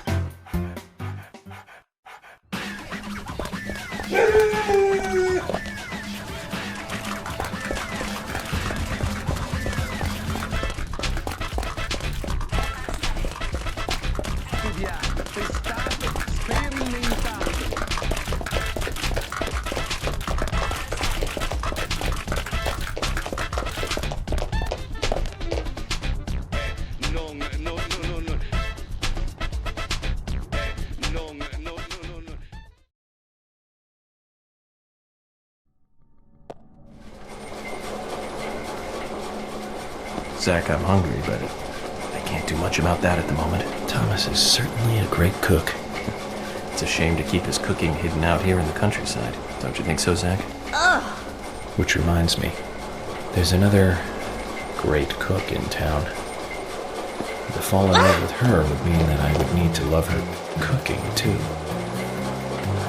Why does God test us so, I wonder? That coffee she made. Man, did that pack a punch. I wish you could have tasted it, Zach.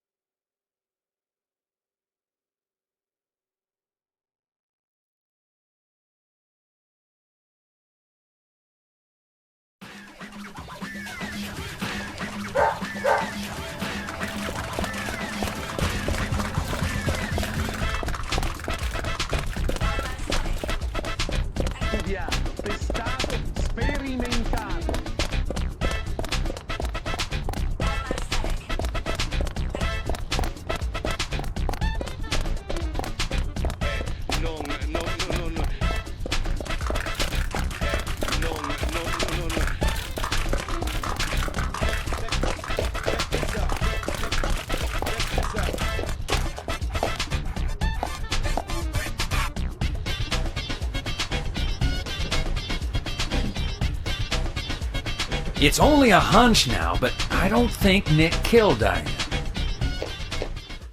What do you mean? Me and Diane, we were, pretty close. I'm sure some people might have moral issues about it all, but I'd like to think that I knew her pretty well. Every time we finished talking, she'd bring up art. I'd make a face, boring. And she'd always say, "You're so different from Nick. He's so much more intelligent." Sounds like something she'd say. Nick was one of the few people who she could talk to, And vice versa for Nick, I suppose. Diane also told me that she was best friends with Nick. He'd have nothing at all to gain by killing her. I can't believe that one would try to kill the other. I just can't. But even the best of friends can end up in the worst fights. Still, the voices and footsteps I heard that night, they were something else. Much more violent, more horrifying. Diane's voice sounded different, too. Different. Hard to explain. Of course, I couldn't make out what she was saying. You told York all this? Of course I did. What did he say? I know, that's fine. Something like that.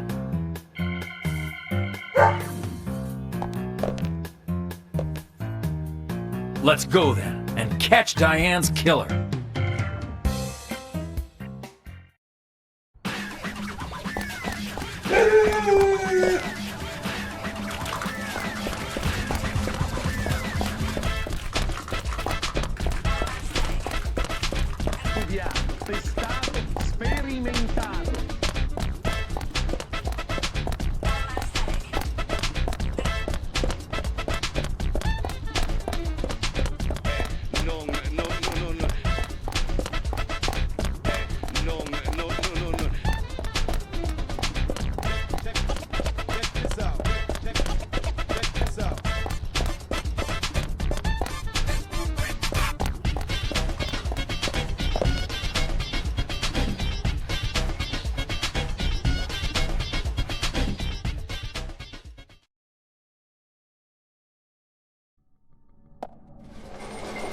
Zach, about Emily. Don't you feel almost nostalgic looking at her? I don't think I've ever felt that way looking at a woman before. No, I'm wrong. It's a long time ago now, though. Do you remember that incident, Zach? Anyways, I was very surprised when she came to my hotel room. Not in a funny way, don't get me wrong. It was really exciting, though. I thought I heard my heart thumping inside, It's inappropriate during an investigation. Right, Zach?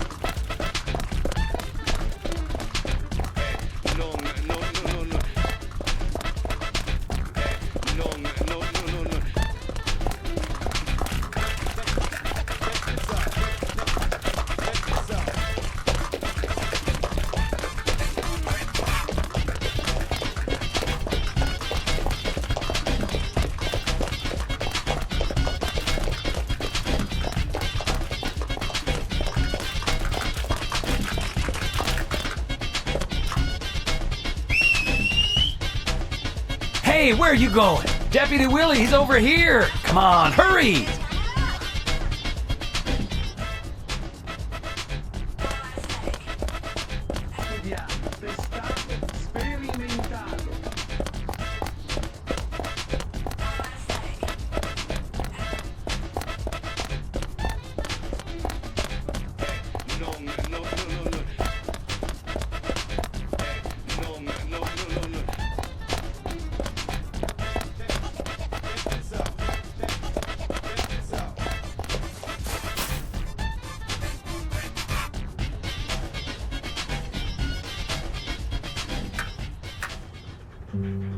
Are you close to the Ingrams?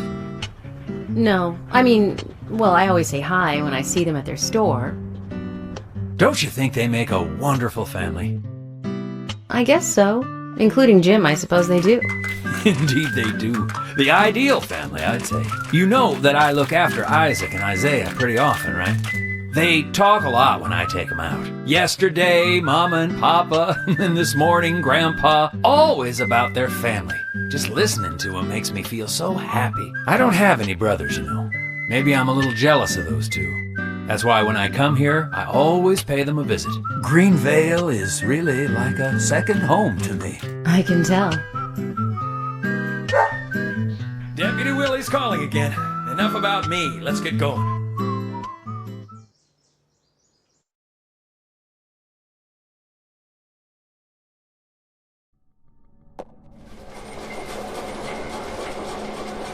For some reason in the darkness, I see Emily's face.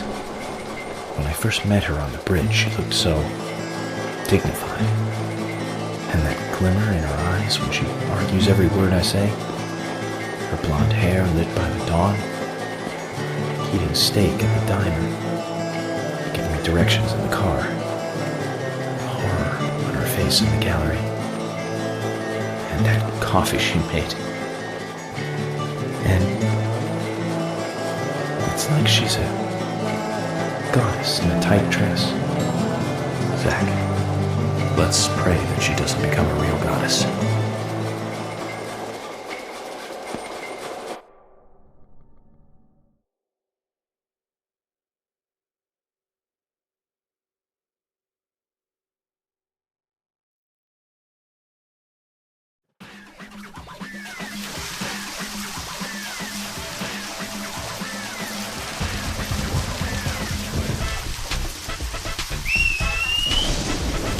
Hey, where are you going? Deputy Willie, he's over here. Come on, hurry!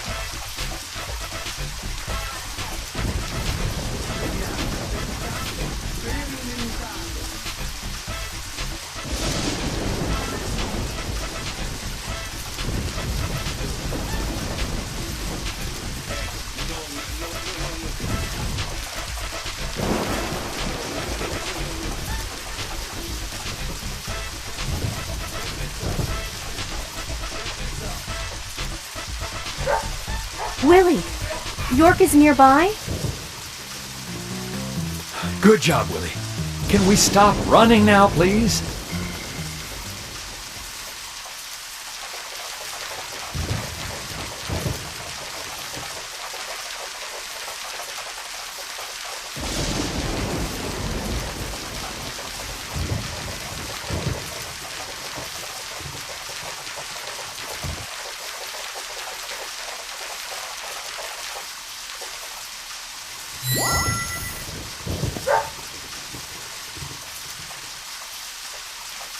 Hey, so we took the long route here.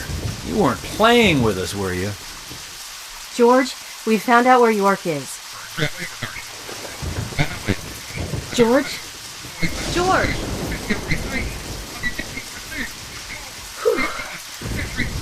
Kaysen, I'm going in alone. Hey, you didn't forget what George said. No, I haven't. And that's why you get to stay out here and keep trying to contact him. I'm just going to check things out. I'll stay out of danger. Trust me. Okay, if you say so. I'll take care of this here.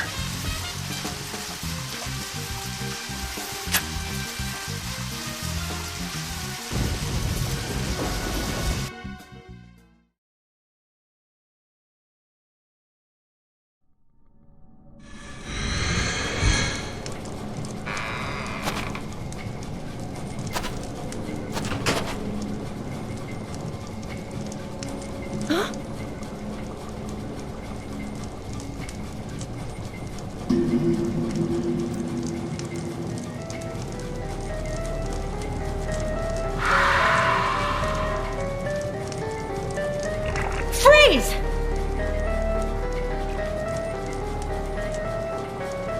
Stop right there! Stop!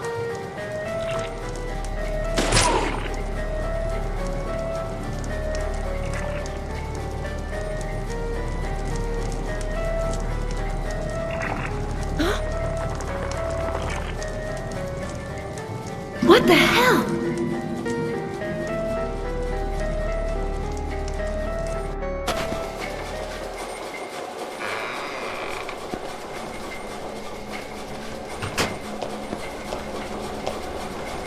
York? Emily is here. Time to say goodbye then. Thomas, let me tell you one more time. It's not too late. I can help you. Just untie me and let me go. If you don't, the situation will be irreversible, unfixable. York, no situation is reversible. Didn't you know that? Everyone, everything proceeds along a path preordained by fate.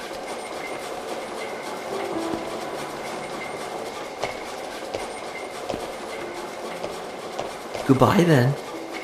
I wonder who'll be the next person to open this door. Well, whoever that person is will be the one to decide your fate.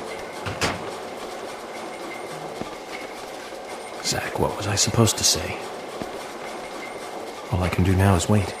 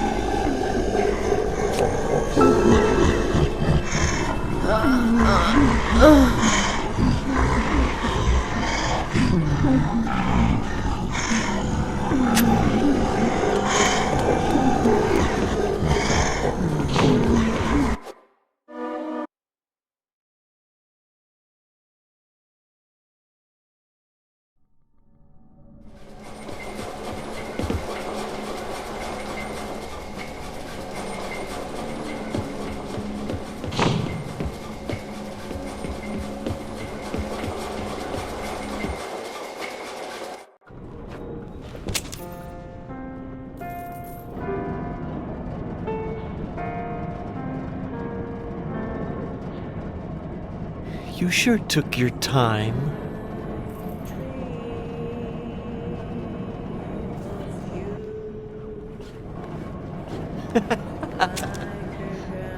Thomas, you've got nowhere to run now. Just surrender yourself. Emily, I've been waiting for you. Where's York? Is he okay? He's quite the handsome one, isn't he? I liked him the moment I saw him. He likes someone else, of course. Who do you think that is? I'm asking you if he is okay. Answer me. Oh, yes. He is handsome. But me and Carol, we love not him, but a different person. My lovely G. Cut the crap. Do you know what you're doing? Why, yes, I do. All too well. Far better than you do, I think. You know nothing about yourself, nor this town. Please don't make me shoot you. You're a silly, sad little woman. We're heading for devastation. All of us. And no one can stop it.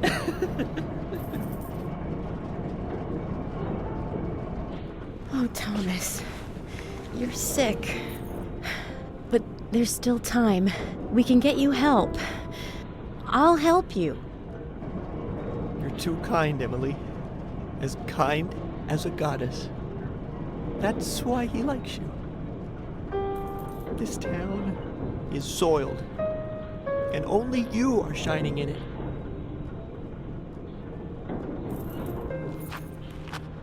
That's right, Thomas. Let's just leave here together. It was so much better back then. We had so much fun. Emily, that was before you came. I won't let you have him!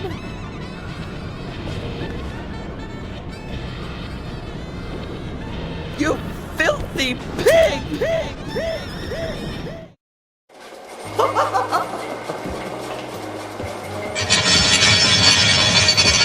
Take this!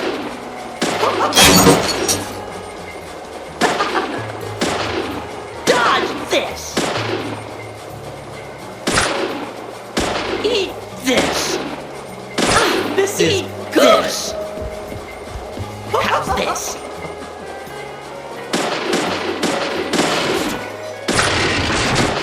How's this? Eat this! This is good! Pig! Dodge this! Eat this!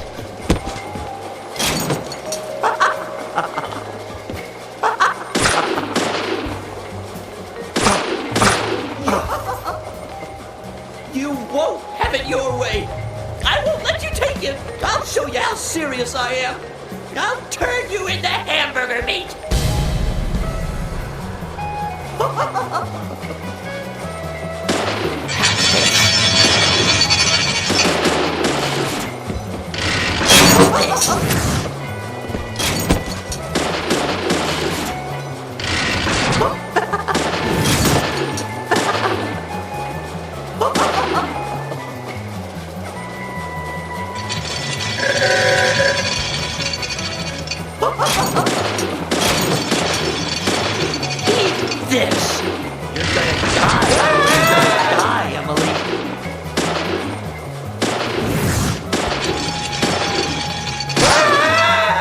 gonna die, Emily.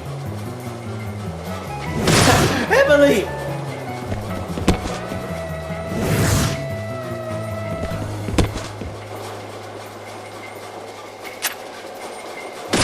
Emily!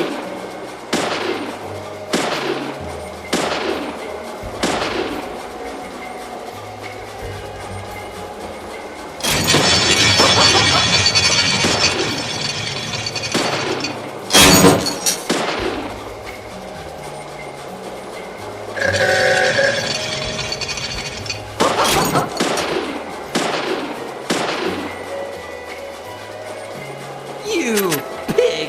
You're gonna die, Emily!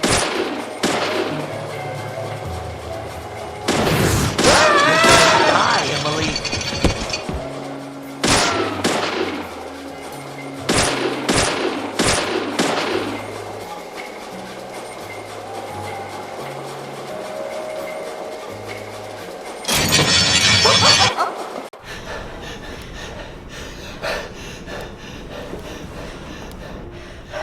Thomas, don't make me shoot again. Surrender and turn yourself in. Emily! Emily, Thomas. I'm sorry. I'm so sorry. That's enough, Thomas. Just come over here.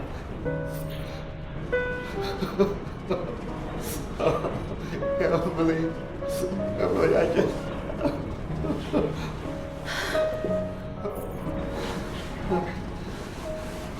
I hate you so much. Die, you skanky swine! You stinky mutt! Get away! Get away from me! Get off!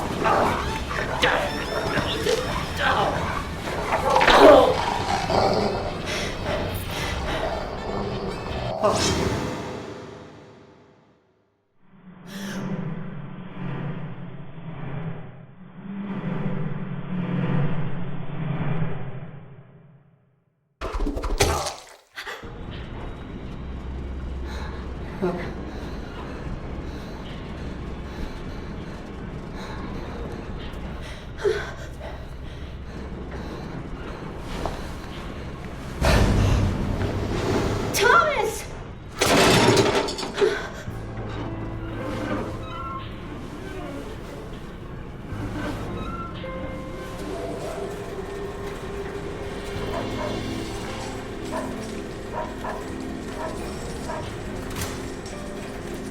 Oh!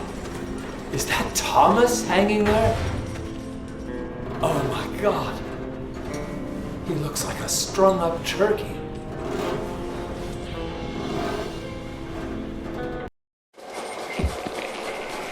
Zach, was that a gunshot?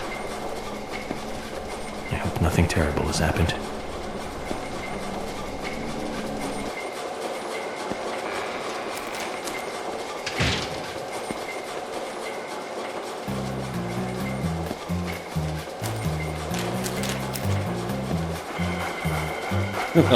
Hey, Willie.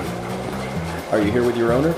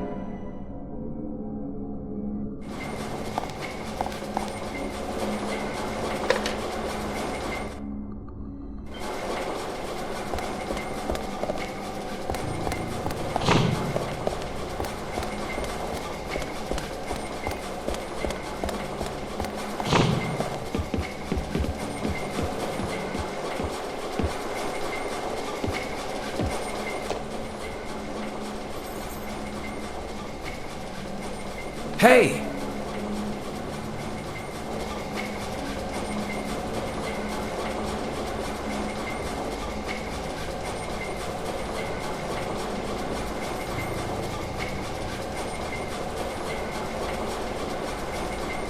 York! Are you okay? I'm fine. Got to spend some quality time with Zach. I heard gunshots. Did you get our man?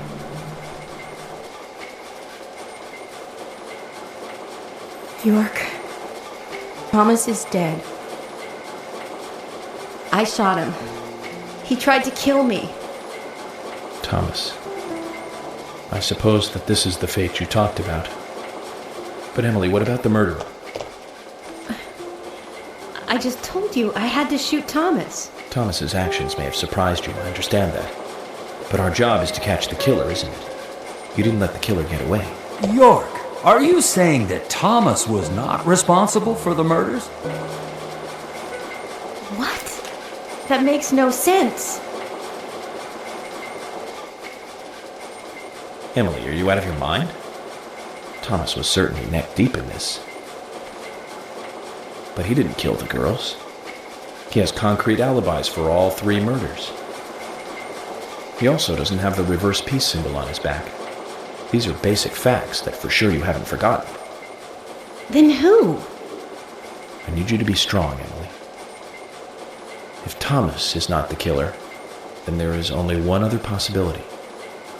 The only one with free access to the department files and doesn't have an alibi at the time of the killings. Love G himself.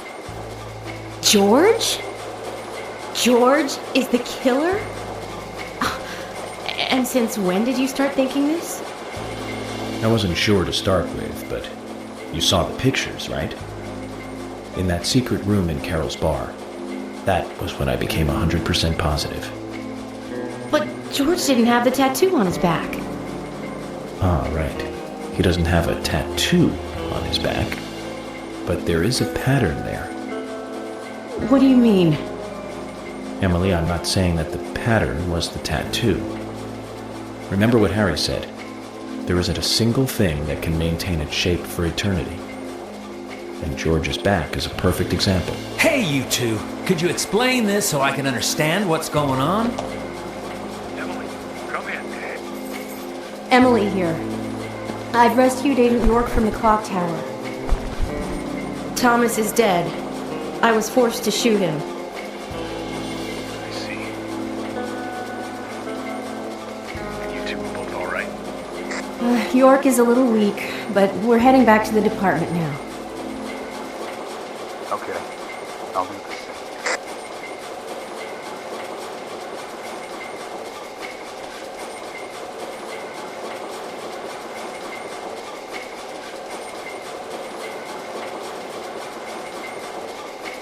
Emily, George is a friend of yours, isn't he? Yes. Then what we are about to do is going to be tough to deal with. Are you willing to go through with this? York, I'm deputy sheriff. This might be a small town, but I take pride in that. It's my duty to make sure that we catch all the bad guys in Greenvale. Even if it means facing an end that I would never have hoped for. Okay. Then let's get moving. This case is going to end at the sheriff's department.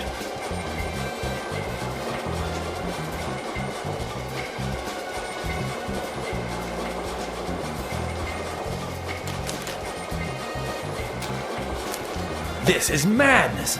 Willie, come on, let's go with him. Chickening out now would be like leaving after eating the appetizers.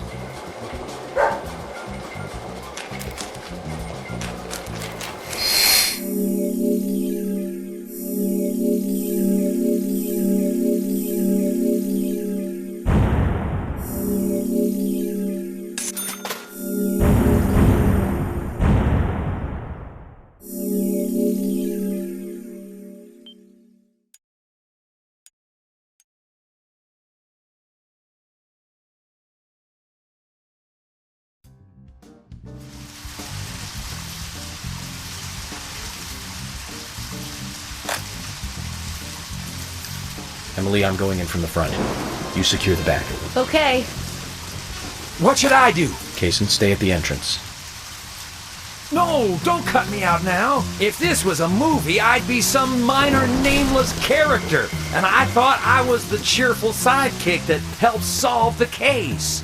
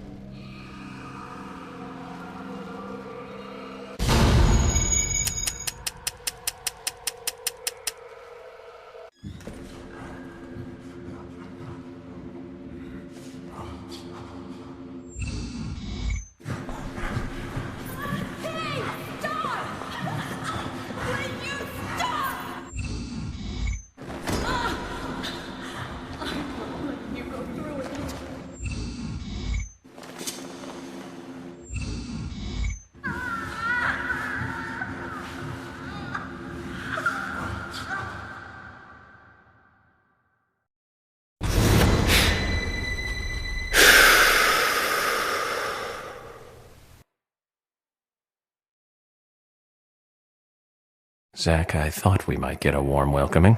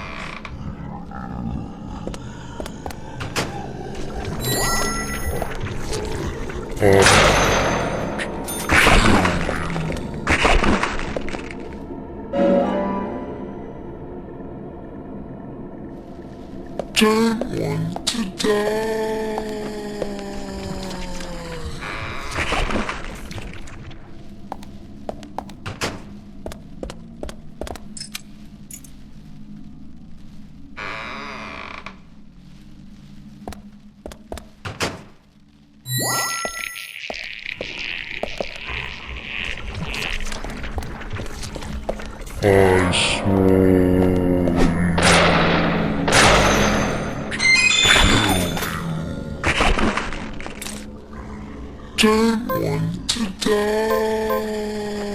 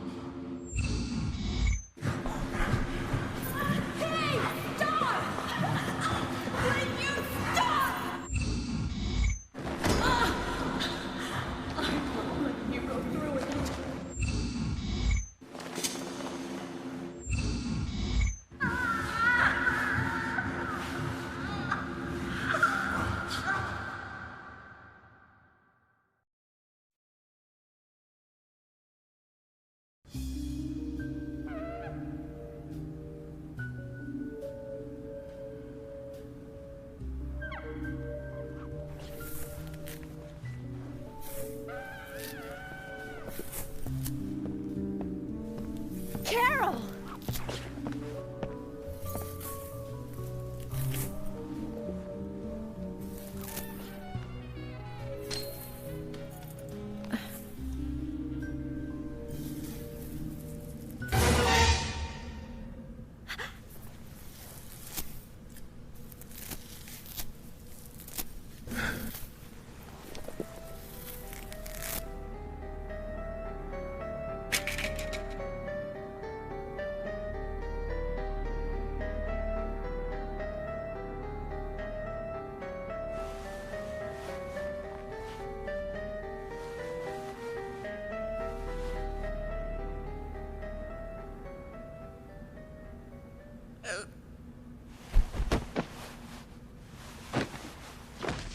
Carol, are you okay?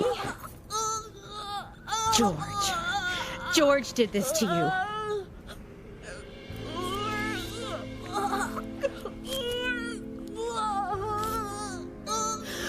Thomas. He's dead. I shot him. I had to.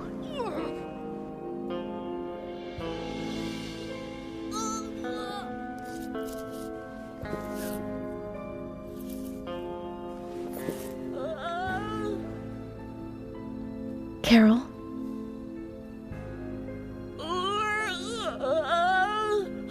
Carol?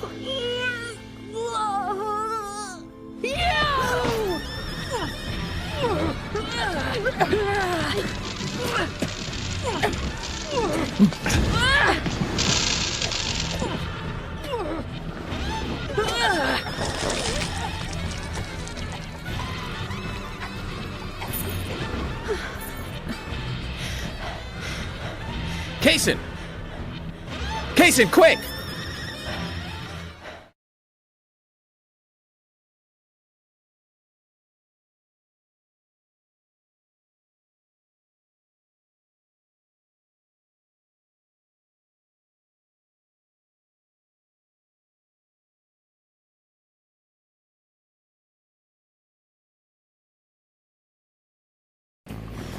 Rush to the hospital.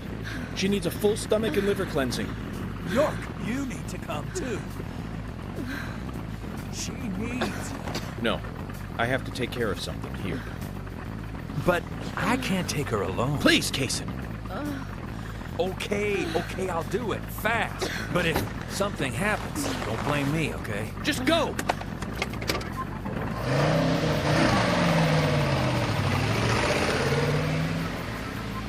I haven't been this emotional in a long, long time. Can you tell, Zach?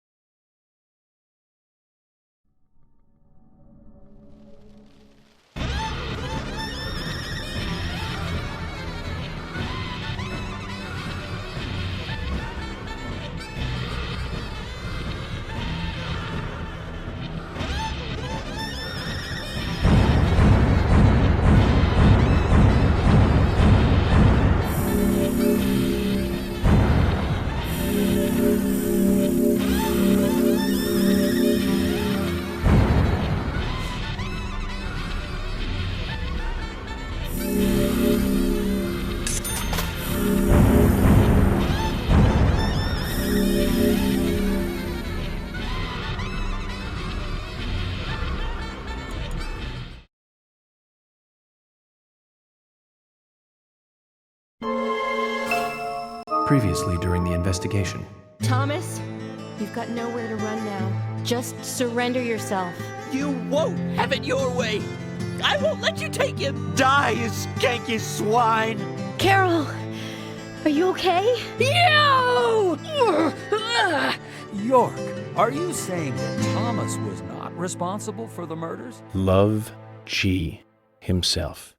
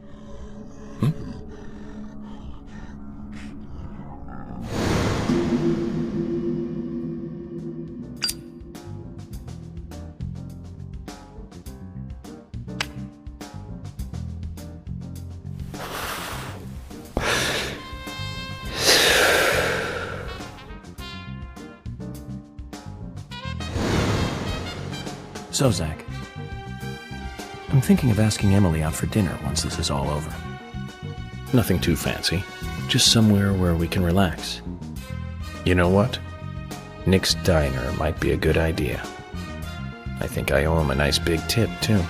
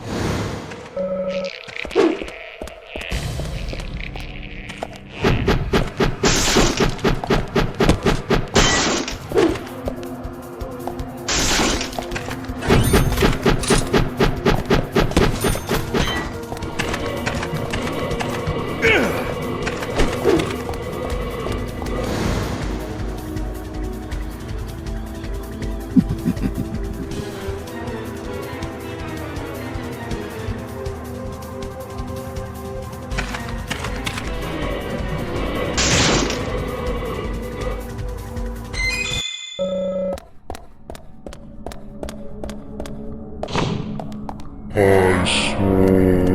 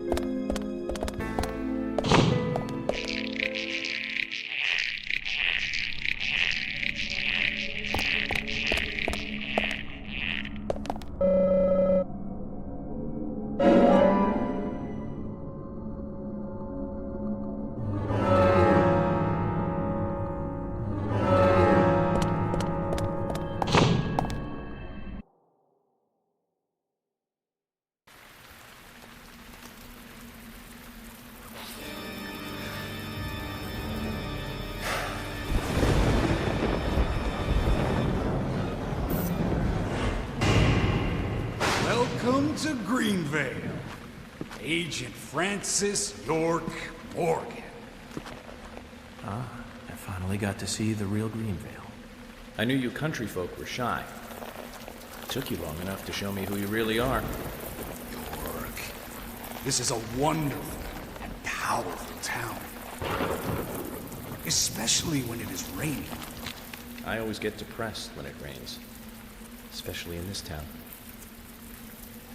This town has two great treasures. Do you know what they are, York? Those seeds are one of them. But I don't think they deserve to be called a treasure. An ordinary man like you could never appreciate their true value. But you'll agree with my selection on the second treasure anyway. I don't disagree with treasure number 2. Emiliy sparkles like a precious gem. This town changed since she came here, the goddess from the city. Gave us the fruit of knowledge, and gave us sin. When I first saw her, I realized I was such a fool. A fool for being satisfied by the petty girls from this countryside town. George, I agree you were a fool, and you are a fool, even now. Shut it, York! You're the fool here. Becky, Diane, and Carol. They all died right in front of you. You couldn't save even one of them. Not even one. You're the worthless fool here, and that's what proves it. But me, unlike you, I am strong. I have power. My mother taught me, the strong, who can overpower others, is always correct and right. My mother stepped on my face with her stiletto heels because she had power. And when her heel pierced my cheek, I learned to respect her. Since then, I obtained power of my own and found my own disciples. I became divine. All I need now is that goddess of fate, and grab her with my hands. I want Emiliy in her stiletto heels. You're out of your mind. The goddess won't smile for you anymore, George.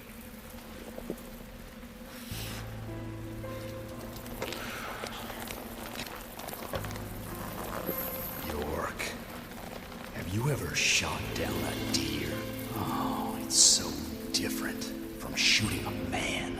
Deer hunting is great. They can be erotic creatures. Those black eyes, firm hips, and slender legs. Hunting is a sign of power, especially deer hunting. Did you know, York? From time to time, there's a family of deer that comes down to the graveyard. I shot them full of bullets, and they still remain standing.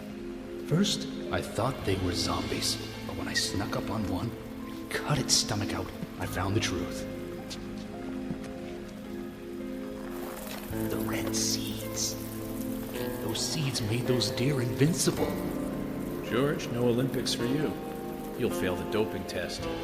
You'd be good food for wild animals, though. Shut your crap, York. I have these seeds because I am the chosen one. They came to me, and that proves my divinity.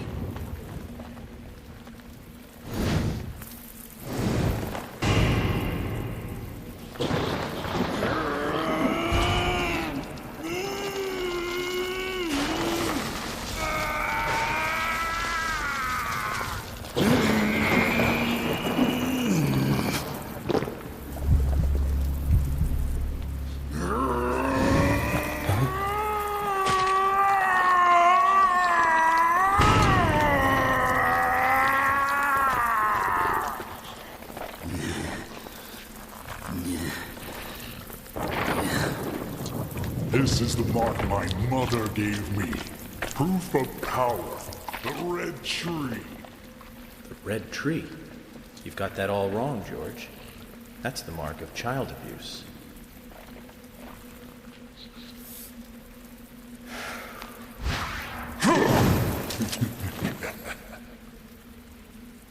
That's no use, York. Carol's death gave me eternal strength. It's surging through my body. I can no longer be killed. York, aren't you honored? You'll be the first to congratulate me for my new powers.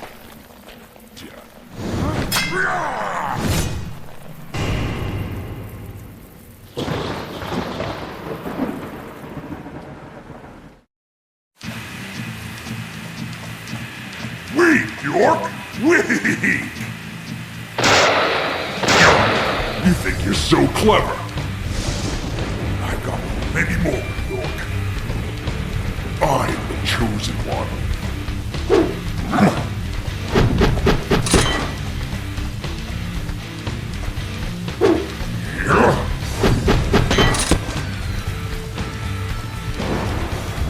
Weak, York!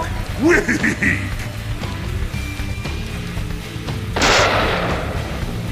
You think you're so clever? I've got many more.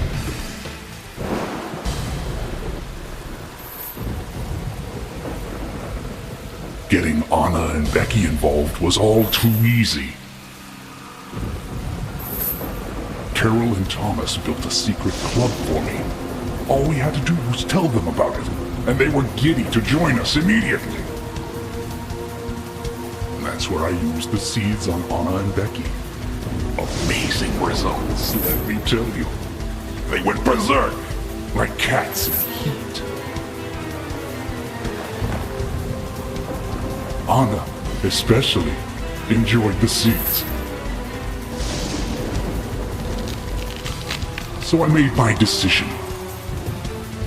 She would be the first sacrifice for my immortality.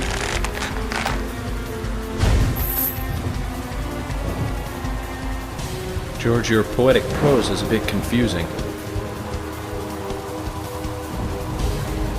Let me reword this so it makes sense. You chose Anna as your first victim, so you could be a first-degree murderer. And you framed Thomas so it looked like he did it.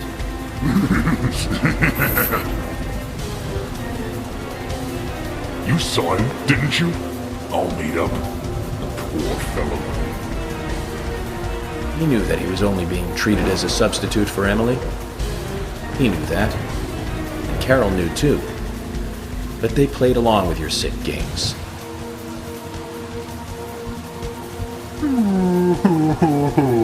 Oh my, you're making me cry. He's the one who told me about the Raincoat Killer. About how to become divine, too.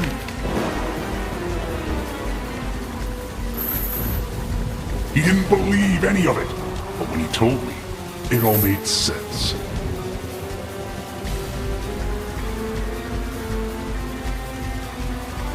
Why was I born in such a run-down dump? Why did my mother beat me every day? Why didn't Emily want me?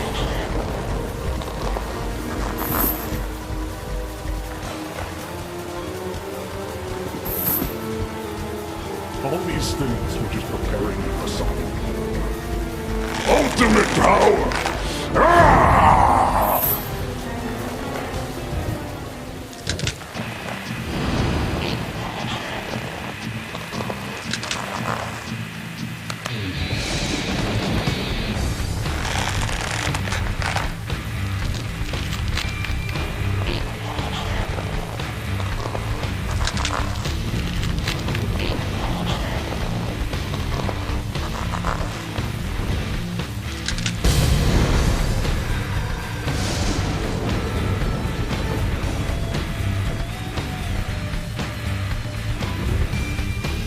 With an imagination like that, you belong in the zoo. The Hollywood Zoo.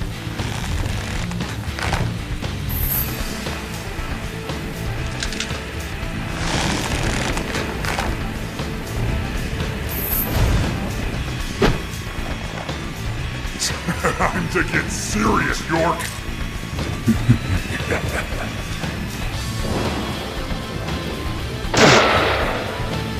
What? You scum.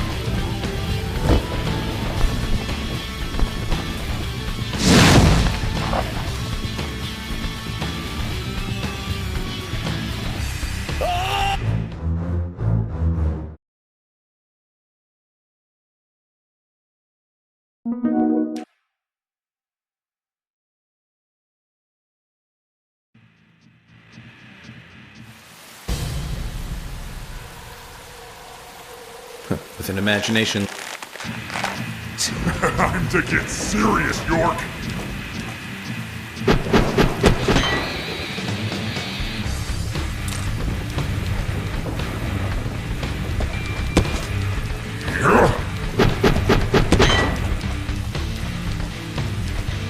This is the end.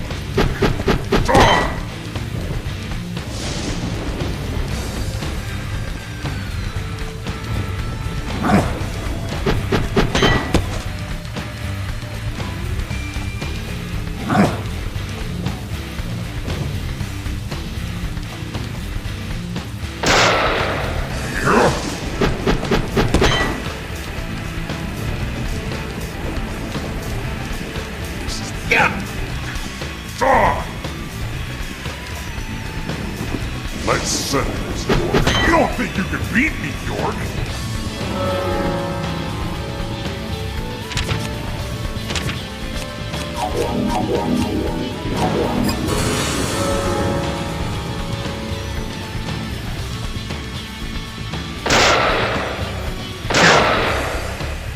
What?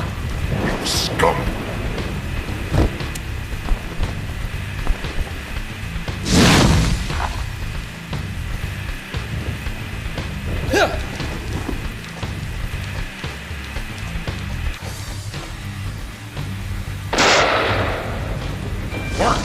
You scum! Why?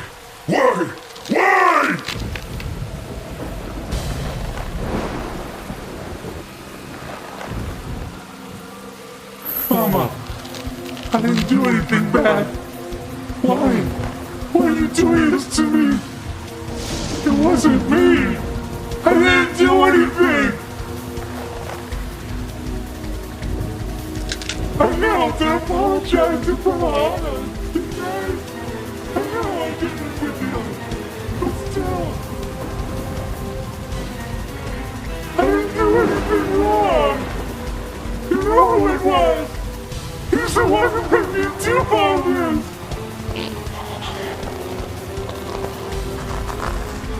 He's the one that gave me the wonderful present, and it filled me with confidence. And that was when I realized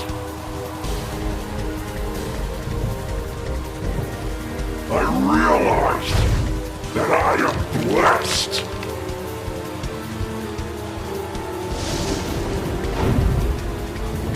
York, no you haven't. I've no right to hold on to it.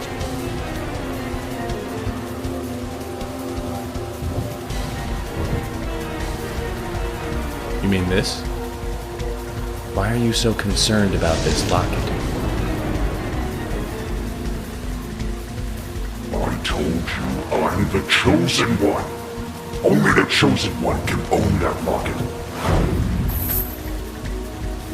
That's what he told me.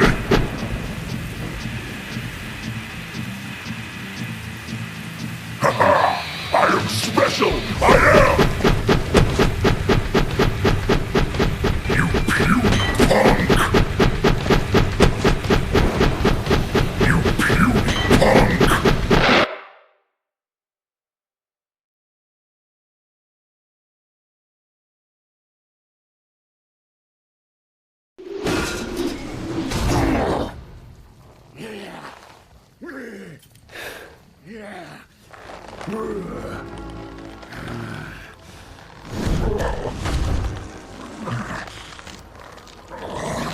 How can this be?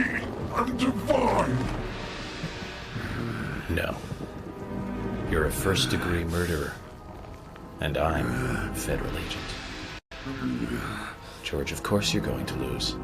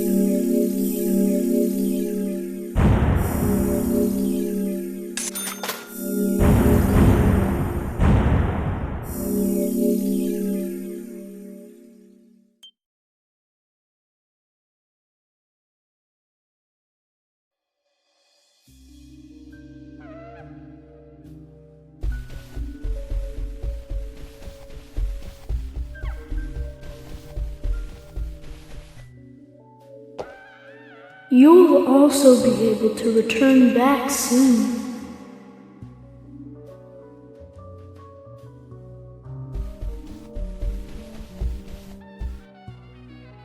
Very soon, you'll be able to go back to where you came from.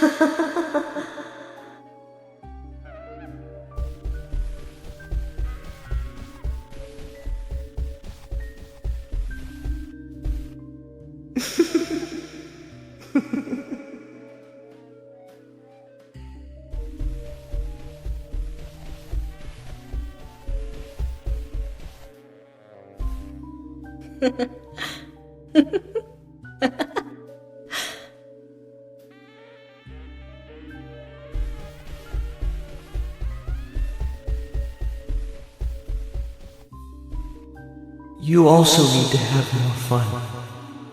I'll play with you a little if you like.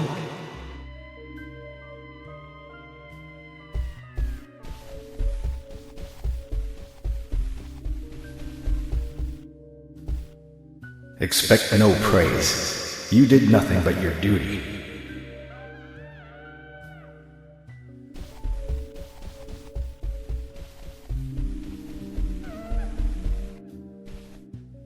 Francis, well done. I'm sure your father wants to congratulate you.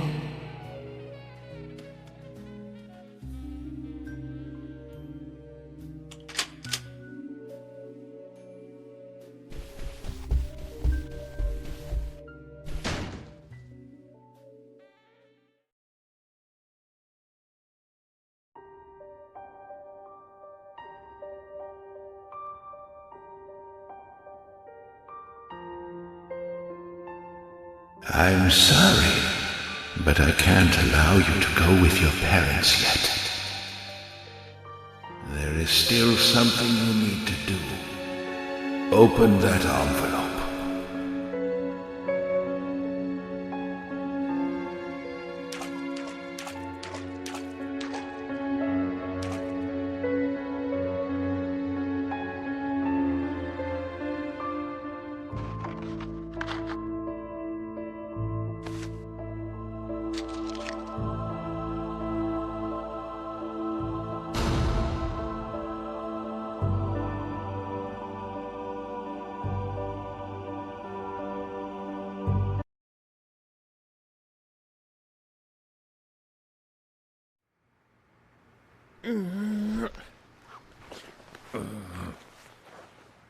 Agent York, finally you're awake.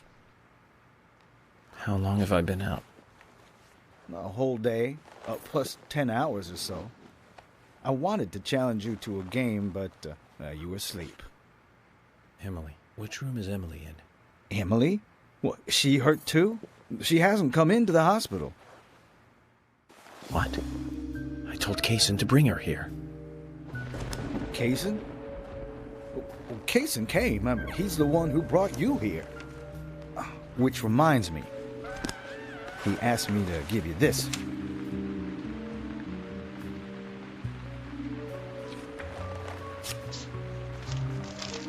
What is it? I don't know. He just asked me to hand it to you after you woke up. Anyway, you solved the case, right? Hey, do you want to play some chess? Sorry. I'll have to take a rain check. I have an urgent issue I need to attend to, and I need to leave the hospital.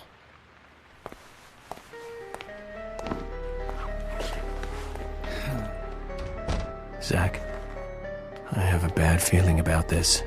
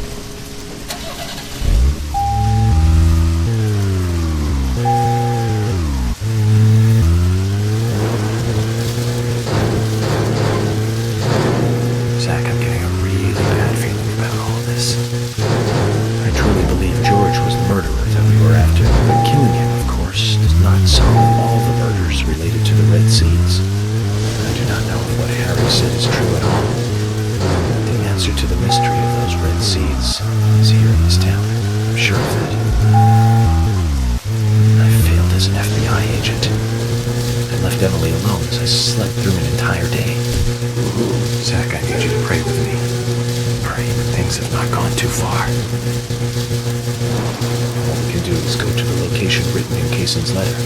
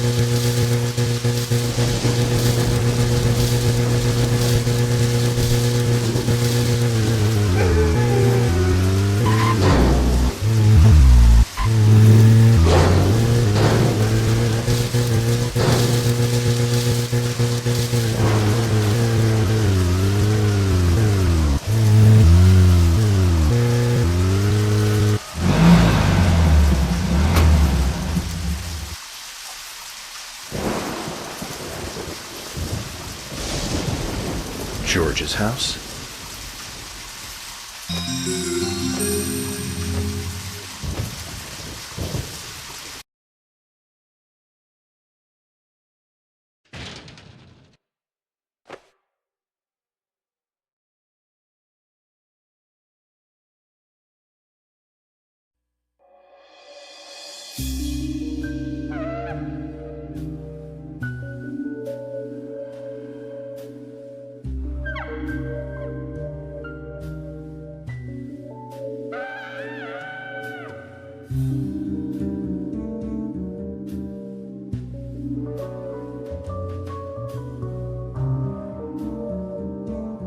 This is most strange, Zach. I thought this story was all over.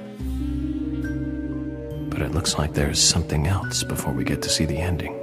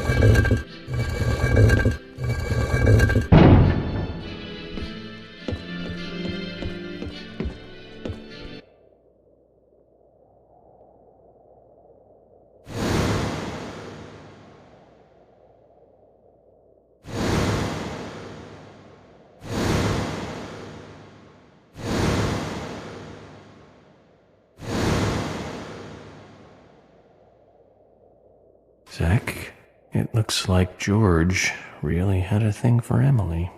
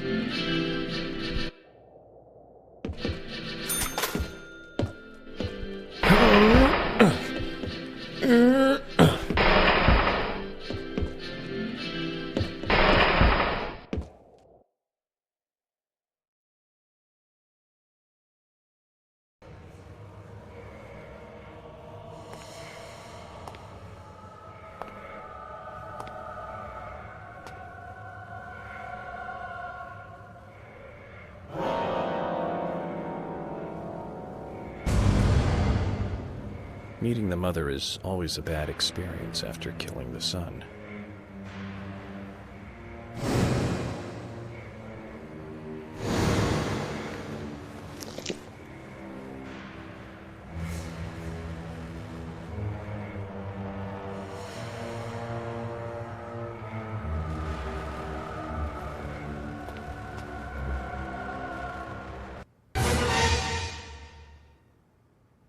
Zach, look.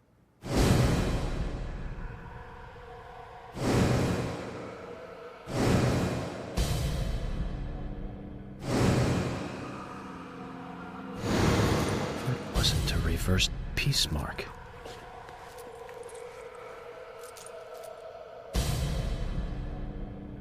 It's a tree.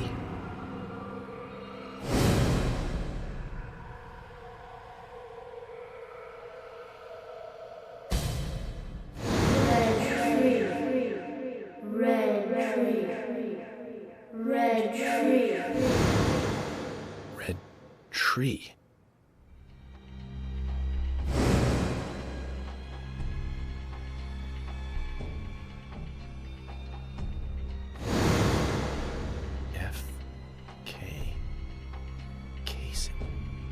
Forrest Kaysen.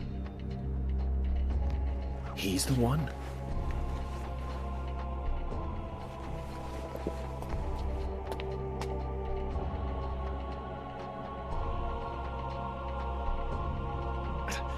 Emily.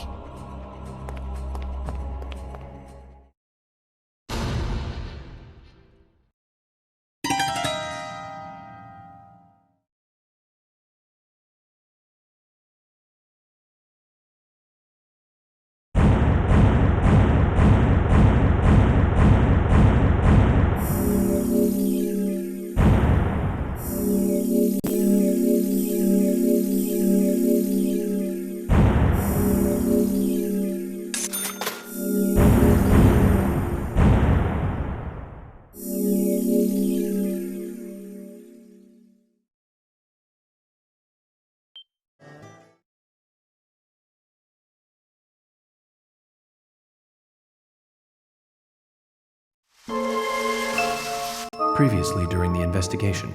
Welcome to Greenvale. Agent Francis York Morgan. You're out of your mind.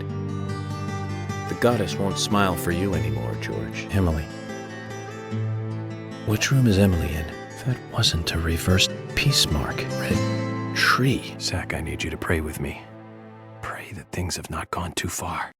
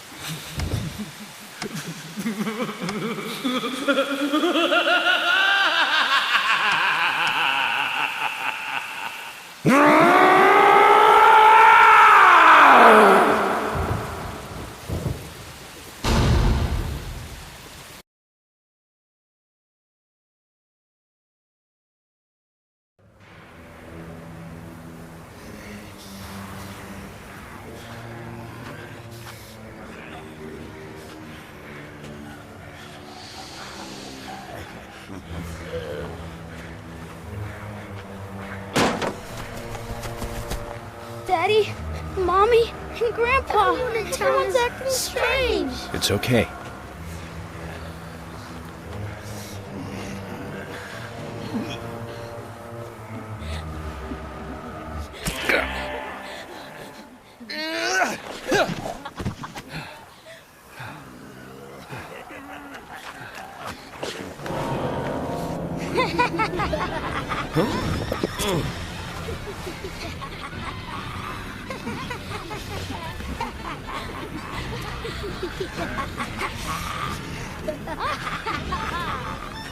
Zach, the situation has gone way out of control.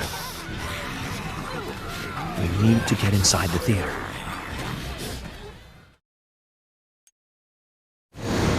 Zach, they're currently being controlled by a new unknown force. Let's try not to hurt them if we can.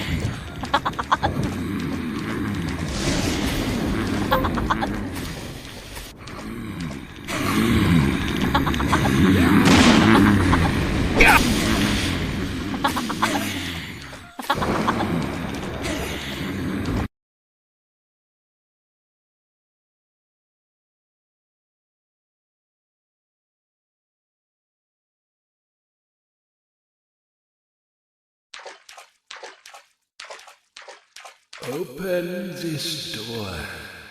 There is no turning back.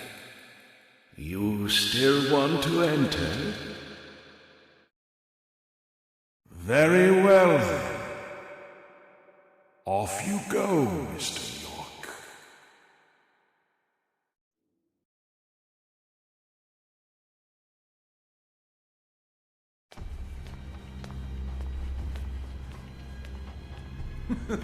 And finally you arrive, York.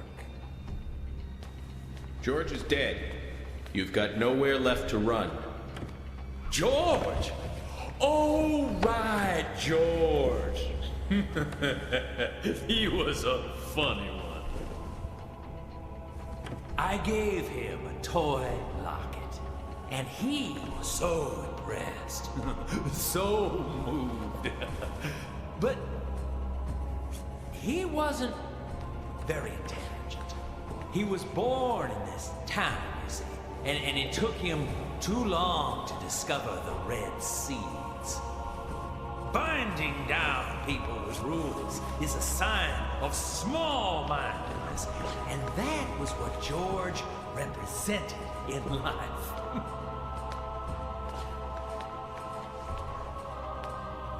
I'm taking Emily. Oh, but I can't allow that now, can I? York, you left her to me, in my care, remember? I told you to come with us, didn't I? You must remember that. But you didn't come. You chose your job over the woman that you love. Casey, this chit-chat is over. Over? Indeed it is. My fun with Emily ended just a moment ago. It was a fantastic moment. Like eating a full-course dinner that ends with the ultimate dessert. I fed her a fake story about my past, and she took in every word. Cut out your nonsense. I told you, no more talk. There you go, York. That's right. Feel the hate boiling from the bottom of your stomach. That's what makes little men create such great and amazing history. Just like tiny ants that make giant ant hills.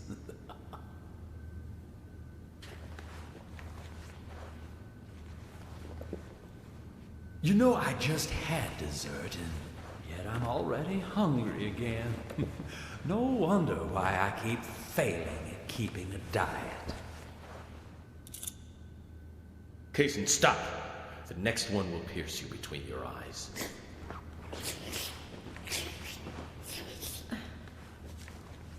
York. Emily, it's me. I'm here. Don't worry. Everything will be fine now. York?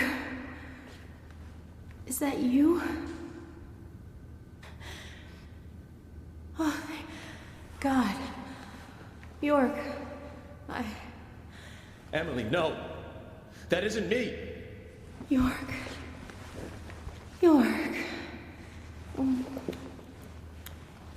Emily!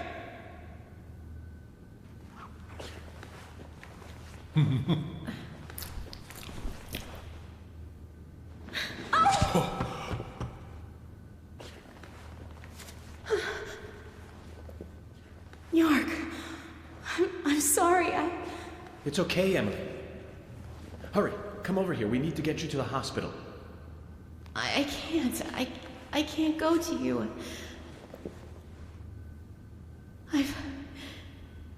I've been soiled. No, that's not true. You have a heart that can't be soiled. No matter what happens to your body, you are still yourself. York,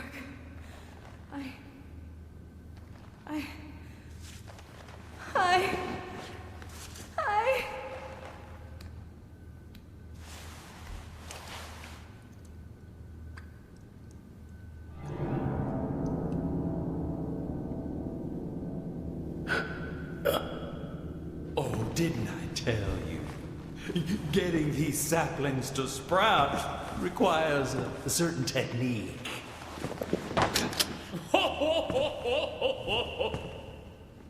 What do you think? Artistic, isn't it? It's like a surrealistic painting.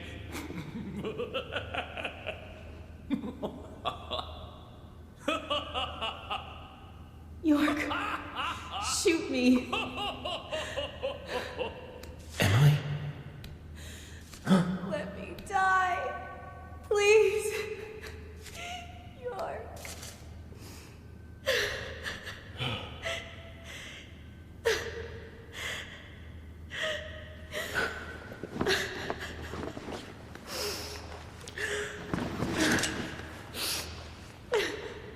Zach, what should I do?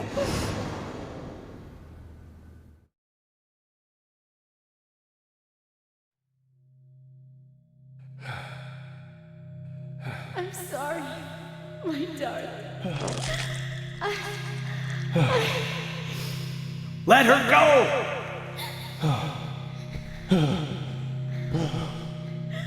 Remove that sapling from her body, Kason. Xander, it's too late. Once it's like this, I can't do anything to stop it.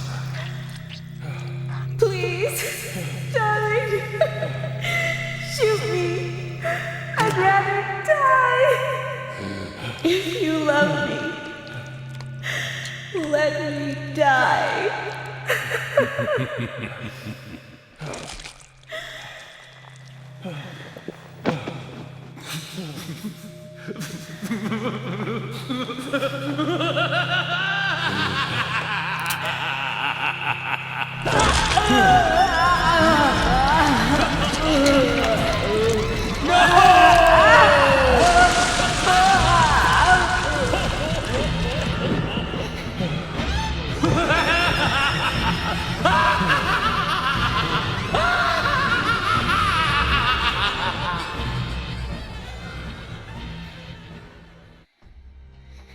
At times we must purge things from this world because they should not exist.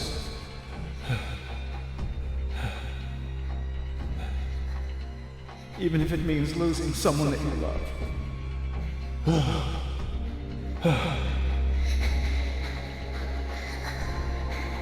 Yes, I couldn't do it. However, you can. When the time comes and you have to make that decision, make the right one. Okay, Zach?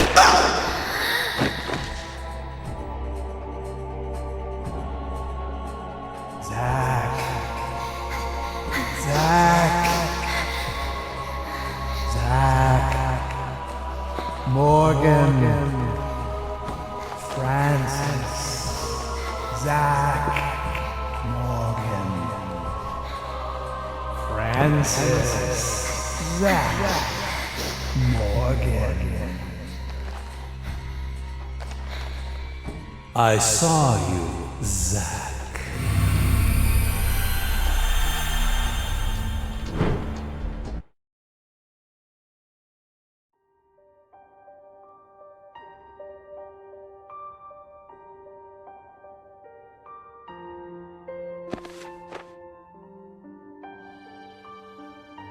Hey, Zach. It's okay.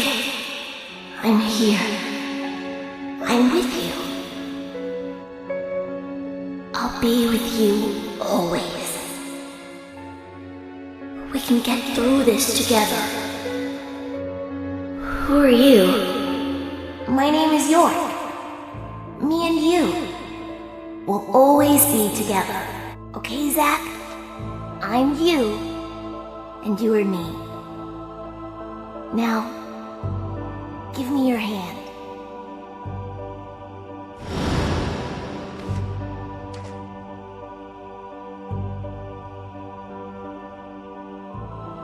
I remember. I traded places with York. York, the other me. My other personality.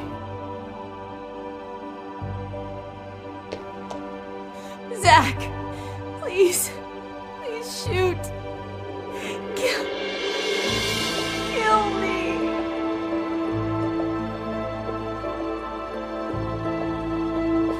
York, what should I do? Tell me what to do, York. Zach, you have to decide for yourself what you must do. I'll be with you no matter what you decide. Don't worry.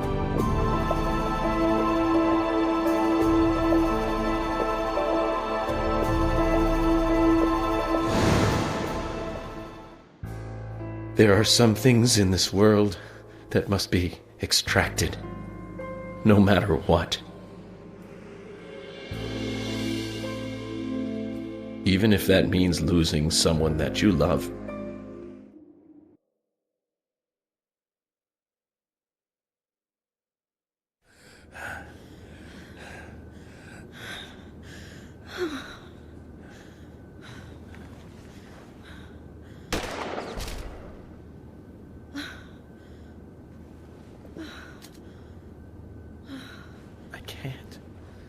I can't do it. I can't kill Emily.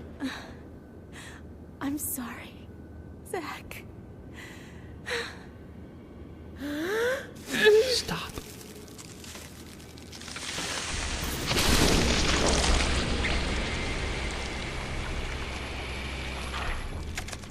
Emily! Ladies and gentlemen, and now the grand finale.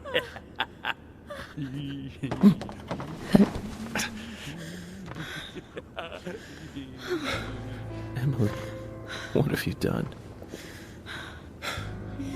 Zach,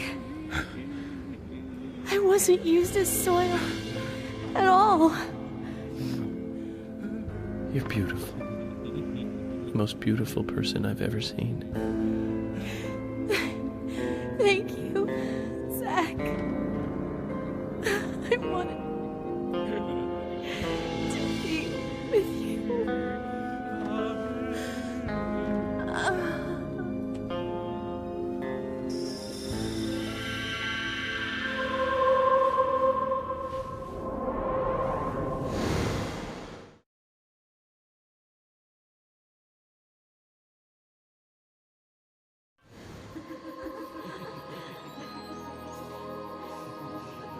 Huh?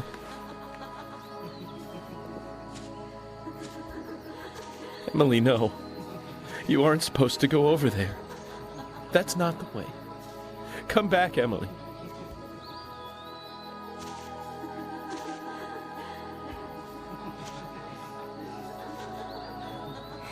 York and Zach. Finally, I understand. You two really are best friends. I'm a little jealous.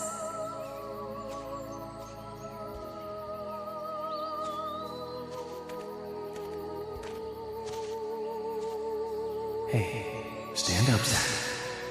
It's up to you now.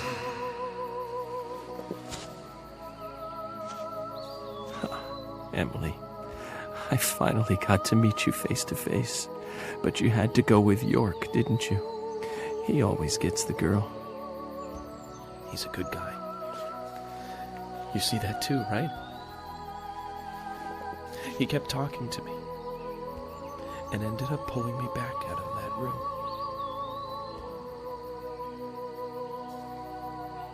I'm sure he'll make you very happy.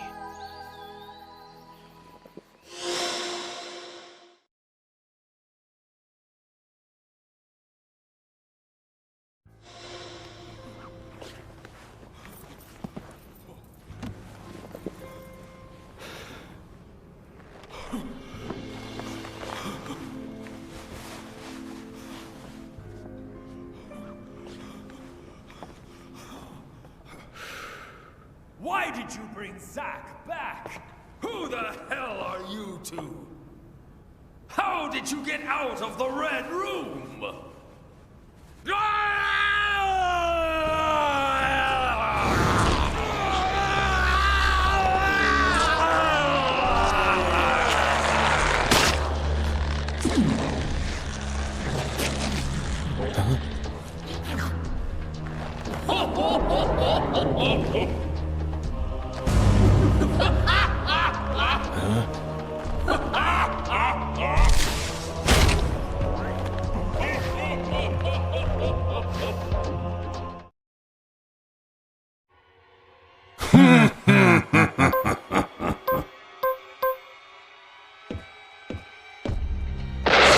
Go back to the room.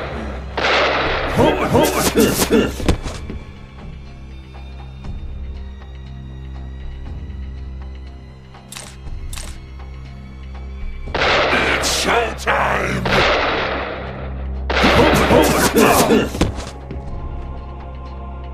Zack, go back to the ring.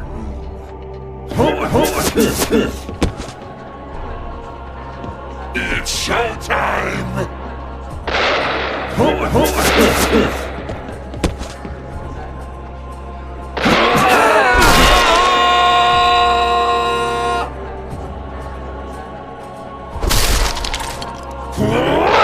You should have just stayed in there, Zack.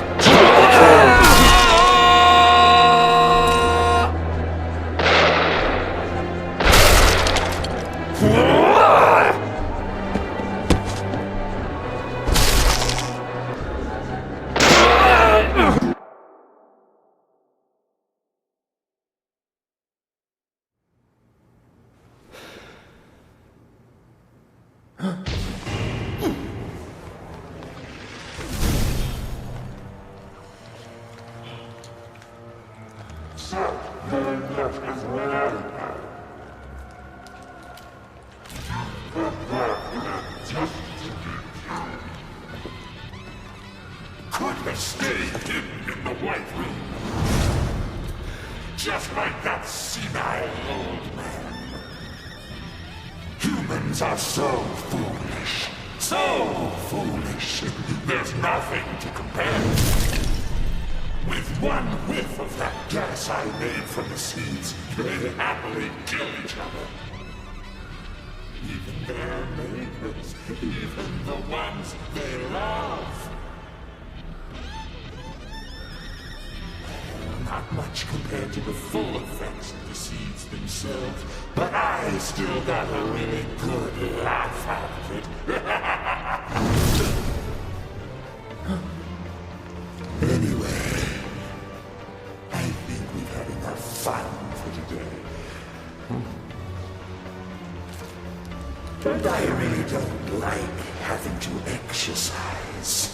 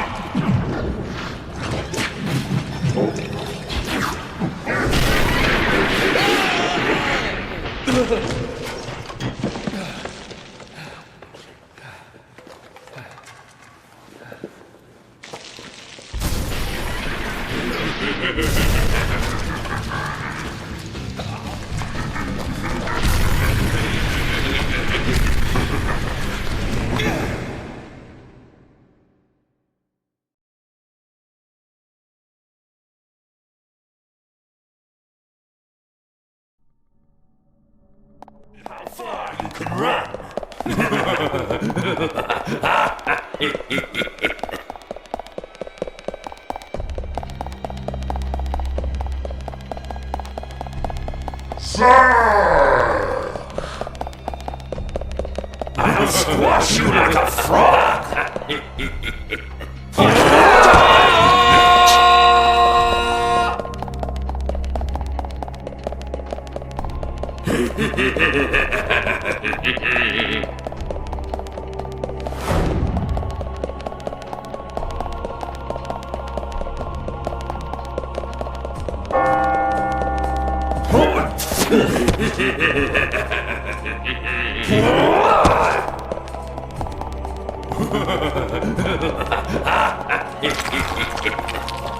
You're an annoying little bug.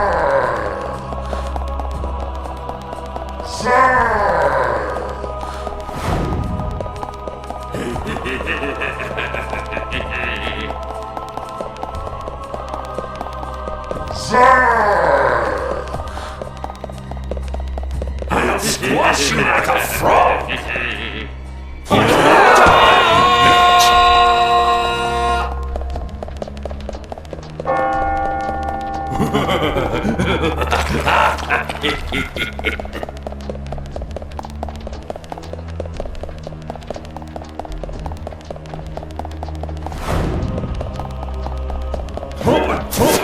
There's no turning back now!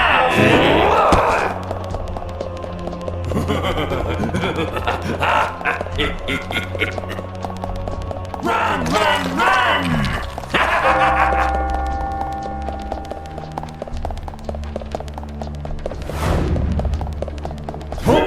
There's no turning back now!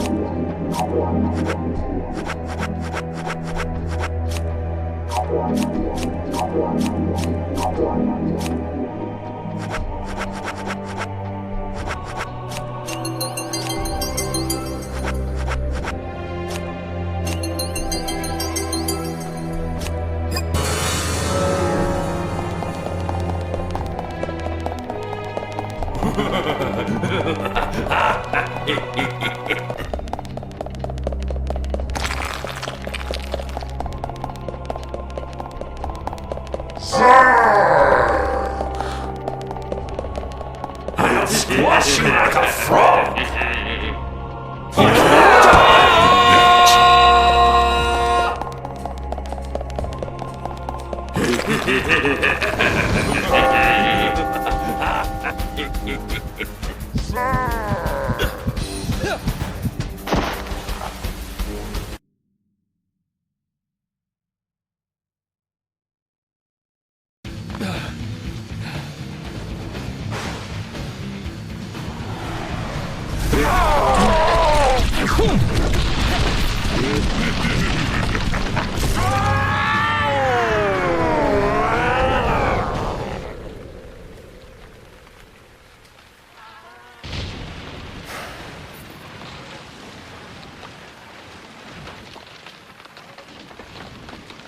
Emily, I will avenge your death.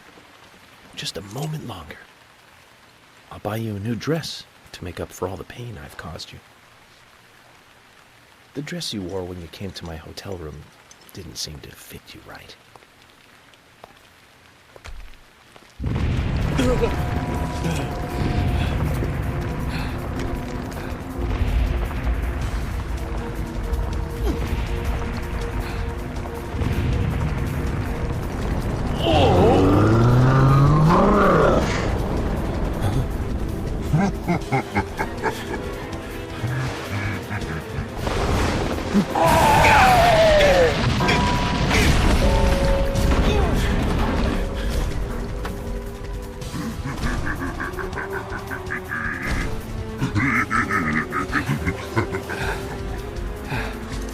Kason, I've been meaning to tell you this. You're one crazy guy.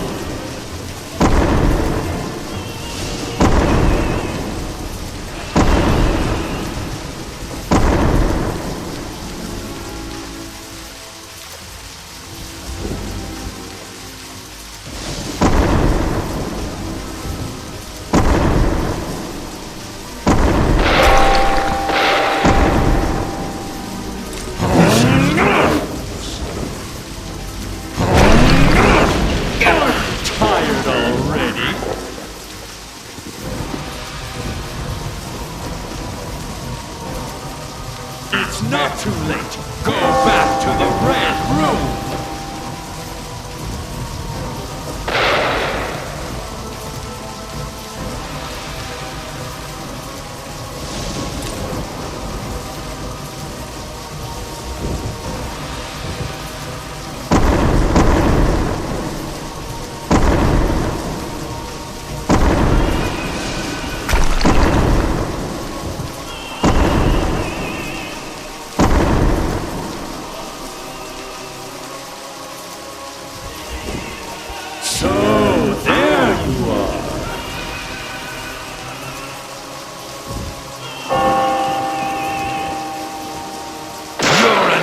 annoying little bug.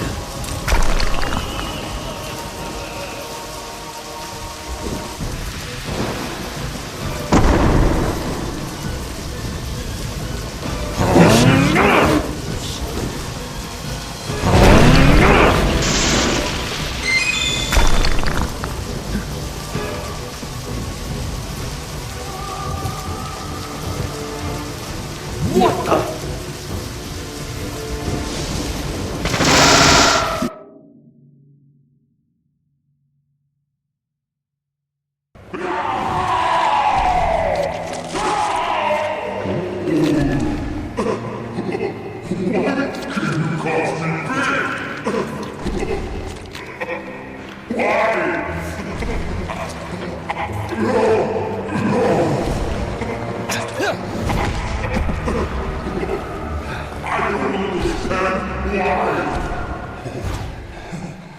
It's because you don't understand humans.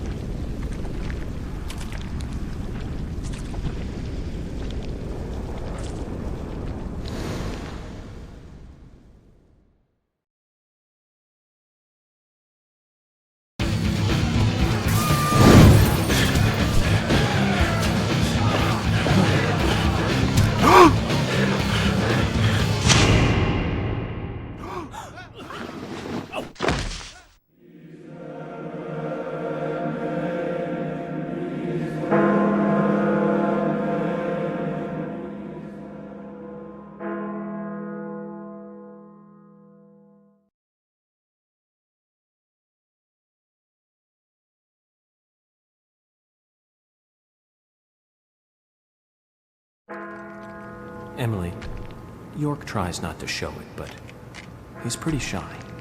Don't wait for him to propose. Just ask him to marry you.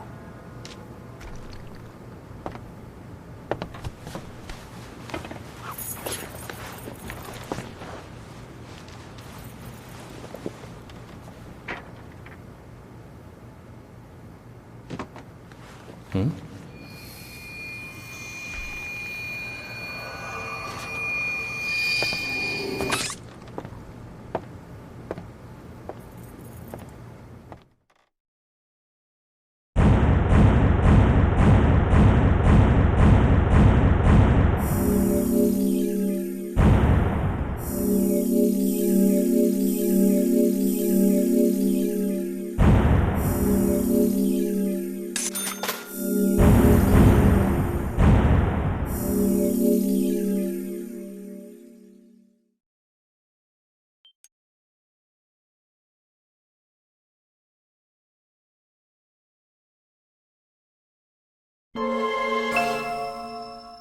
Previously during the investigation, York, the other me, my other personality. There are some things in this world that must be extracted. No matter. York, I'm sorry. Why can you cause me pain? A red tree! York and Zach. Finally, I understand. You two really are best friends. I'm a little jealous. I'm sure he'll make you very happy.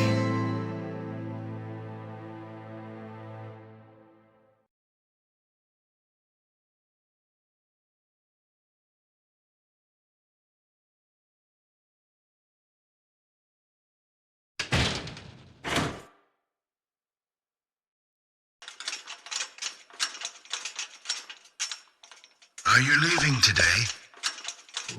Maybe. Zach, that story I told you the other day, did you believe any of it? The fact of the matter is that I couldn't save Emily. so it really doesn't matter whether I believed you or not. I'm very sorry about her. There's something mysterious about that picture. There's a calming beauty to it, and yet it exudes sadness. Harry, I have a few questions for you. About what, Zach? Your last name isn't really Stewart, is it?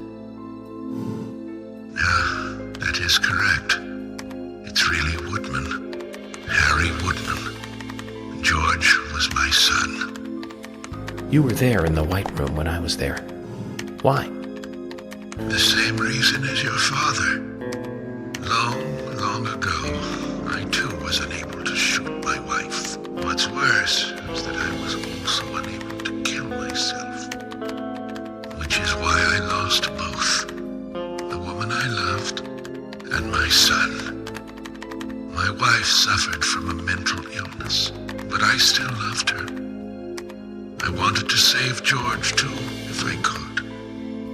Everything was my fault. If only I had the courage to make the right decision, Emily and the other girls would not have died. But you have put an end to all of that. I wonder if they are happy. Zach, no need to worry about that. York will guide Emily and the other girls into the forest.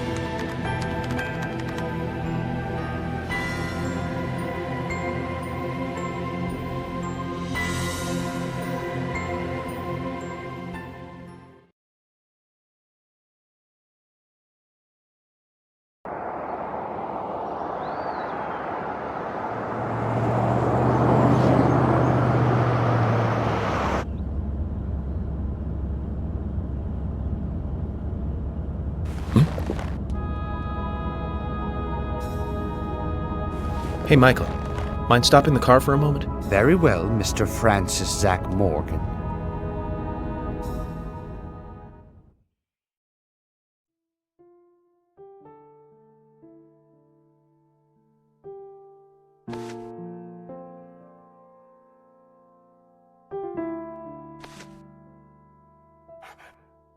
I heard you're leaving.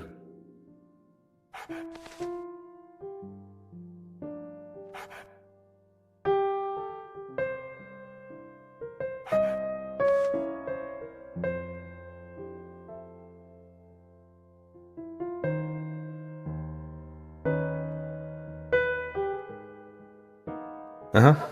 That's right.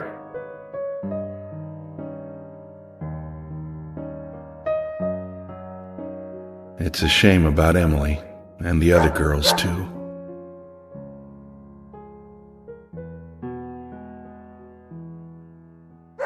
How are Isaac and Isaiah?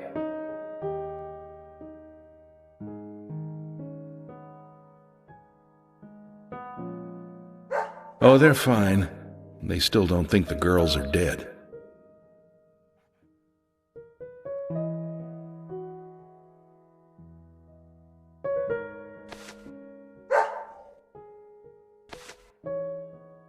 Give it to him yourself. He's right next to you.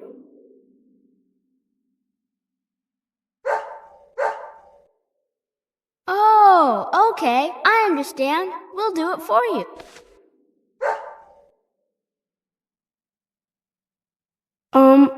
Emily kind of told us to give this to you. Emily said it's a present for Zach. Thank you. Where did you get this? Emily asked us to give it to you. See? She's over there. There's another Zach there too. You're twins, just like us. Emily couldn't give it to you herself. She said she's too embarrassed. So, she asked us to hand it to you. Emily really likes you, Zach. She really likes you. No, she doesn't. Not me. She really likes that guy York, the guy you see standing next to her.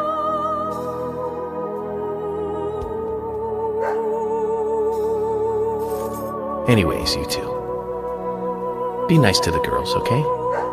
And they'll be nice to you. We don't like girls. Girls are boring.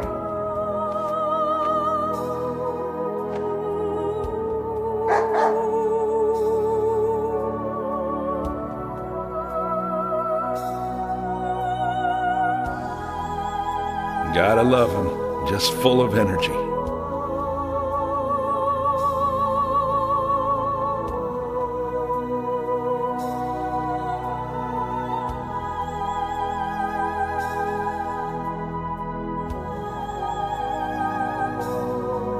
Emily, York, sounds like you're both doing fine. I feel better about you two now. And hey, York, I figured out why George carried Anna's body all the way into the woods. It was for them. He wanted Isaac and Isaiah to find her.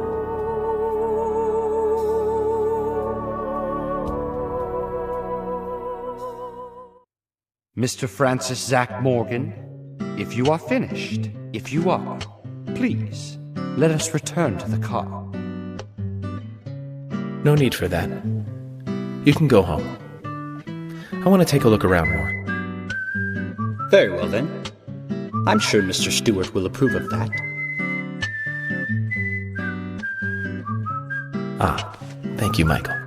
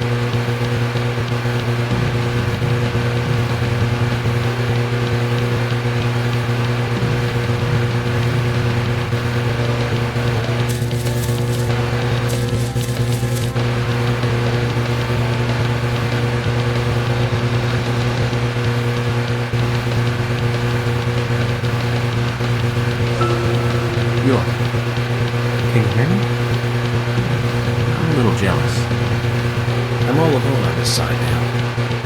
But don't worry, Yogi. I've had it easy for so long having you with me.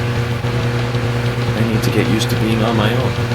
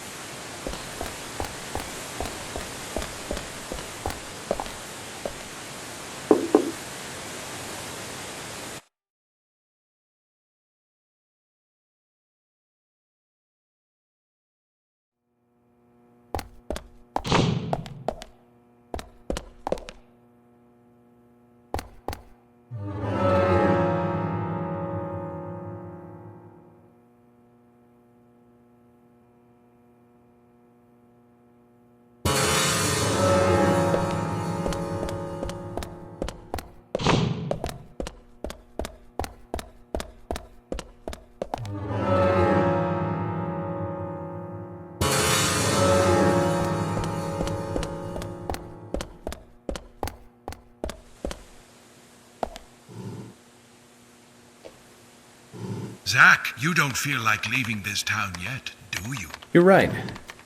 Something's making me want to stay a bit longer. Well, since you gave me a visit, why don't we play a little game? A game? A simple game. You don't have to go anywhere. I'll ask you multiple choice questions about Greenvale, that's all. Would you like to give it a try? Sounds like fun. Then let me know when you want to get started.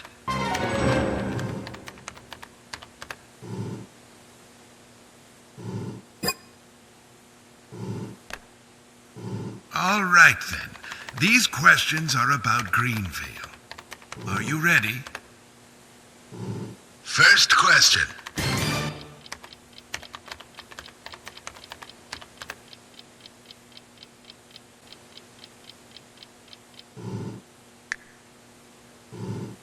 Well done.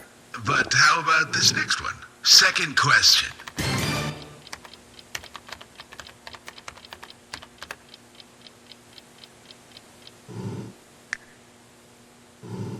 Impressive.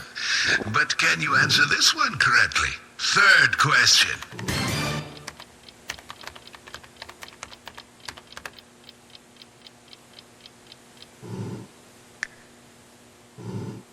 Zach, simply astonishing. It's quite difficult to answer these consecutively. Perhaps it's just a sign that I put too much heart into my work. Perhaps.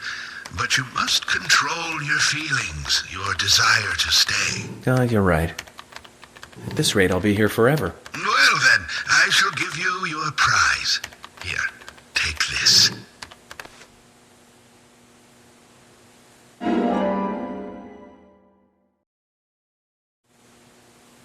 You can leave this town in our care now, and follow your own path.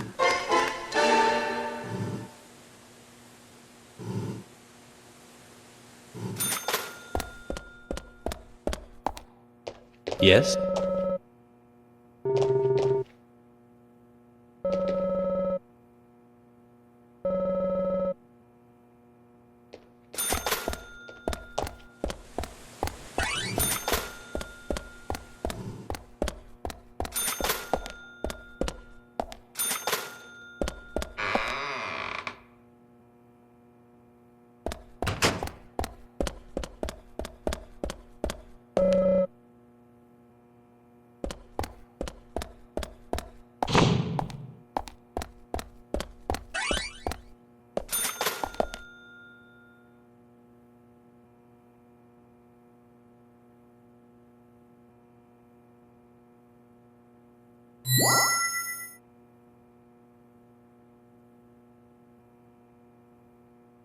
What's this? Day 2190. It's my 6th year working for Mr. Stewart. On this special day, I have noticed something terrible. I've lost a most precious object. Day 2192. I've looked everywhere, but I still cannot find it. I cannot discuss this with Mr. Stewart. What should I do? The precious bird carving that he gave me. Where did I put it? Day 2193. I have searched inside and outside. Even in the car. I've looked for it at night so Mr. Stewart wouldn't find out. But I cannot find it anywhere. Maybe I should just give up.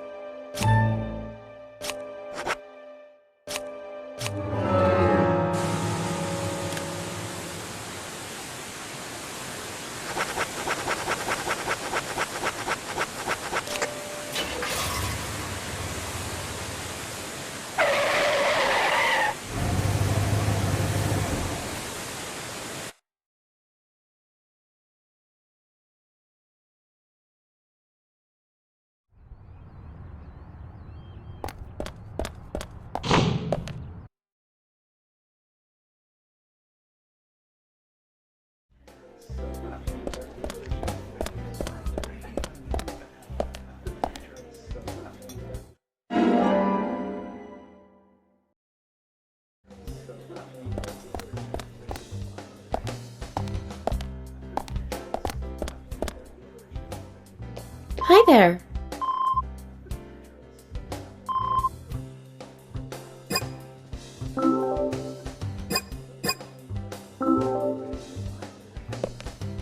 Hi.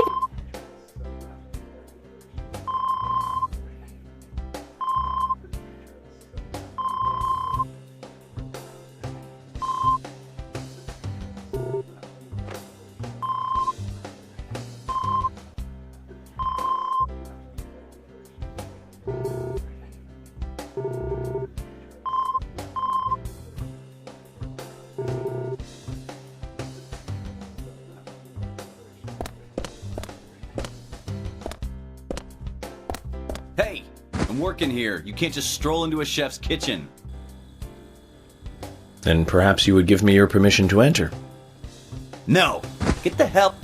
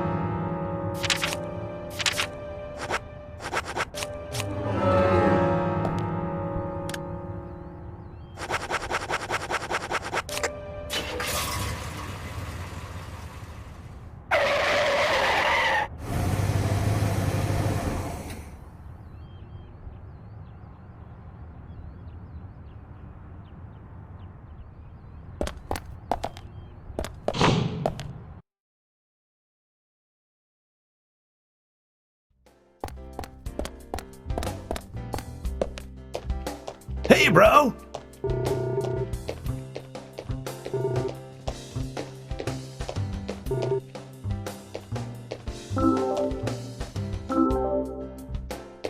Hey, man. That map you just bought. It's the map to get to the Greenvale Central Substation. It's down by the Emerald River, owned by a company named Darius Incorporated. It's there to supply extra power through hydroelectricity. Cool, huh? But it hasn't been used since a certain incident. The name of the victim was Laura, the only daughter of the rich Bartons who lived down by the lake. One weekend morning, the man of the house, Alex, was awoken by the screams of his wife. When she calmed down, she told him that Laura was gone. Alex did his best to calm his hysterical wife and started looking for the girl. There were a lot of possibilities at this point as to what happened. But heading out to the garden, he came across something chilling. His daughter's beloved dog, soaking wet, with one of her shoes in his mouth. She drowned. Well, Alex headed for the bathroom next. I would have headed straight for the boathouse myself. Was he confused? Maybe just shaken. He washed his face, his hands, and then he called the police. So he was worried about something else. Oh yeah, FBI, you're hot. The police searched the lake for like 10 days, but they didn't find Laura. The search was called off, but some people started to doubt that this was a simple drowning. 31 days after she vanished, Laura showed up in a most unexpected place. There was a massive power outage after a night of rain. Laura's body was the cause. Oh man, it makes me shudder to even think about it. When a worker from the electricity company opened up the water turbine, there she was, inside, mutilated. Having fallen into the lake, the turbine must have sucked her up. The blood vessels in her eyes had burst, and her nails were ripped off. Her hair was all caught in the turbine, too. It must have been a painful way to die, man. And during the autopsy, signs of abuse were found on her body. That's what the father was worried about. Of course, that led to the rumors that she took her own life. Lost in a maze of abuse by her parents, she chose to give up living. But in doing so, she brought the truth to light. Kinda creepy though, huh? Sad too. You better be careful, Mr. FBI, if you go down there by yourself.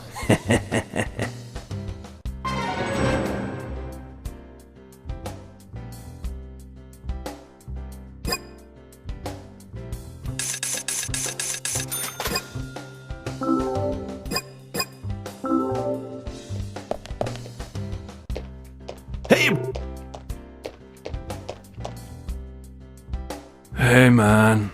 Keith, what's wrong? You're usually more upbeat. You really want me to drag you down too, FBI? Maybe I can pull you back up. Well, I've lost something, man. My most precious treasure in the whole world. Well, my most precious after my family. My guitar, man. It's gone. Lily said she gave it away. Gave it away! Can you believe that? She says it's my fault for not tidying up the storeroom. I don't get her, man. What kind of logic is that? I didn't tidy up the storeroom, so I have to lose my guitar? You with me, right, FBI? Man to man, you see where I'm coming from. Your guitar means that much to you. Oh, my meeting with that fine guitar is what led me onto the path of rock, man. It was back in high school. I made my first visit to Seattle. The world was tired of pop music, and people were crying out for a new sound. It was only a few years before grunge would explode out of Seattle. I met a true rocker there, man. He had the sunglasses, a biker jacket, and the long hair. Man, he even had a bandana. I mean, he was behind the times by then, but nevertheless, the pure white guitar on his back hypnotized all who passed him. In the midst of everyone wanting something new, I glimpsed a tradition that had to continue. That's right, it's called rockabilly. You dig me, right, man? The world can't be built solely on new things. I couldn't help myself. I approached him and opened my mouth. I told him what I was feeling, FBI, right there on the street. I don't remember the words I used now. It was like a dream. But it sparked something inside me. I can tell you that. Our shared love of music allowed us to talk like old friends. Before I knew it, I'd been hanging out with this guy for 3 days. When I finally had to go home, what do you know? He gave me that guitar, man.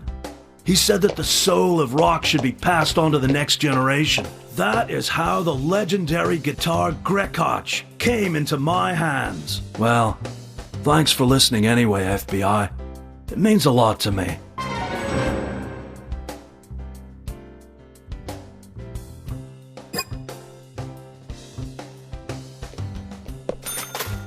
Hey!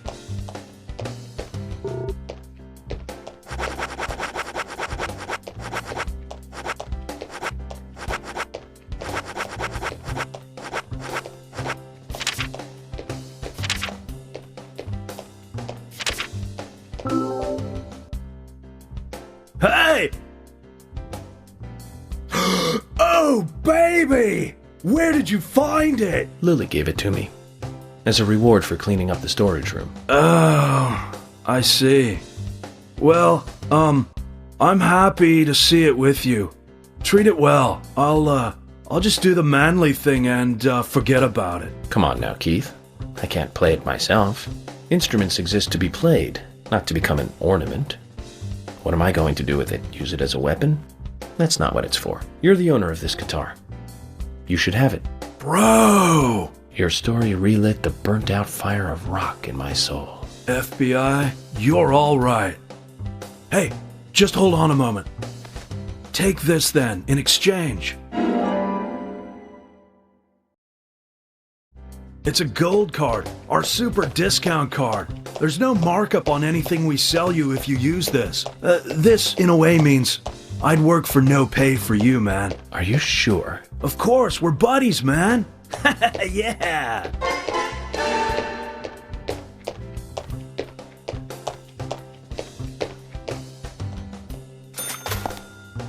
Hey!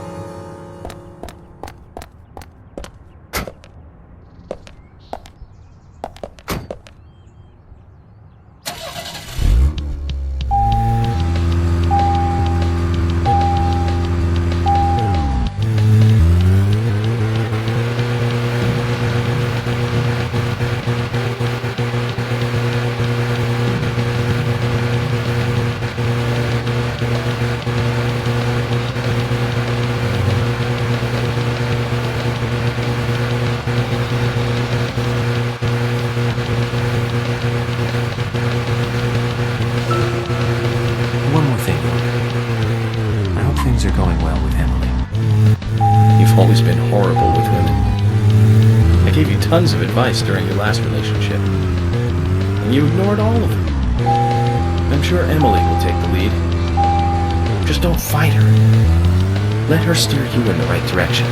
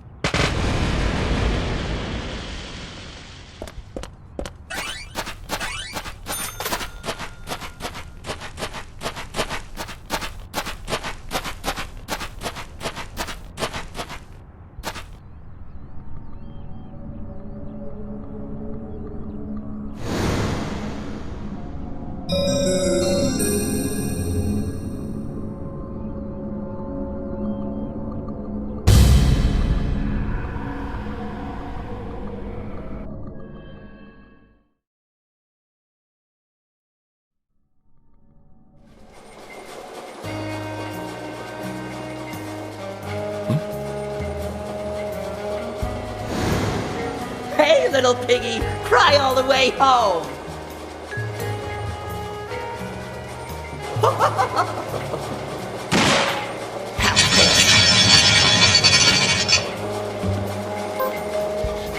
This! Dodge this! Eat this! Take this!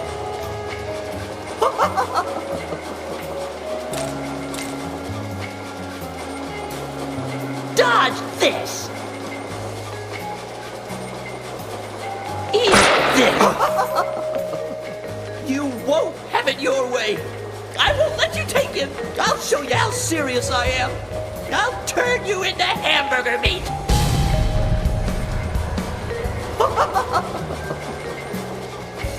Dodge this!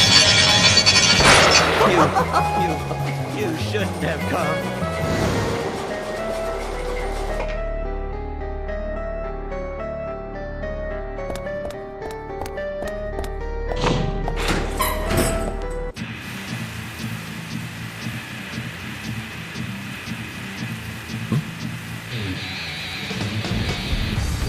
I'm the chosen one.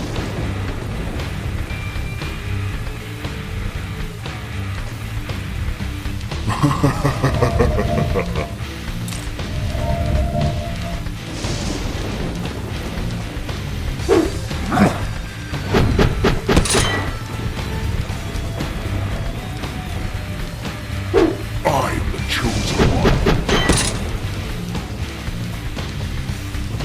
I'm the chosen one.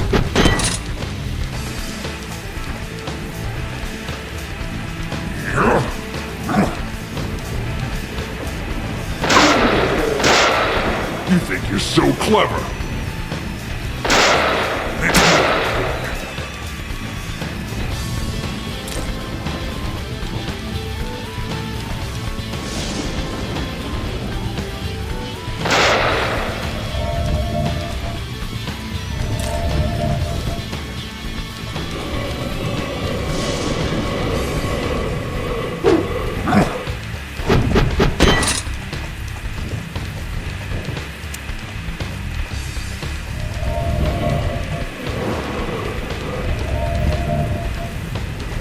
What's wrong? You're slow, city boy.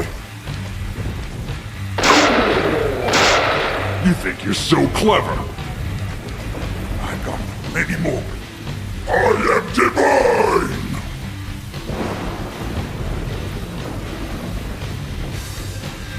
Time to get serious, York.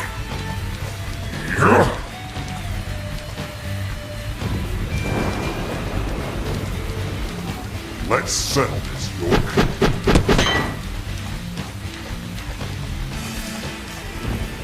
This is the end. Die!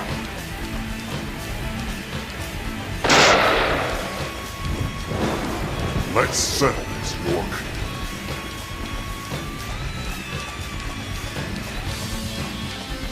Let's settle this, York.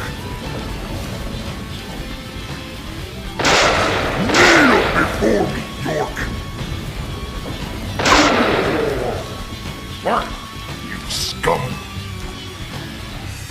This is the end, York. Die!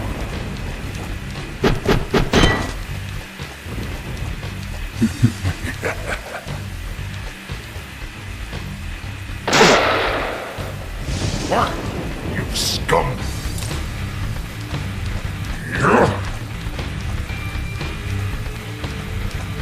This is the end.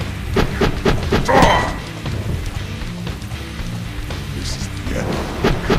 Ah!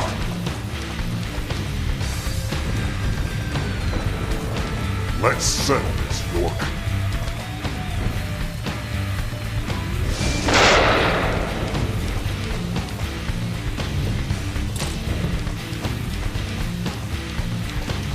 Let's settle this, York.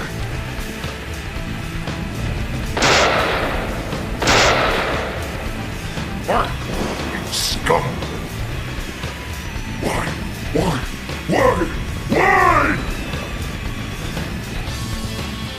Haha! I am special! I am! I'm supposed to be divine!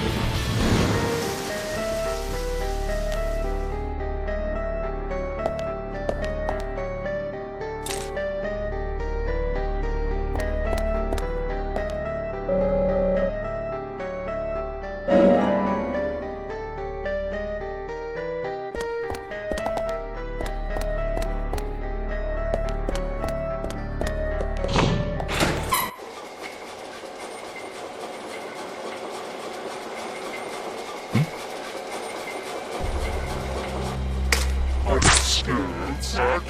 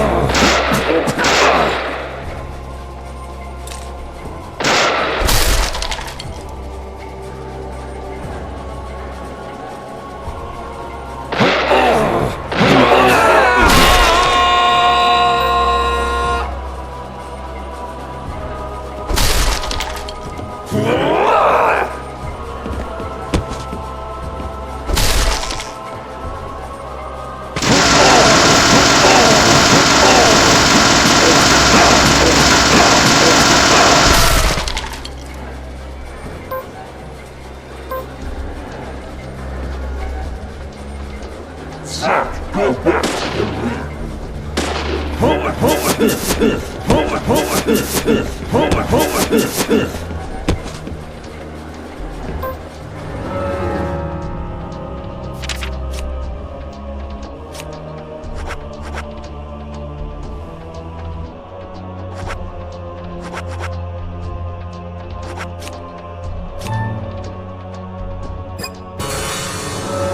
Zach, go back to the ring.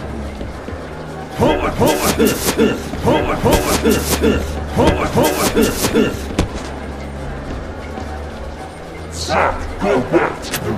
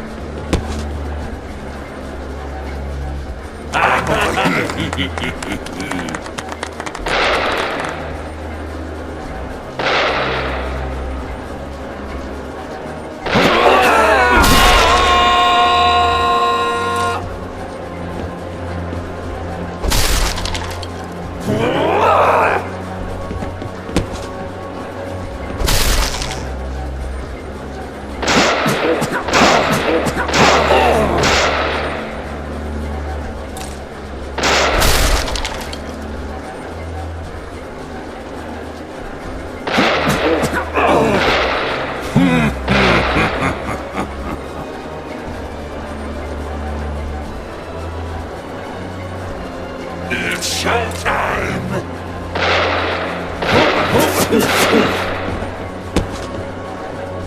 Zack, go back to the ring!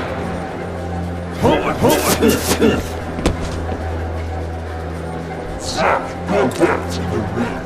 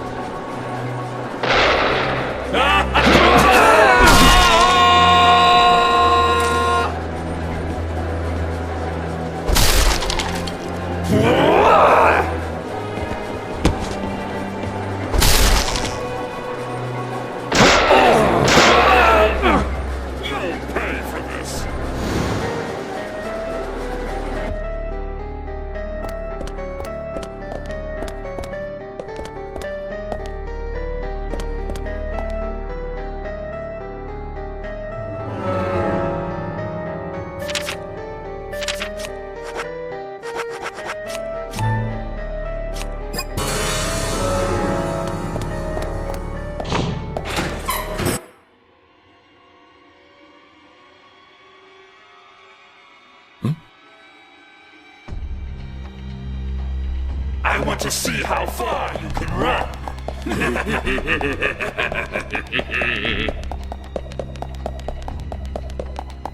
I'll squash you like a frog.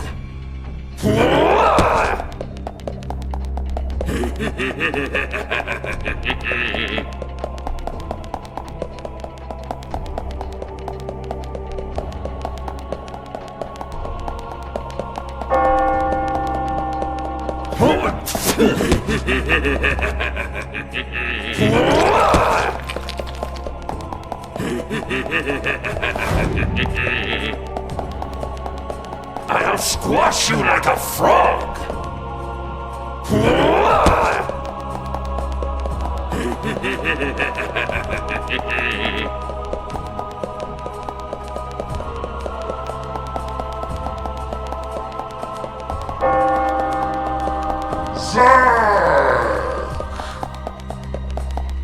I'll squash you like a frog. I'll squash you like a frog.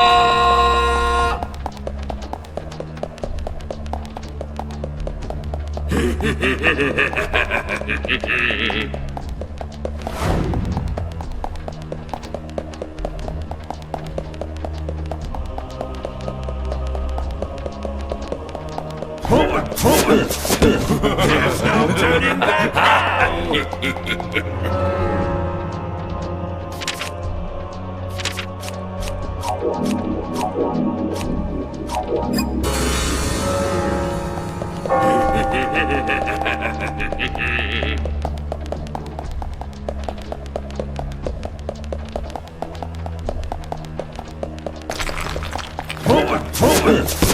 Keep your eyes to the front!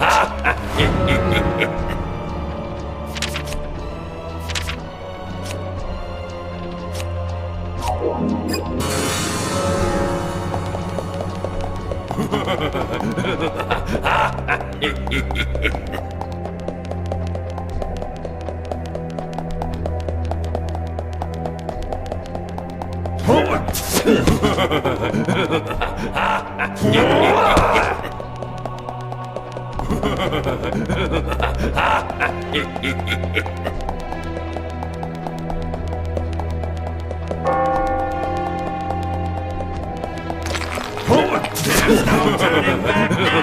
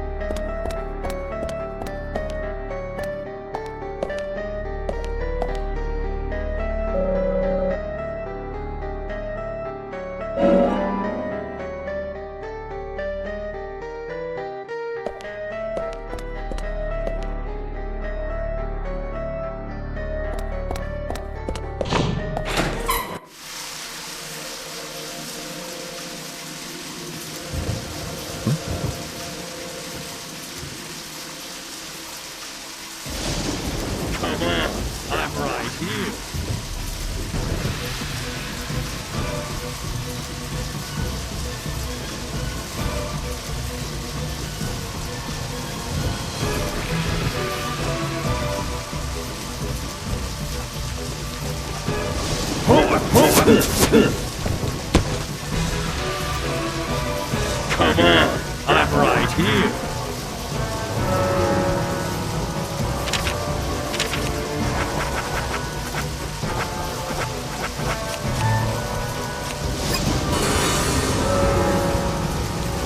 What's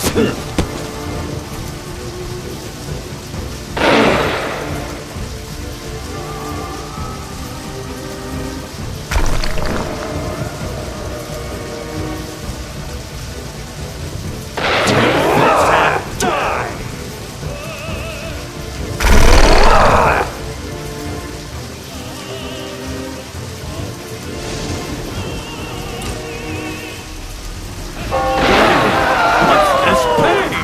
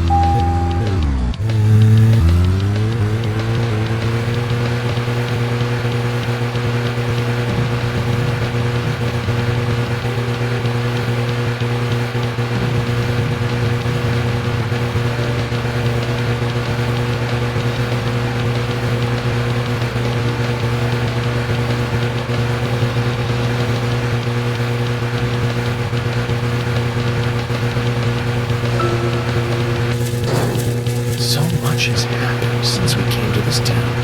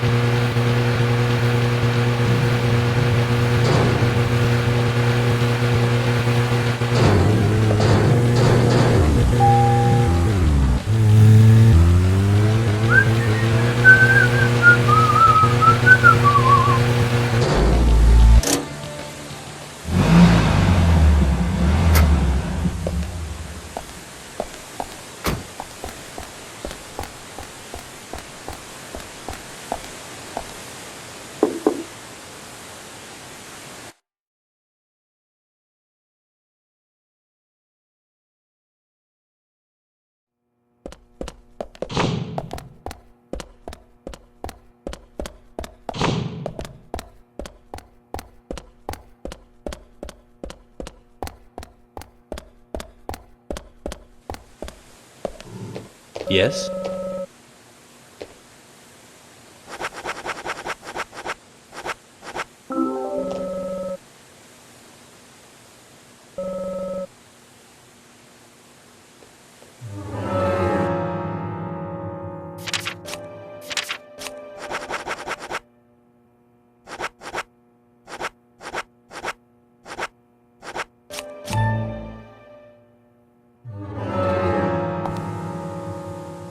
We shouldn't stay here any longer.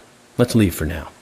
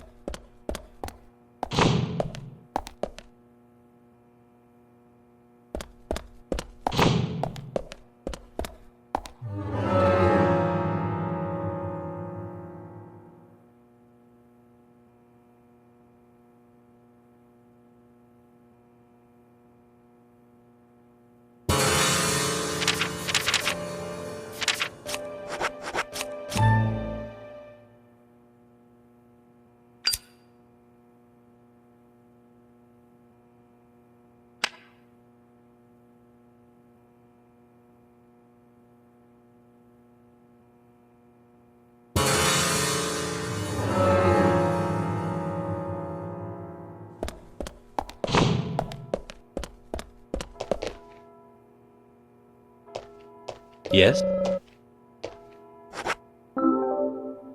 Mr. Francis Zach Morgan, this is... I'm sorry, Michael. I just had to read your diary. How very impolite of you. I'm so shocked. I'll stop rhyming for now. Where did you find this? In the diner, Michael. You were only able to look for it at night, right? Diner, of course. It must have meant a lot to you. But why does it have no eyes? Mr. Francis Zach Morgan, Mr. Stewart gave me this carving the day he adopted me. It was an unfinished carving, made by Mr. Stewart himself. When he gave it to me, he said, "When you grow up to be a fine man, as a son I can be proud of, I'll give you the eye parts to this bird, and then you can finish the carving yourself." I'm far from receiving the eye parts if I'm losing the bird itself, and I'm far from being a son that Mr. Stewart can be proud of. Michael! Mr. Stewart!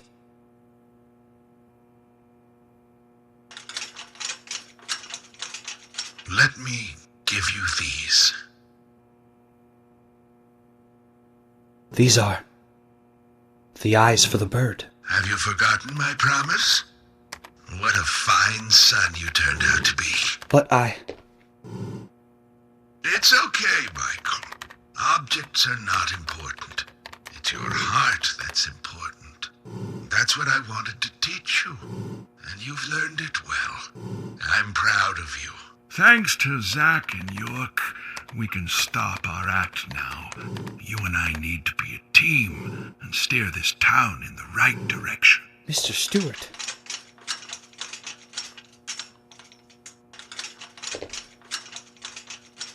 I had a feeling you would bring the carving back. Thank you. Amazing. He knew exactly what was going on all along.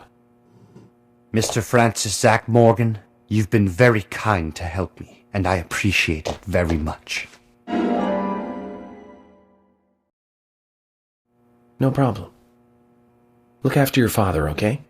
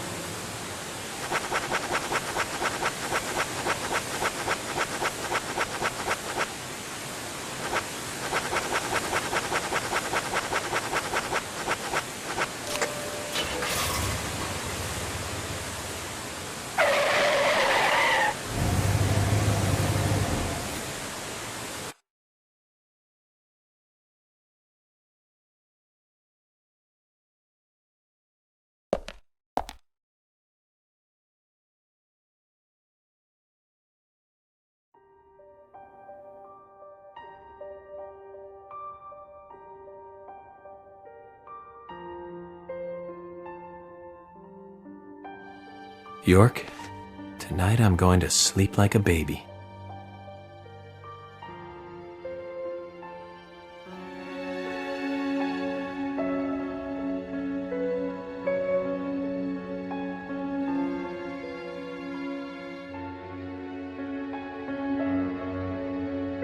Zach, it's over. All finished. It's time for you to leave town. Are you ready to go?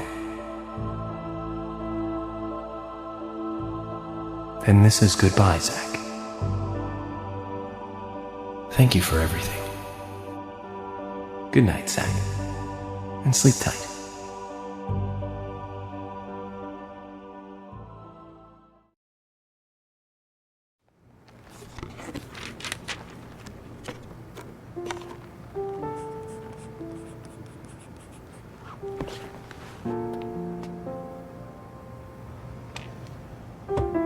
Polly, what's that picture? Oh, that. We took it when the clock tower was built. 50 years ago? That's right. That's me in the middle. I was pretty popular back then. Men were always around me. Sorry to keep you waiting. Just sign here, please. Mr. Morgan? Mr. Morgan! Oh, I'm sorry, Polly. I was just thinking of a friend. Someone who was with me for a long, long time. He must have been a really good friend then. Otherwise, why else would you remember him at a time like this? Indeed. We used to fight, but he really was a good person. He's gone now, though. Gone away to a place where we can't meet again. I'm sorry to hear that, but if he's a friend of yours, I'm sure he's getting on just fine. Thank you, Polly. You know what? I think so, too.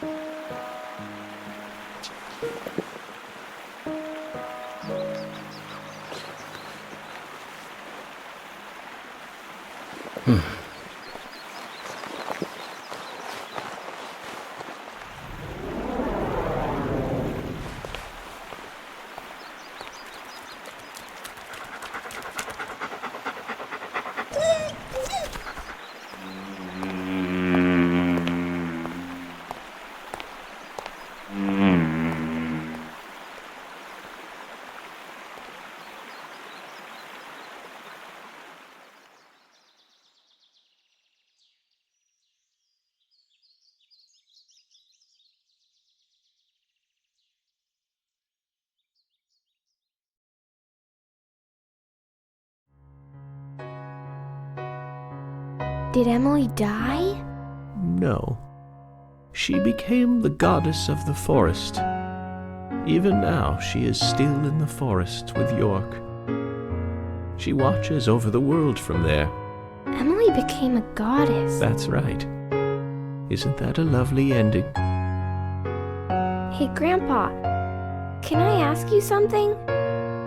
What kind of person is York? York is a real nice guy. He's been a good friend of mine since I was small. Like Mr. Teddy? Yes, just like Mr. Teddy. A very important friend.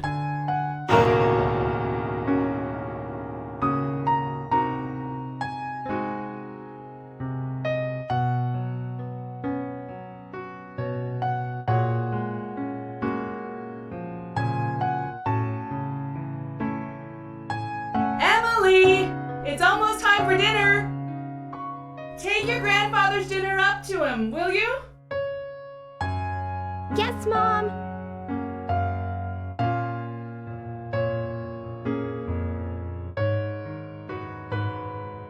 How's your grandfather doing? I don't know. He's calling me Emily again. Oh dear, he must be losing his memory. You are Louise, honey.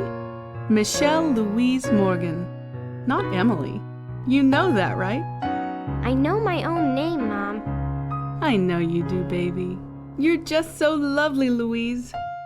I'm sure that's why your grandfather mixes you up with a goddess.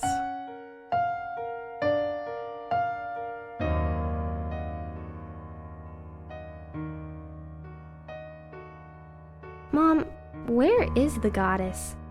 I don't know, dear. I'm not much like your grandfather. Is there even such a thing as a goddess? I believe so, but I've never met one.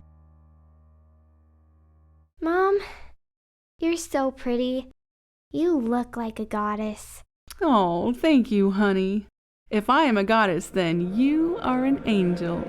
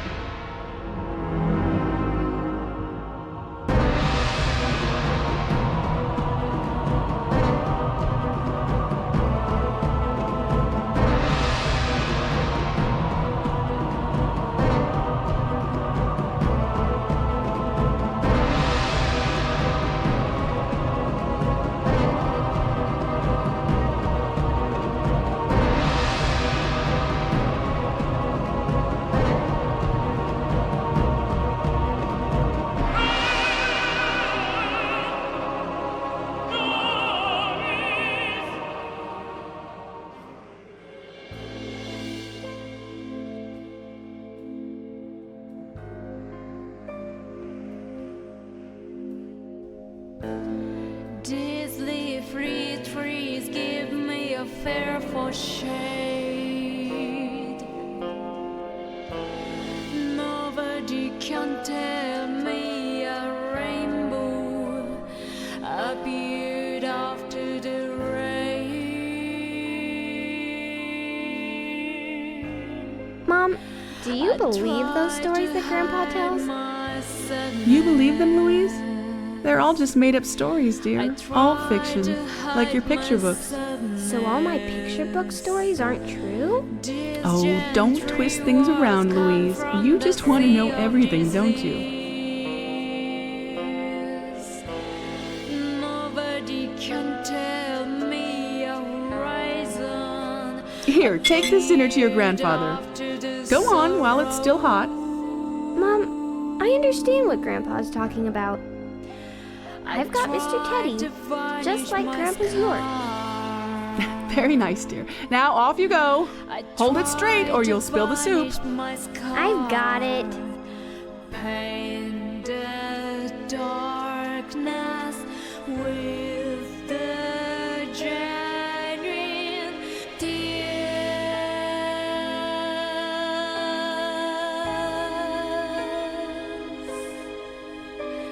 Fly away and shine in night with the stars.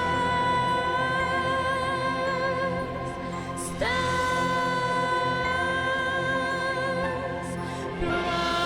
promise me a rainy world someday, someday. I'm wandering around life and death. I want to dismiss unforgettable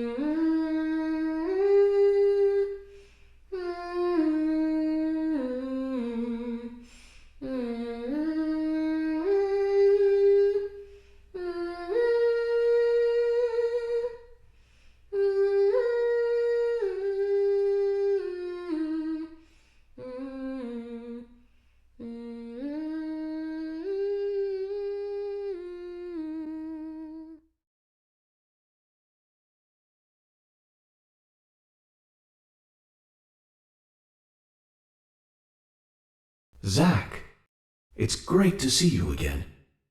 How many years has it been? I've been close to you the whole time.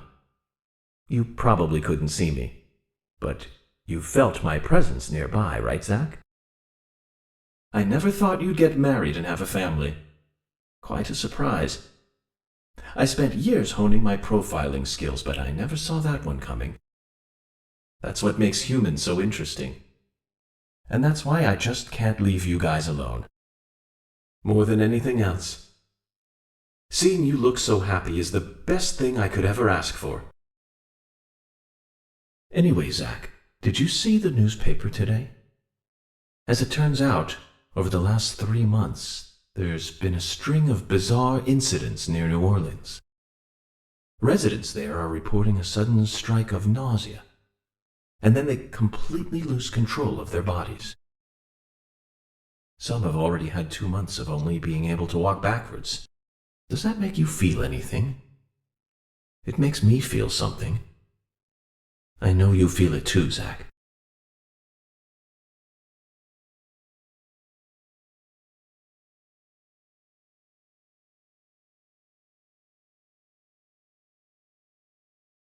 Okay, Zach. I thought that's what you'd say. Well then, it's time to wake up, Zach.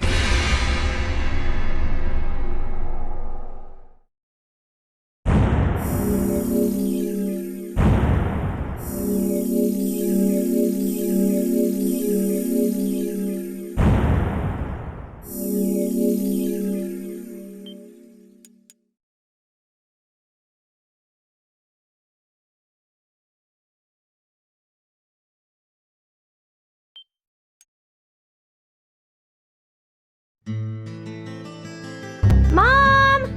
Grandpa's gone! Where did he go?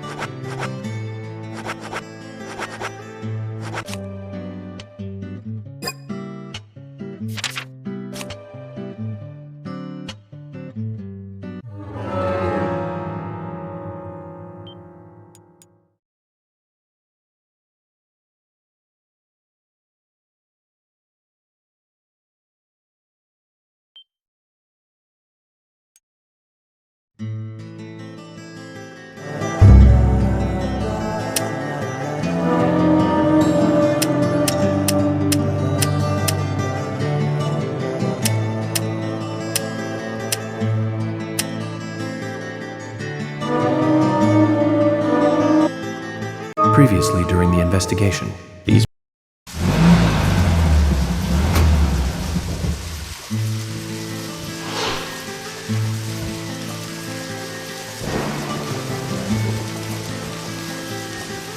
That's a pretty big hospital. I guess they wanted to be ready for town-wide food poisoning?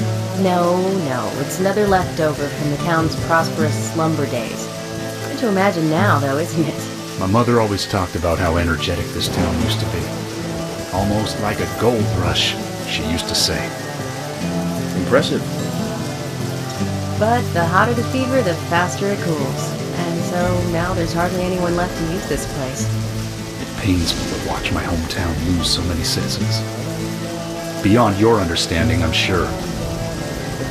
Yes, I'm sorry to say that it is. Indeed. And that's why this case is our problem. There really isn't any need for you to get too involved.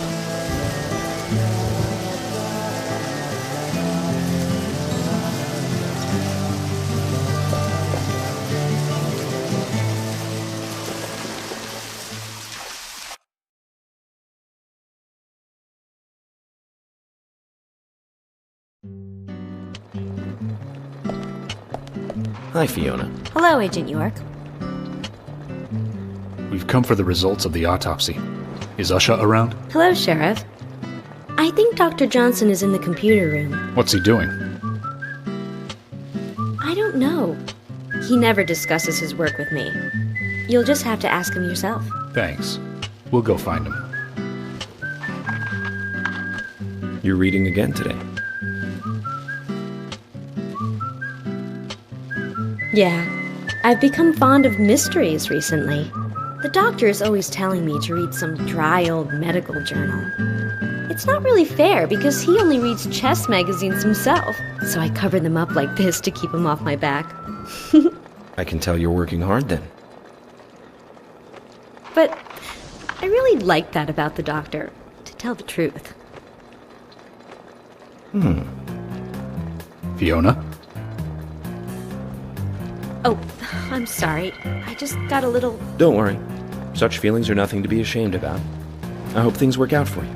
Thank you, Agent York.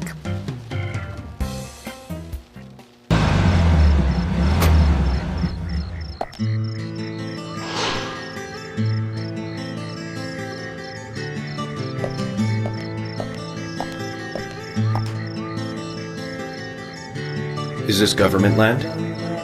No, it's private. Owned by Harry. This whole area?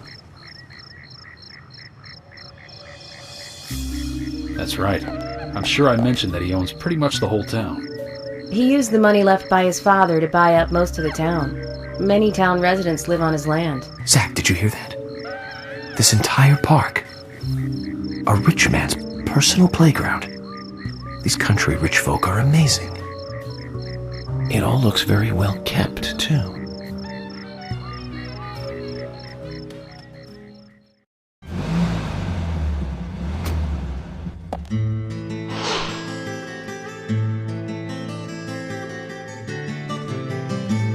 Looks more like an old mansion than an art gallery. Diane liked the building so much she turned it into an art gallery. She left the exterior untouched and had the insides redone. So she's rich. She bought this place, didn't she? Does that answer your question? Indeed it does. Well, George, Emily, I want to talk with Diane alone. Will you wait here for me? Don't tell me you still don't trust us. No, that's not it. But this is very important to me. I always make sure that I meet with the important ones, one-on-one.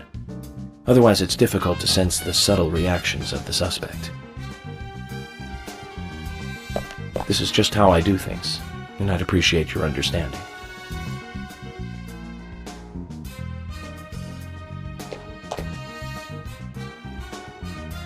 But go on then. You're not going to listen to us anyway, are you? You're starting to understand me, George. Well then, Zach. Let's go and meet Lady Diane.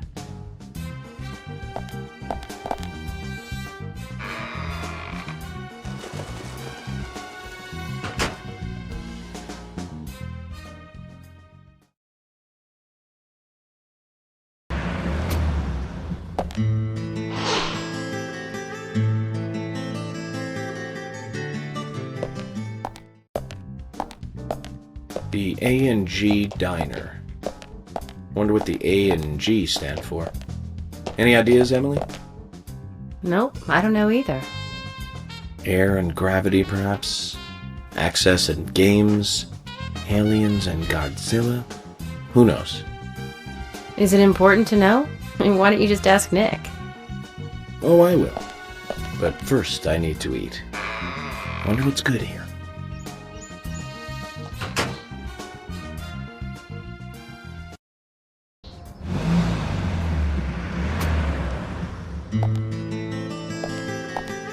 According to Lily, Isaac and Isaiah should be here. Then let's go and find them.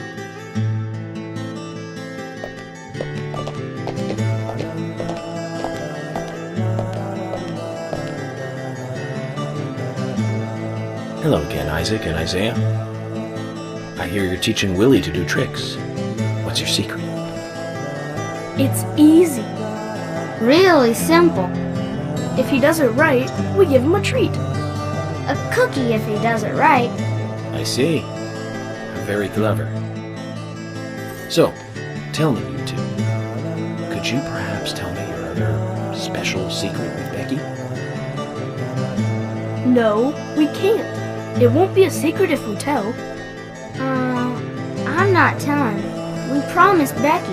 Now that's a problem. Because I also made a promise to Becky. I promised to catch the bad man word. But I can't keep my promise if I don't know what the secret is. Do you see?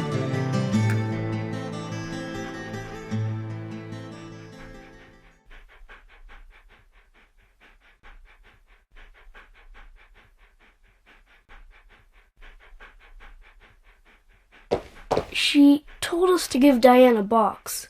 It wasn't that heavy. We took it to the art gallery and gave it to Diane. Is that all Becky gave you? Just when we were leaving to take the box to Diane, Becky called us back. She handed us something. It was small and round. She told us to keep it safe in our pocket and give it to Diane.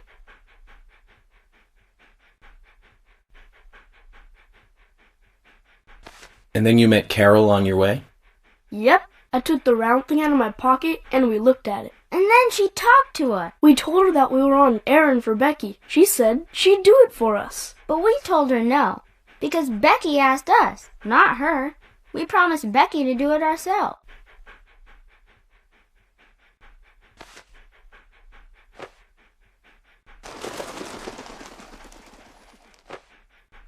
So Becky did entrust the locket to them. And now Carol has it. Right, Kaysen? Huh? You were in the room when Carol took the locket back from Diane. I saw you with Diane in the art gallery that day. Well, yeah, I was there in the room, but I was only chatting with Diane. Oh, then Carol burst in, all angry looking. While Carol and Diane had their talk, I just sat there like a frog. Yeah, so Carol took the locket from Diane, but that has nothing to do with me, right? Yes, I believe so. But from this instant, you are now a key witness in this case. I'm afraid you can't leave town until you hear from me. What? Can you do that? This is all starting to sound a little like Alice in Wonderland. Which makes you Humpty Dumpty. Huh? Isaac and Isaiah, thank you. I think I'll be able to keep my promise with Becky thanks to you two. How is Becky? Is she getting better? She'll come and help out at our store again, won't she? She'll come and play with us again, won't she? Boys, about Becky. That's right. Becky is almost totally better now. But I don't think she'll be able to come and see you. I was told by Becky to keep this a secret. But she's actually a goddess of the forest, just like Anna. I think she's gonna be in the forest with Anna for a while. Cool! We'll keep this a secret then too. Wow, that's why Anna and Becky are such good friends. Okay, Willie. You're happy too, aren't you? Zach, I hope Emily doesn't end up as a forest goddess too.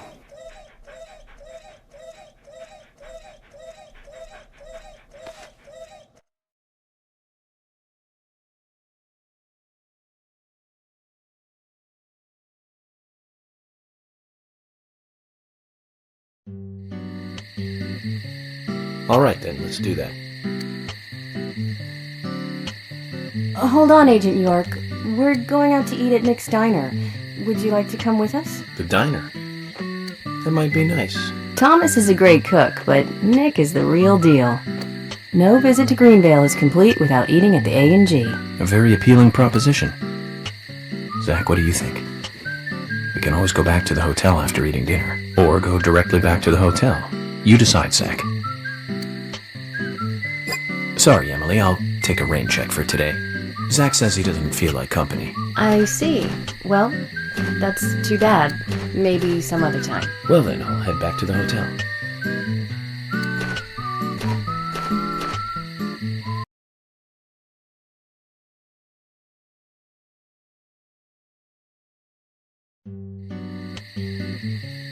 All right then, let's do that.